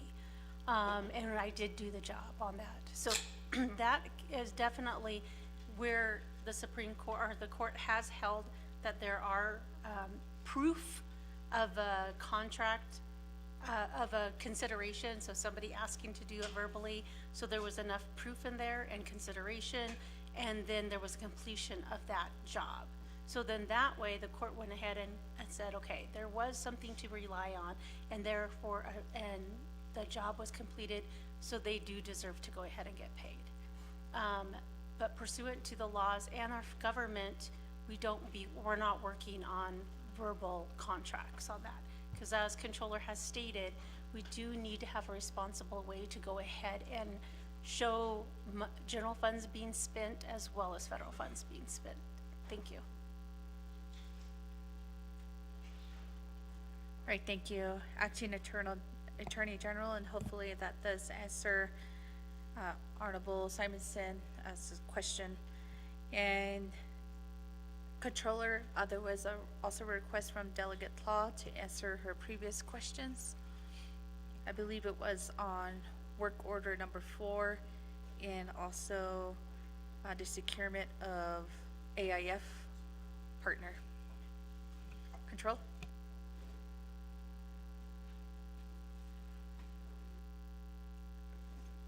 Thank you, Madam Speaker. I apologize for not addressing your questions earlier. So with work order 4, again, the procurement had already been done when the IDIQs were approved. And so the way those work is an IDIQ sets basically a dollar amount for them to complete a scope of work. The way that scope of work is initiated is through a work order. So the procurement happened when the IDIQ was procured and the IDIQ contract was signed. The work orders that follow don't necessarily need to be procured because the selection was made, I think in this case, of IDSA, and that's how and why we processed payment under that work order. Basically, all of the work orders under the IDIQs for that housing allocation and others are being utilized for construction and even project management services. So I'm comfortable that the procurement had already happened when the IDIQ was procured and signed, and the work orders don't necessarily have to go through that process, because the work order is basically fulfilling a scope of work that was already procured under the IDIQ. The AIF and the question on the 4 days of procurement. So the way the Office of the Controller has drafted the procurement regulations is such that a minimum of 5 days is required for a formal bid process. And I think up to 10 days is what we were saying. So we're trying to enforce a minimum. With the contract under AIF, you know, that one I think got some scrutiny. I think, you know, I don't know exactly. You know, I understand it was procured for 4 days. Part of the other issues is sometimes these procurement things don't go through my office. They go through one of my staff members, and I'm not pointing fingers at my staff, but sometimes I don't even see these things as a controller, to the point where I've actually instructed my staff that any solo or direct source attempt, actually I have to review before it goes through. Even though the regulations say it can be my purchasing manager that does it, I've asked that I do it personally. So I don't want to add any fuel to the fire, but on that one, I'm not real sure. It may have gone through a process that I may not even have seen Shinata, because I don't recall the procurement. I do know they procured, meaning they bid it, they advertised it. But as far as the selection process, that was done at, there are some requirements that frankly divisions do skip sometimes, meaning we do require someone from purchasing and someone from business regulatory to be at the bid opening. I don't know about this one, if that happened or not. Because they're a Navajo-owned company, BRD would have had to have been involved with that. So I can get more details for you that though, Shinata, to maybe better answer your question. Thank you, Controller. And going back to reserve time, colleagues, we do have Delegate Law with 1 minute and 27 seconds. Thank you, Controller McCabe. Okay, so the reason why I was asking is that these proposals that you're talking about, the price were submitted, but the difference in the price variation is what I'm getting at. So for work order number 1 and number 3, those move forward, but then, yes. So when that work order came out for work order 4, did you ever consider questioning the price variations? So one set was at 158,000 and the other was over 300,000. So who should have questioned that price variation as far as the procurement process? And I think that's where one of the flaws is in the procurement, and that's where I'm getting at. Another one is regarding the promise to pay. When you're talking about high-level officials and the verbal agreement, we're talking about, again, another flaw. So what is your recommendation for the Navajo Nation to fix this? And if it should ever go to court, and the Navajo Nation is ordered to pay for the promise to pay, does the Navajo Nation have enough in settlement and litigation funds? And I will go ahead and waive the rest of my time. Thank you. Thank you, Honorable Tlaw. And then going next to Chair Regina Charles Newton with 2 minutes and 8 seconds.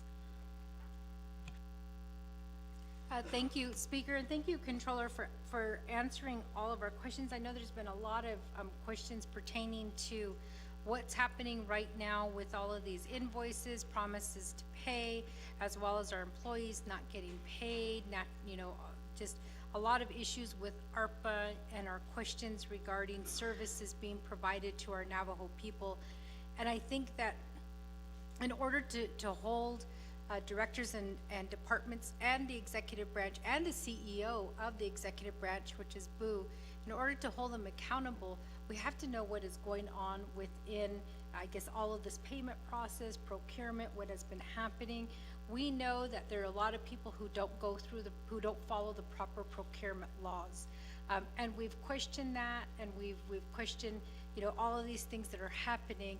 So I want to know, with all of this happening, where does the Department of Justice stand with these issues? Now, I ask that question because the Department of Justice has made it very clear when they disagree with certain legislations that are coming down the process. However, when asked on the record what's going on, when they're asked, what are you doing, DOJ? We never get a response back. Now, I ask specifically about that promise to pay because there was a response given to us about what that means, that it's not in the law, that it's happening, but we're allowing it to happen by paying people. So who do we hold accountable in those cases where there are promise to pay and these vendors are not getting paid? How do we know who these vendors are? Where are these promise to pay? Where are those statements being made? And how is the Department of Justice going to stand for the Navajo Nation and the Navajo people by holding those individuals who are doing promise to pay accountable? Thank you, Speaker. I waive the rest of my time.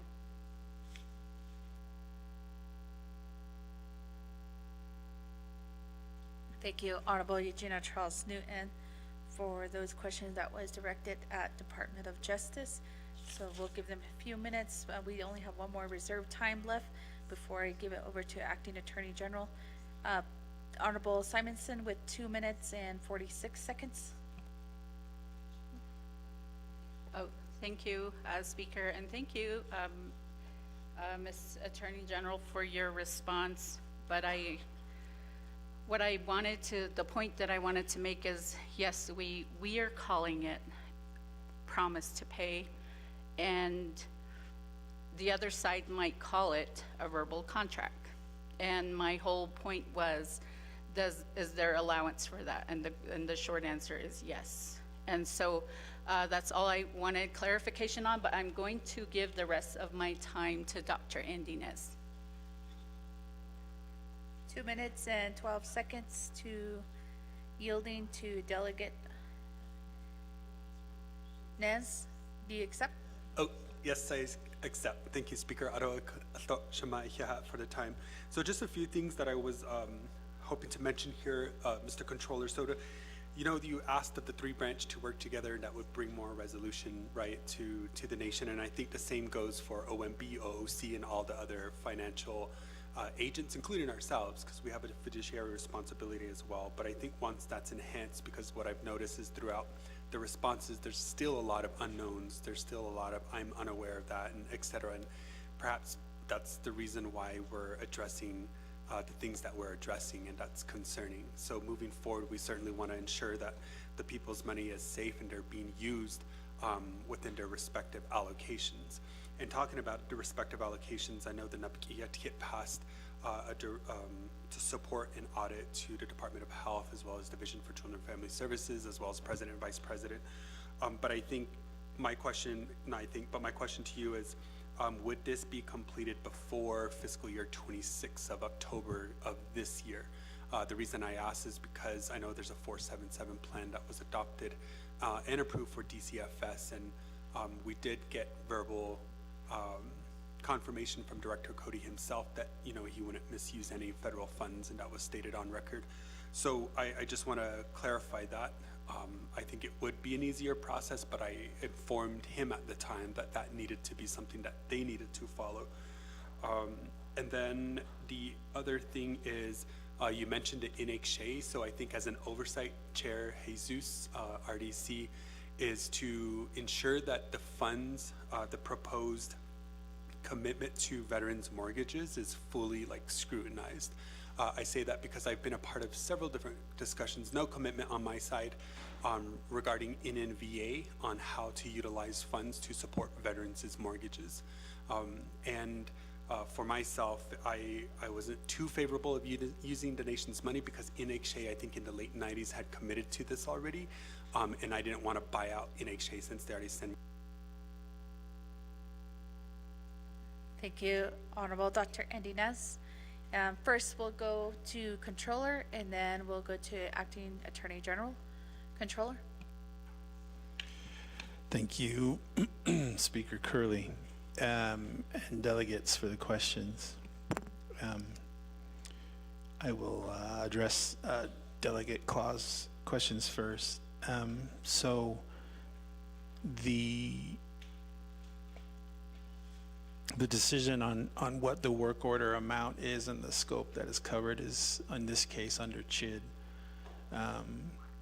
In our case, at accounting, at OOC, we would just look at, is it fall properly under the current IDIQ, which we believe it did. The work order is fulfilling what that scope of work was under the IDIQ. So in this case,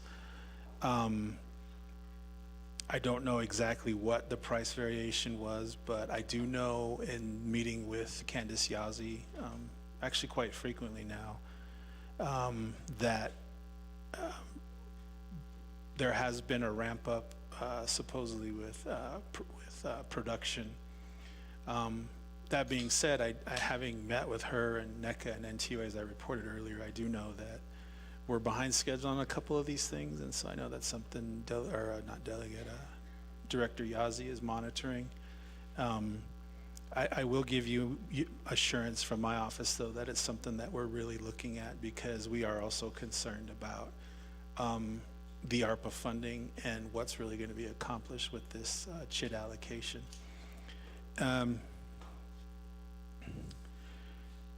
You asked about if these promises to pay go to court, is there enough in settlement? I'll actually refer that to Madam AG behind me. Chair Newton, I believe your questions were also directed to DOJ, so I'll refer those to her as well. Dr. Andy Nez, you asked about an audit that Nabi had directed.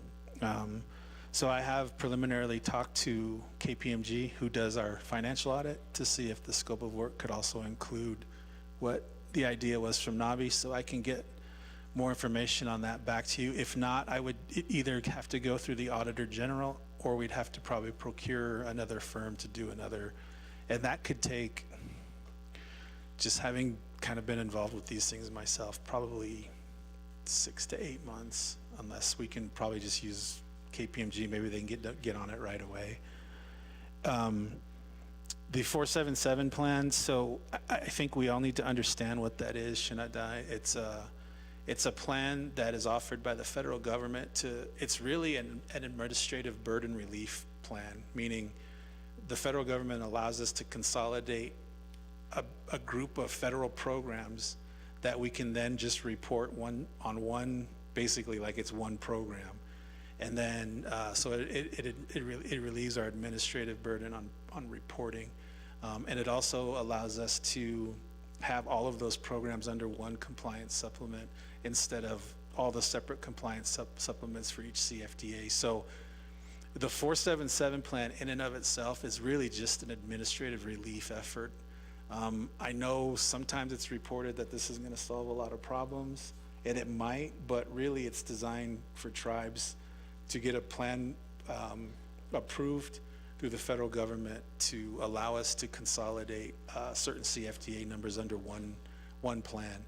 I will also mention that 477 plans are available to all tribes, but I don't know, maybe 40% of them have actually instituted plans. So it is a good thing for the Navajo Nation as far as administrative relief, but we still have to follow, certain rules and everything through the compliance supplement. So I believe I answered my questions. Thank you. Thank you, Controller. And going next to Acting Attorney General.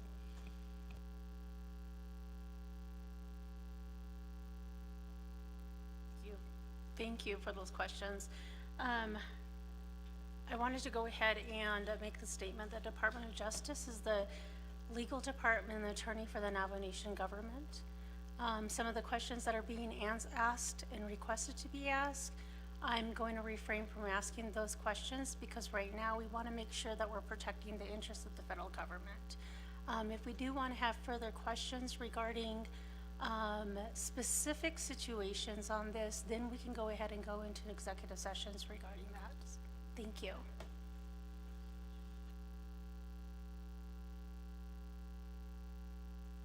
Great, thank you. Acting Attorney General and colleagues, that was a request here from Acting AG was to go into executive session for any other further details. And colleagues, we don't have anyone else new in queue, or I don't have any reserved time for the Controller's report. And going twice, point of privilege raised by Honorable James. Speaker, I don't understand why DOJ would come back with that response. This is the people's money, but we're not going into detail. And it's just a simple question. And so if our legal counsel can answer, then why can't she as DOJ? That's my question at this point. What is it that we're hiding? Are you hiding anything, DOJ? Ms. Law, I believe that you do work at the pleasure of counsel, not just the president. And so that would be my point of privilege, to find out why we have to get that kind of response. And how are we supposed to fix problems and issues if we're just going to get that kind of a response when it's the people's money. Thank you. Thank you, Honorable James, and for clarification from Acting Attorney General on why, if there was any elaboration on your response. Acting Attorney General?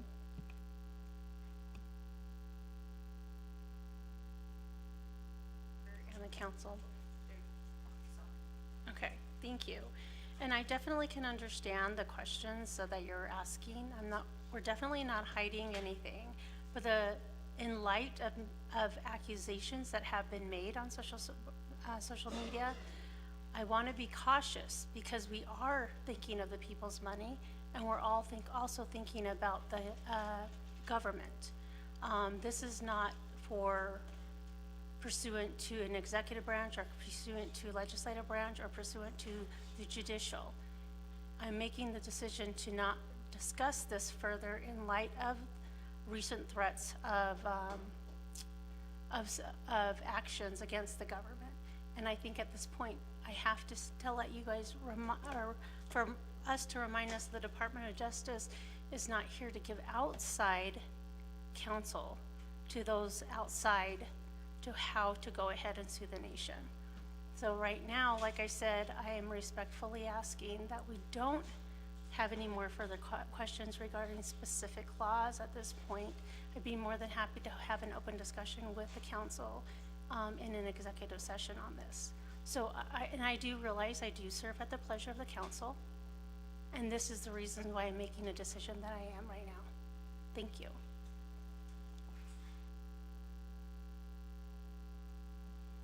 Thank you, Acting Attorney General, for that statement. And again, colleagues, Attorney General did state that if there is an executive session that's needed, then that motion would have to come from the floor.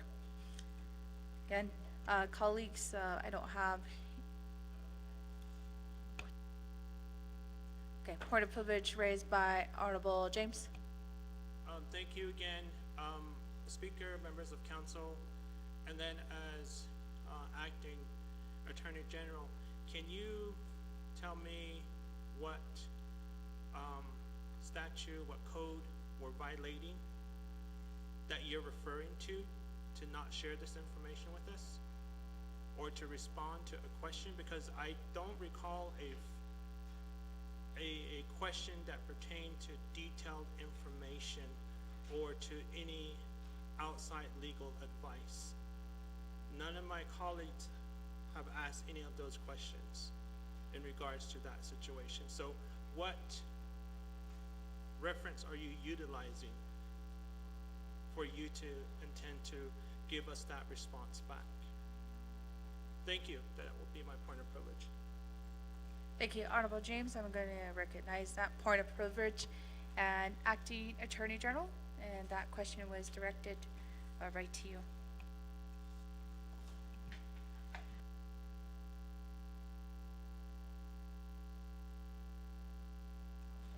Oh, thank you, Speaker. In my response, underneath the Department of Justice, in Section 1961, the establishment and purpose of the Department of Justice is to go ahead and be the purpose of the Department of Justice to provide legal services to the Navajo Nation government and to administer its programs. In that particular sentence there, that the Department of Justice has a duty to protect the Navajo Nation and not give legal strategy to others. And I feel like if we go into further discussion on this, that we might be doing that. So at this point, like I said, in all due respect, I'm not refusing or wanting to tell you that refusing the answer. It's just under the duty that I have to protect the Navajo Nation's government's interests that I need to, I'm asking not to respond to that. Thank you. Thank you. And colleagues, are there any other additional questions new in queue for the controller? Going once, going twice, and going 3 times. 2 minutes on the board, colleagues, and this is for the controller's report.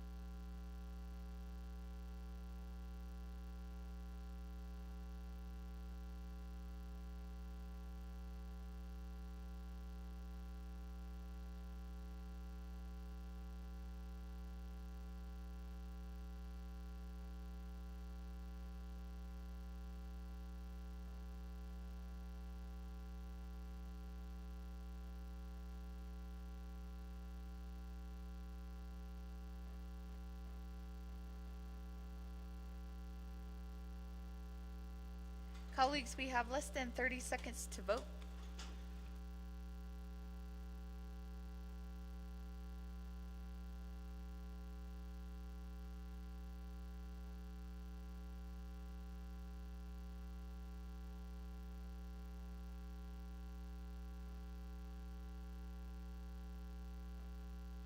Honorable Simonson, how do you vote?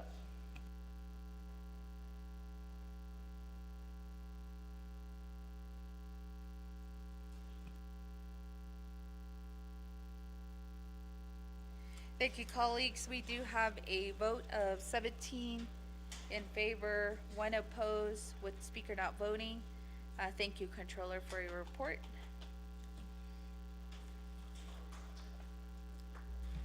And colleagues, we are down to our agenda of number 8, oral reports. First, we do have Bureau of Indian Affairs, BIA. So if our presenters from our federal partners could make their way to the presenters table.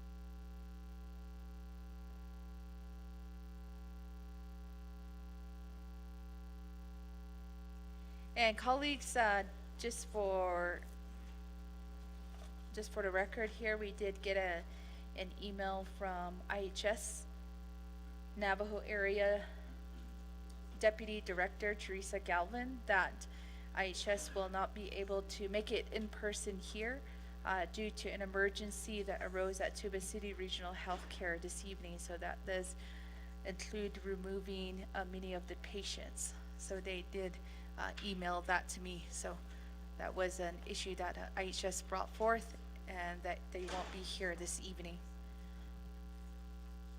And for our presenters here from BIA, you will be allowed 20 minutes for your oral report, and just state your name and also title of your affiliation.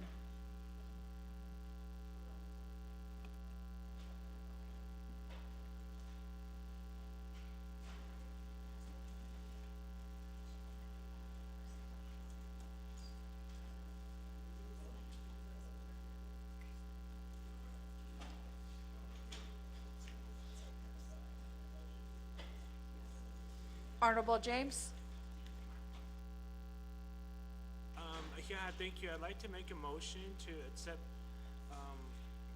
Bureau of Indian Affairs BIA report as written, since they forwarded the information to all of us council last week.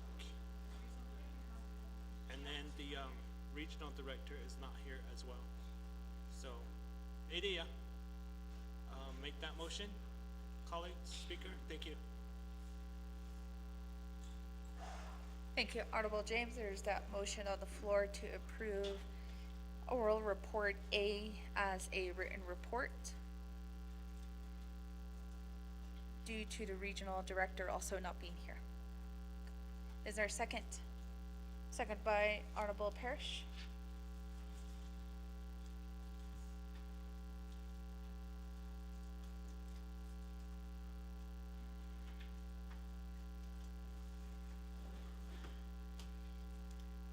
And colleagues, I don't see anyone else in queue for this motion. Okay. Chair Parrish. Thank you, Speaker Curley. Members of the council, I'd like to request that we have a leadership meeting with our regional director, and then we can have a one-on-one discussion with her regarding some of the challenges and issues that we're facing. I know she's not here today, but that's my request, Speaker. In regards to this motion on the floor, I reserve my time. Thank you. Reserve time of 4:40.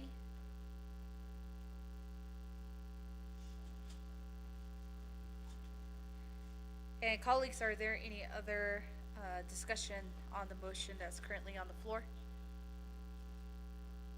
Other than Chair Parrish's also request. Chair Parrish, you're the only one in queue, so 4 minutes and 40 seconds.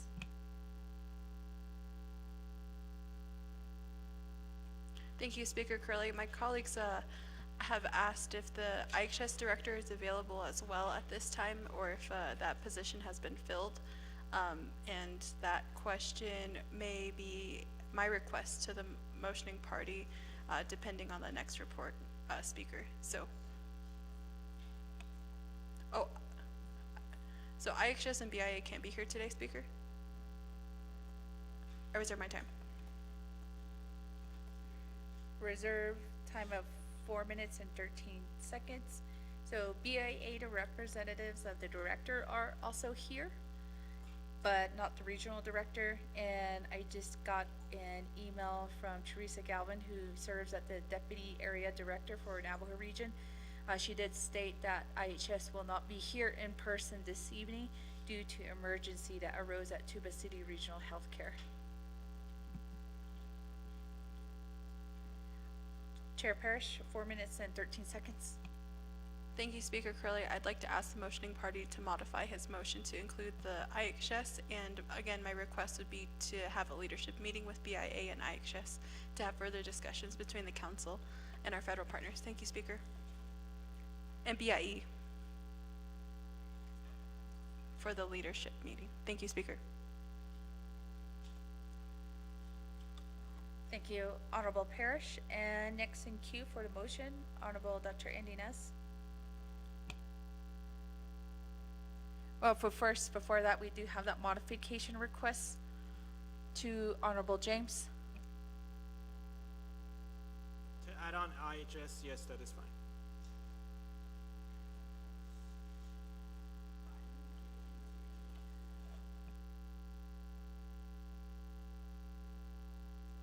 Thank you, Honorable Parrish, and that is modified here on the board. And second party, you're okay with that? Oh, Chair Parrish is the second party. All right, Honorable Dr. Indinez to the motion.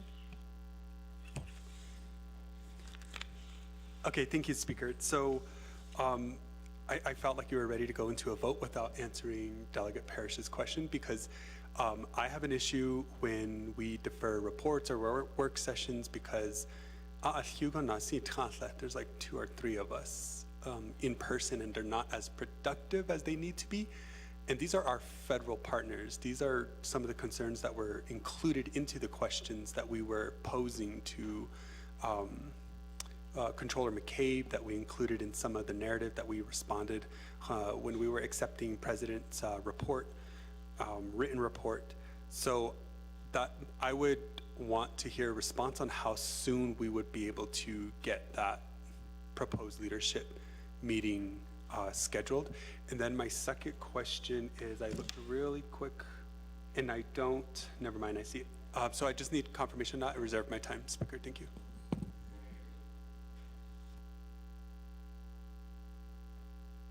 Reserve time of 4 minutes and 3 seconds. And the modified language is to accept BIA and IHS report as written report, and then the state that requests the speaker to schedule a leadership meeting with BIA, IHS, and also BIE. So if there's a time frame that needs to be given, I know they work only on advance notices for any type of long day meetings. So we can also work with them in those 3 offices. So if I suggest probably within 30 days to the motioning party.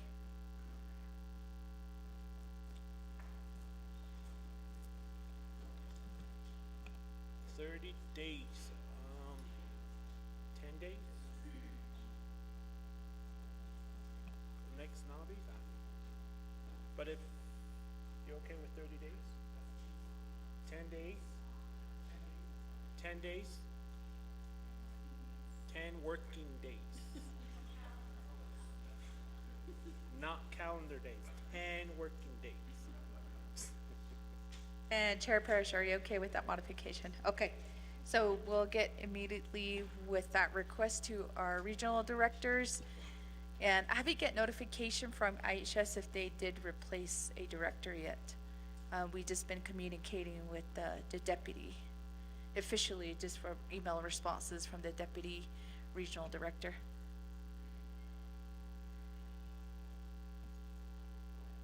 And Honorable Inez with 4 minutes and 3 seconds.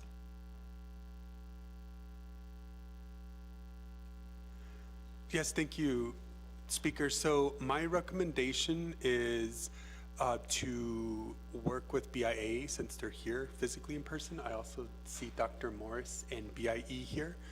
If you can solidify a proposed date today, rather than letting everyone kind of go their separate ways and you're trying to correspond by email when literally you're just feet within each other, is to schedule that as soon as you can within the next 10 business days. And then working with Teresa and Dr. Delegate, it sounds like he's not in that position. You guys referencing who's the new director. But anyways, so that would just be my recommendations. Thank you. And I will waive the rest of my time. All right, thank you, Honorable Dr. Inez, and we'll have staff work with those partners following the meeting or during this meeting. And colleagues, are there any other questions or comments on the current motion that's on the floor? I don't see any, colleagues, so that it does include BIA and IHS. And we also have oral report from Bureau of Indian Education that was 8E, just for, that's also on their agenda. Honorable Toth, to the motion. Thank you, Madam Speaker. Dokunonat Ani, Delegate. Ayoto Shalawet on Dawitla. Day 1 week Hanao. To Hashing Trinkan of Sanjawala. Eben Yebij Tratasa. Why can't we just follow this agenda? So, agenda change, I thought we were supposed to do amendment or suspension of the rules. Did all Tabani, Karun Hayasan. Shitla Adeshkil, do and das even that. Even Yakon Hinahas Tran Ralchen. I da what on took his lay in Yakon agenda, Bakan Dashli. A question is a leadership Nita then. That's it not Khan has a translate need that they all call that. I know you guys are busy, I don't Joy and Hinhas a lot. Even Yeh not Anni, Lincoln that Lady hot other honey, Zanan Hitishni. Asian conditional.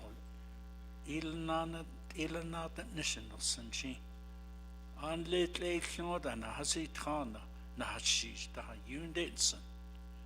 Dinina Kadonin de Kage Edel. What are ye, Eshidil? Jo agenda, Eben Yell Yashashi chapter house, Hadat. Eben na Jodoli Jenkinson. Korot Abi Ehnas Linko.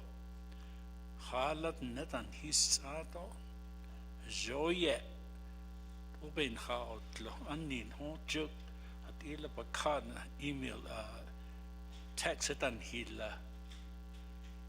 jokers at work, he didn't know. Obayasan, one he didn't know.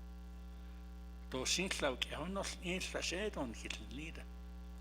Shika idea a hatanshin haliati, Hawan, Konyat Obigin. In her laro list, Nepahok a hostel. Nito ni Eshe Haj. Did hot out or the high castle he Naso 2 days and day. I know we're spending money for the tribe from the tribe, but that's what the tribal code says. There's Naabik'iyati iroti nana an hitahiti. Ereben hija decision at Aniko. Tosiliat era hot out. I done took case ban, took case it never come. We waste their time too. Con Kina has tag, I did all hard, she leadership, not no. Oto bilt eda. Hot sido speaker. Thank you. Yeah, thank you, Delegate Toth, for voicing your stance on the current motion that is on the floor. And colleagues, I don't see anybody else in queue. And we will go for a 2-minute vote. Oh, response, Honorable James. Yeah, thank you, Speaker, members of council. Ado kodo Honorable Toth, yehatzi ko. Shido ashidi, shidi ado bashine, asto. But we can talk all day long to BIA and BIE, but their director is not here. Tsada Allahu atsala de tasatahigi, do konsa keda. De do staff de bejayana de titoli. They are the director from the federal level. They're supposed to be here. Ako quiet staff oi trai nanano taho doto bilt eda. Nihida zaid hil bilt ako shado shil bilt eda. Ni hajo government to government. Ihil need neshdi nigo. The director should be here. Da ihil na neshwalia. Do pons la to hons is keda. Adonana. Oh, hayuja na the kitten linen here. 5 minutes is not enough for all of us delegates. I da sahoba yel to I da del kit. But kwajo, if we do the leadership meeting, there's no 5 minutes time frame. Jo do what a title 2 subcommittee banana slash do oko Khalid akbidi ni la khajo hitnil nishto lehti nini need a leden has twin hizani sahat dahon sa large atsalate da has tani ko da halon banana shidil in deko. Again, both of these directors know when council sessions are happening. They know when we come together as council. Winter, spring, fall, summer. Akot inda do needed that they have the opportunity to call in to make that request. I stop it's just Hashinit Eshinat Ani Kodobesh Bansa Anit Lini. I took at Aden Hiltahwel Jish that they should be able to call in and to provide us a report.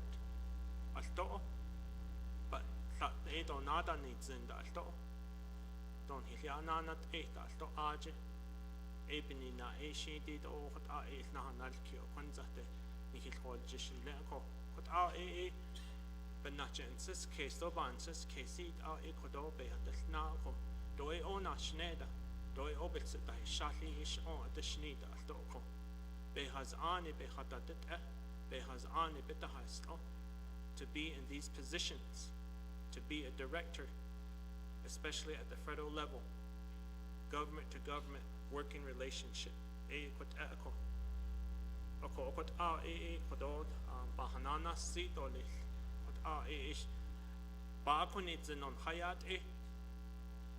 Directors that know that Hanel Lashi based on his the Haliako, Dot Ahwe, Nanish Binyan that is source.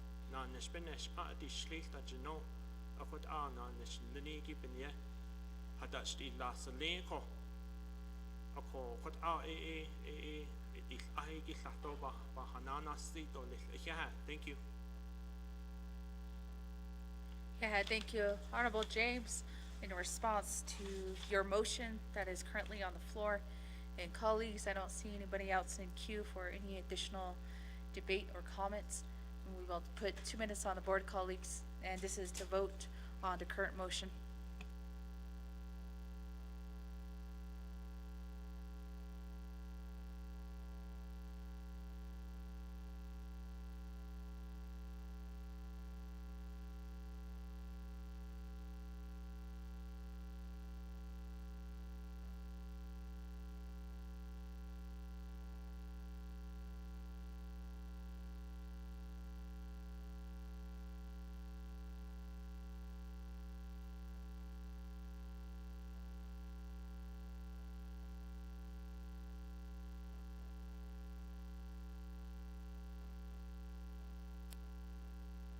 And thank you to our visitors that are still here with us.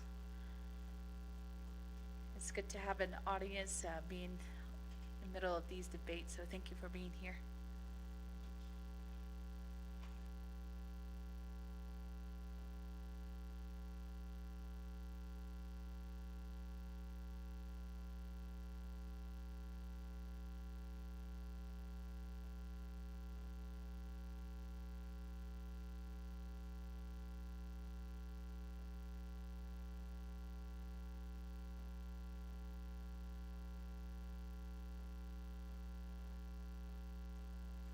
And we have less than 35 seconds here on the board, colleagues.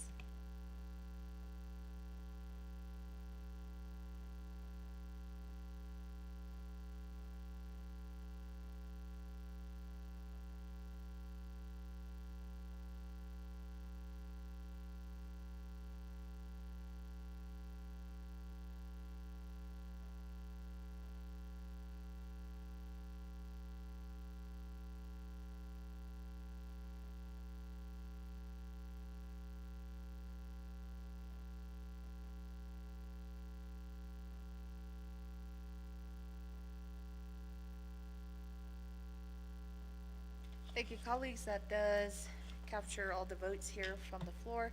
We do have a vote of 11 in favor, 7 opposed, and with the speaker not voting, so the motion carries. And then we will schedule that leadership meeting with our federal partners that are here. So if you can, one of the staff will be around to schedule and compare our calendars to see which day is feasible. And going next on oral reports, letter C, Attorney General.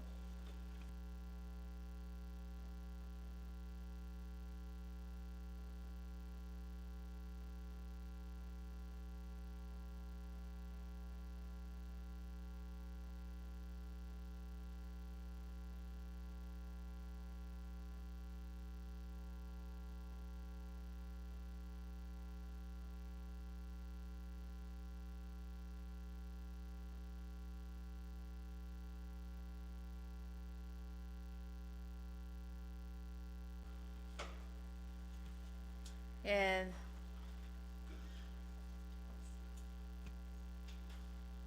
so since there's no questions on this report, I'll just entertain a motion in a second. Motion by Honorable Yazzie, second. Seconded by Honorable Jesus.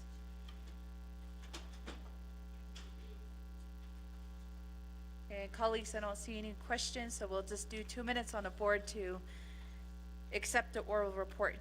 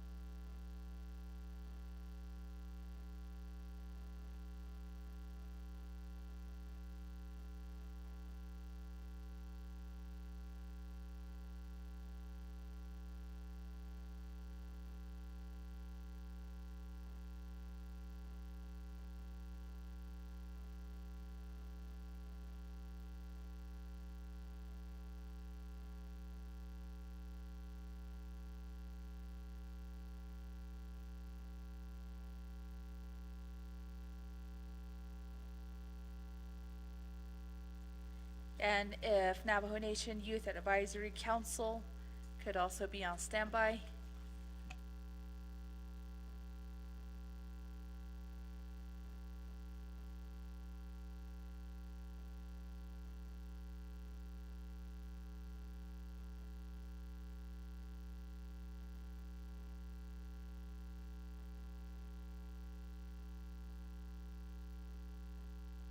And thank you, colleagues. That is a vote of 10 in favor, 8 opposed, with speaker not voting. Thank you, Acting Attorney General.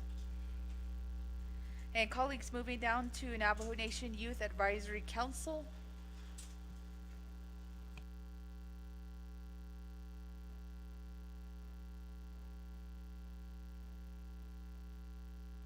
Ms. Carletto Benali has been identified as the advisor or lead for the Navajo Nation Youth Advisory Council. If you're here in the council chamber.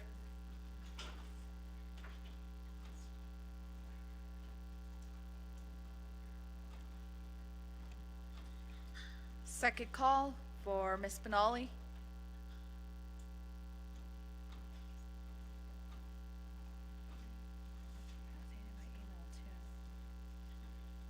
And third call. Colleagues, we will move on.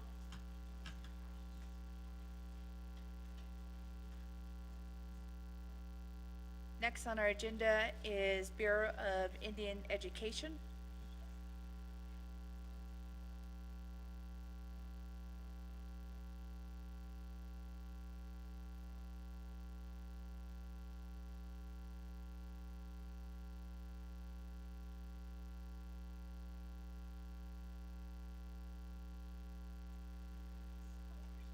Second call.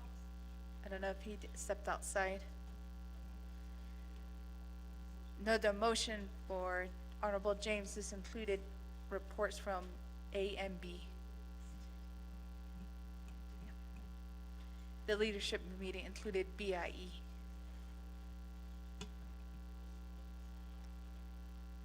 Mr. Morris? All right, third call.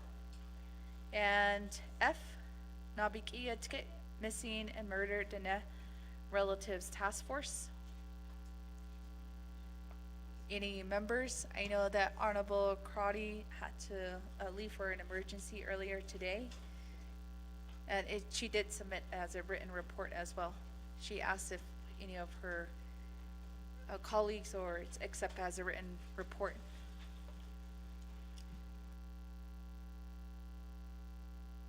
There's a motion coming in the floor from Honorable Eugenia Charles Newton to accept Chairwoman Crotty's written report for the MMDR task force. Second by Honorable Helena Naabik'iyati.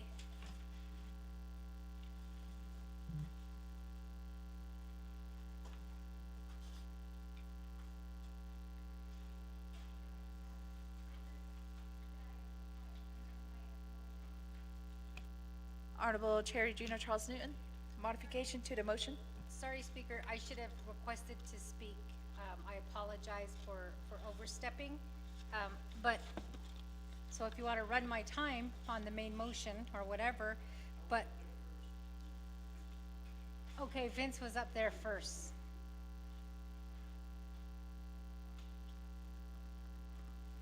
Maybe I did recognize her motion, so if you withdraw, then we can just go back to. No.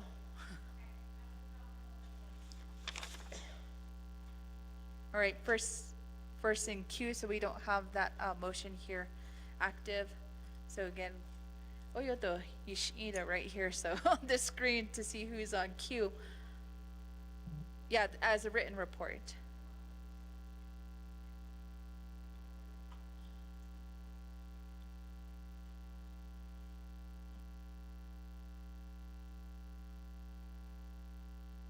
I did recognize you, Chair, already, so. Chair, Eugenia Charles Newton. I know it's a long day, it's after 6.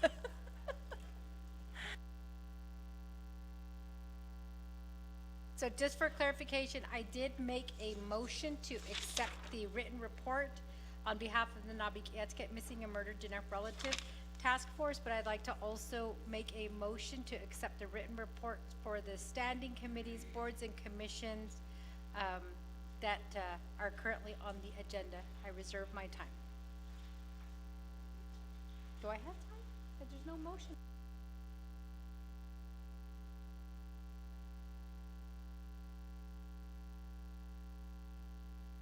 And that will be on the main motion of 4 minutes and 30 seconds. Let's see, 4 minutes. Okay. All right, then we had that motion still. Honorable Helena Nesbigay, are you okay with being the second for that motion? Yes, that will be a written report for the MMDR task force in addition to all of 9 written reports. Yes. Okay, so we got that straightened out. Colleagues, there is that current motion on the floor for MMDR task force and item number 9 to accept as written reports.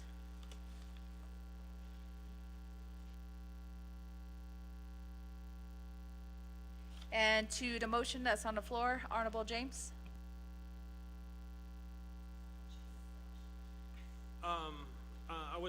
The reason why I'm up there is I wanted to know where Bureau of Indian Affairs written report is at, because I don't have it. Bureau of Indian Affairs? No, not BI, not Bureau of Indian Affairs, but I'm trying to figure this one that's under written report. So under oral report, you have Bureau of Indian Affairs, which we already took care of. But under 9, which you guys put into this motion, under written report, it says Bureau of Indian Affairs. So is it the same report? Is that what it is? Okay, thank you. That's my only question. Wait the rest of my time. All right, thank you, Honorable James. It's written like that in our rules. It's duplicated. So maybe something for Title II subcommittee to consider here. And colleagues, I don't see anybody else in queue for the current motion that's on the floor. Honorable Dr. Andy Ness. Thank you, Speaker. So if I could ask the motioning party to include oral reports E as accepting Bureau of Indian Education. I think there may have been a confusion when we adopted the earlier amendment, and I think that's why they departed, is because they thought they weren't reporting. But we do have it under the committees as a link, so if the motioning parties can include that acceptance from the Bureau of Indian Education as well. I waive my time. Thank you. Thank you. There is that modification for that request, Honorable James. Oh, Honorable Eugenia Charles Newton. Speaker. Seconding party? Okay, question Shema. So that is modified here on the board, colleagues. Are there any other questions? I don't see any, so we will have 2 minutes on the board for the current motion.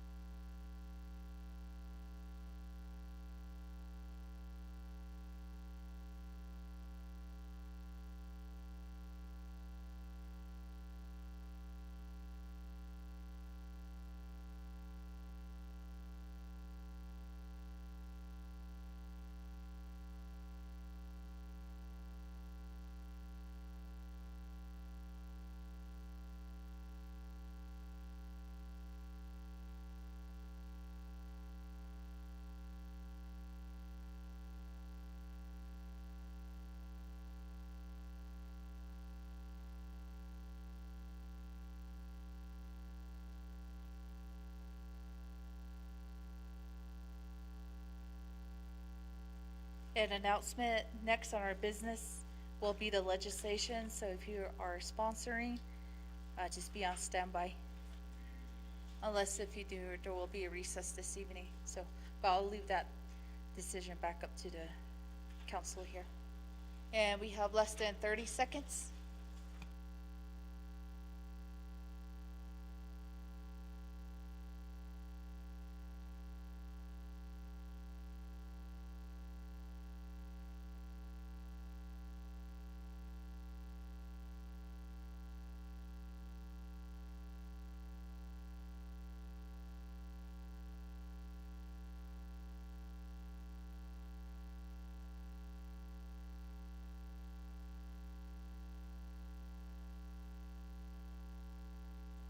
And colleagues, we do have a vote of 18 in favor with 0 opposed and speaker not voting.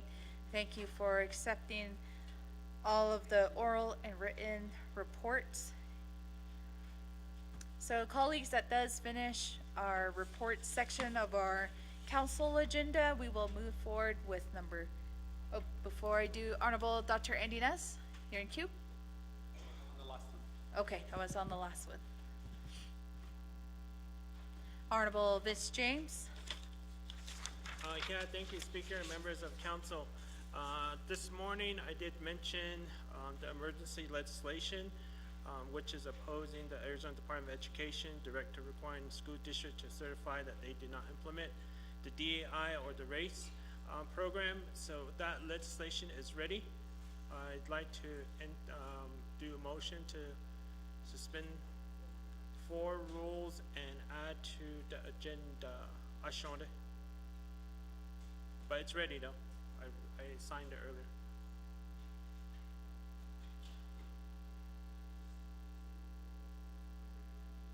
Reserve.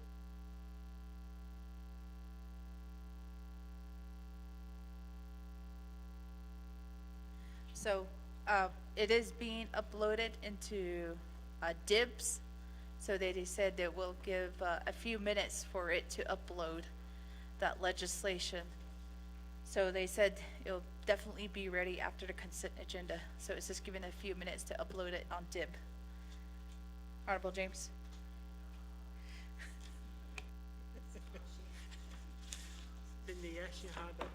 Okay, wait the rest of my time. All right, thank you, Honorable James. And old business, none. And we are moving on to new business. And the first portion of our agenda is the consent agenda. And just for the record, legislation new business A was withdrawn, so we will move forward with our agenda to the consent. And staff, if you could help us read that into the record.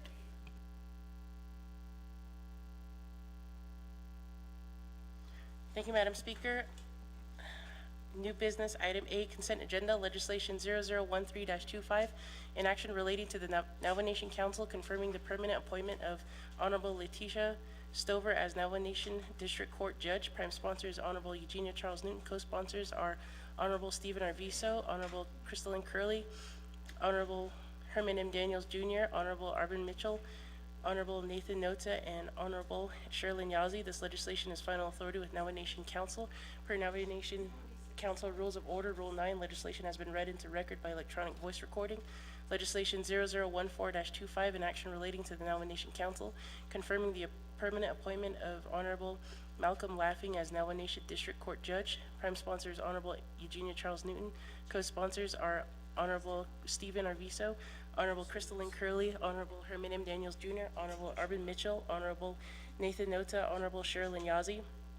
This legislation is final authority with Navajo Nation Council. Per Navajo Nation Council Rules of Order, Rule 9, legislation has been read into record by electronic voice recording.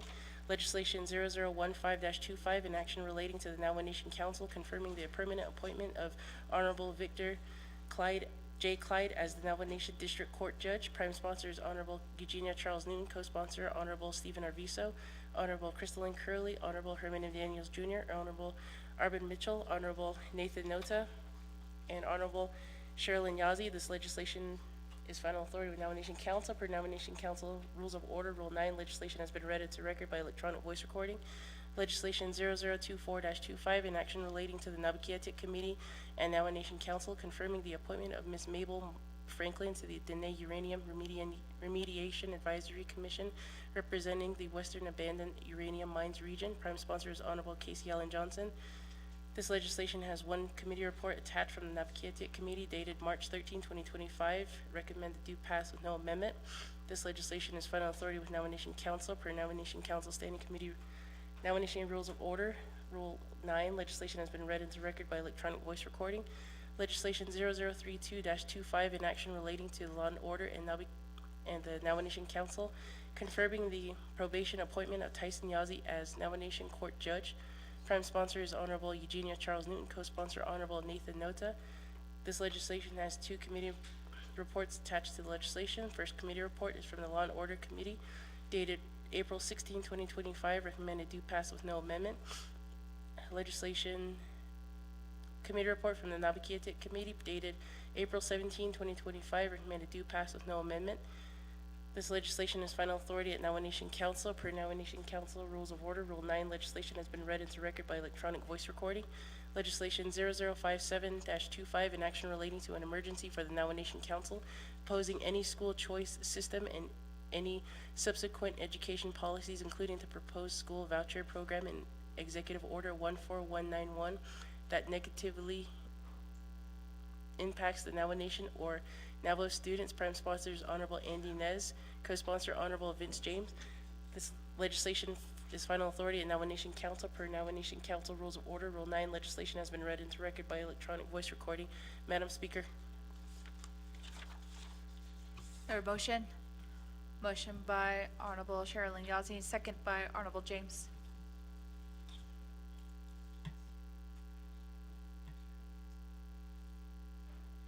And colleagues, these are majority vote legislation, so we will put 2 minutes on the board.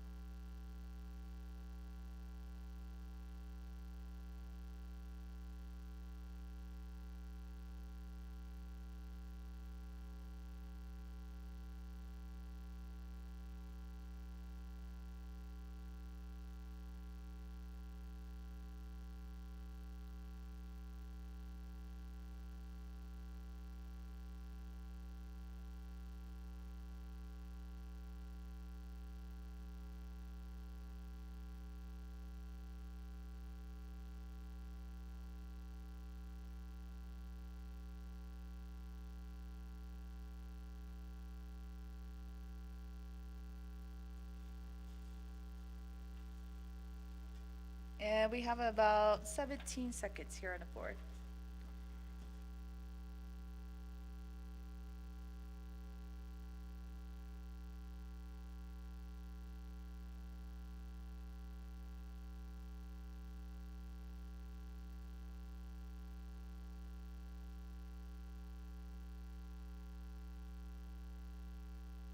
Thank you, colleagues. We do have a vote of 18 in favor, 0 opposed, with speaker not voting. So the motion for the consent agenda carries. So thank you, colleagues, and that was final authority here at council.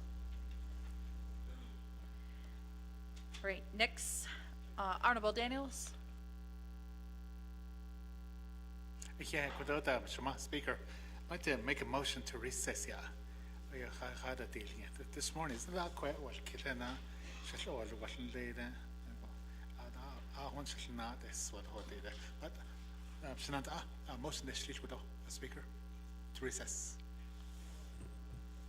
Colleagues, before I recognize that motion, is there anyone that would object?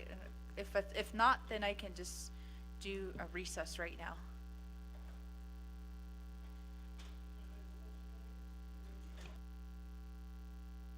It's ready.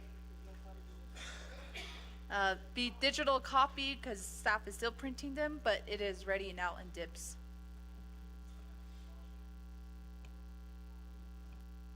Okay, but there's that motion that Honorable Daniels has made for recess. And Honorable Daniels, there's a emergency legislation that needs to be added on. So if you can consider Honorable James' request first, and then if there's nothing, if there's no objections, then we can recess afterwards. And I think we do have 18 votes here, because to add it on, we will need 16 votes. Honorable Daniels?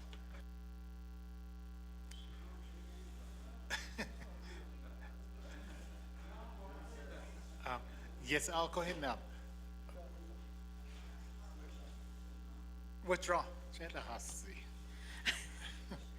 Oh, withdraw, so, I know many of our colleagues it's been a long day, so we'll try to see if there's any objections to recessing after this motion.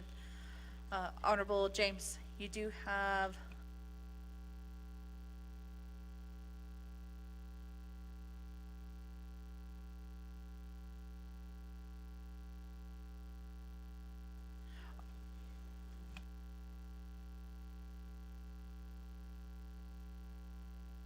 okay, Honorable James?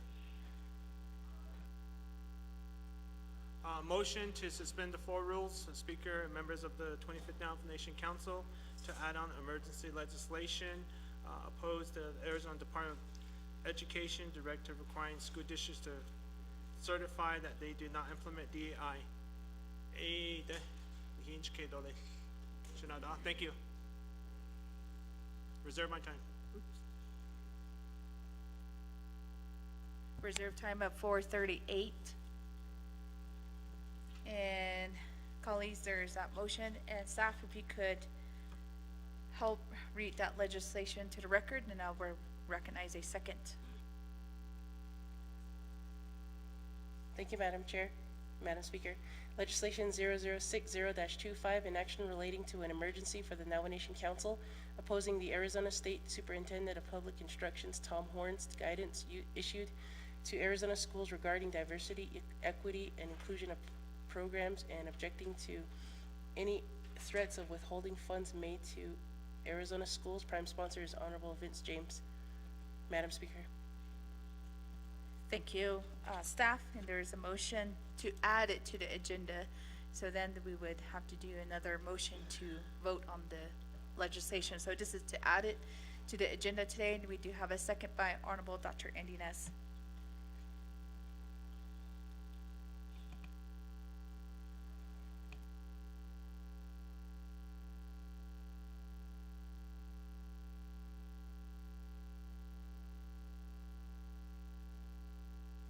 All right, colleagues, I don't see anybody else in queue on the current motion to add an emergency legislation.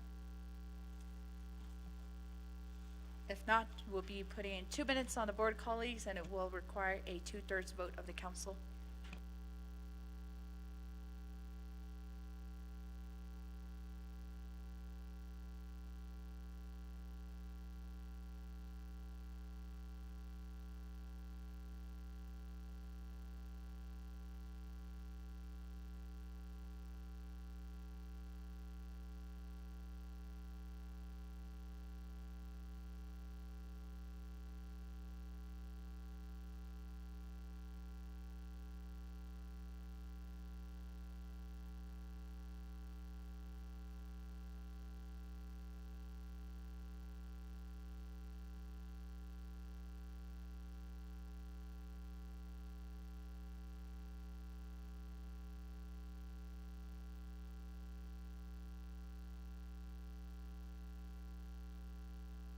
Thank you, colleagues. We do have the full vote, all green votes here from the floor. So I'm going to call the vote of 18 in favor, 0 opposed, with speaker not voting. So we do have a new added, this is as an emergency legislation, so it will be going next on our agenda.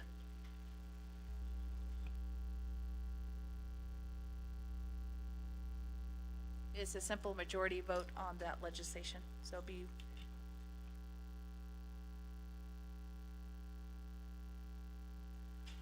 all right, colleagues, I know Honorable Daniels compromised. Is there any objection to recess this evening, colleagues?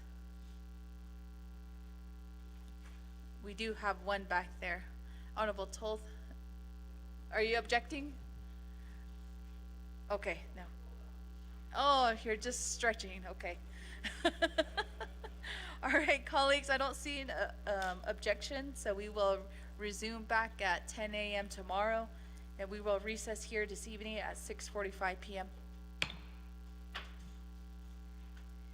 And for announcement purposes, colleagues, I know we do have recognitions tomorrow, and we also have the Arizona Treasurer, Kimberly Yee, who will be coming to the Navajo Nation as well. So thank you, Chair Parrish, for helping organize Treasurer's visit tomorrow. So she will be formally addressing the council before we reconvene tomorrow. So we will be hosting her here tomorrow morning. And thank you to our visitors and our guests that are visiting online. Thank you again. Have a good evening.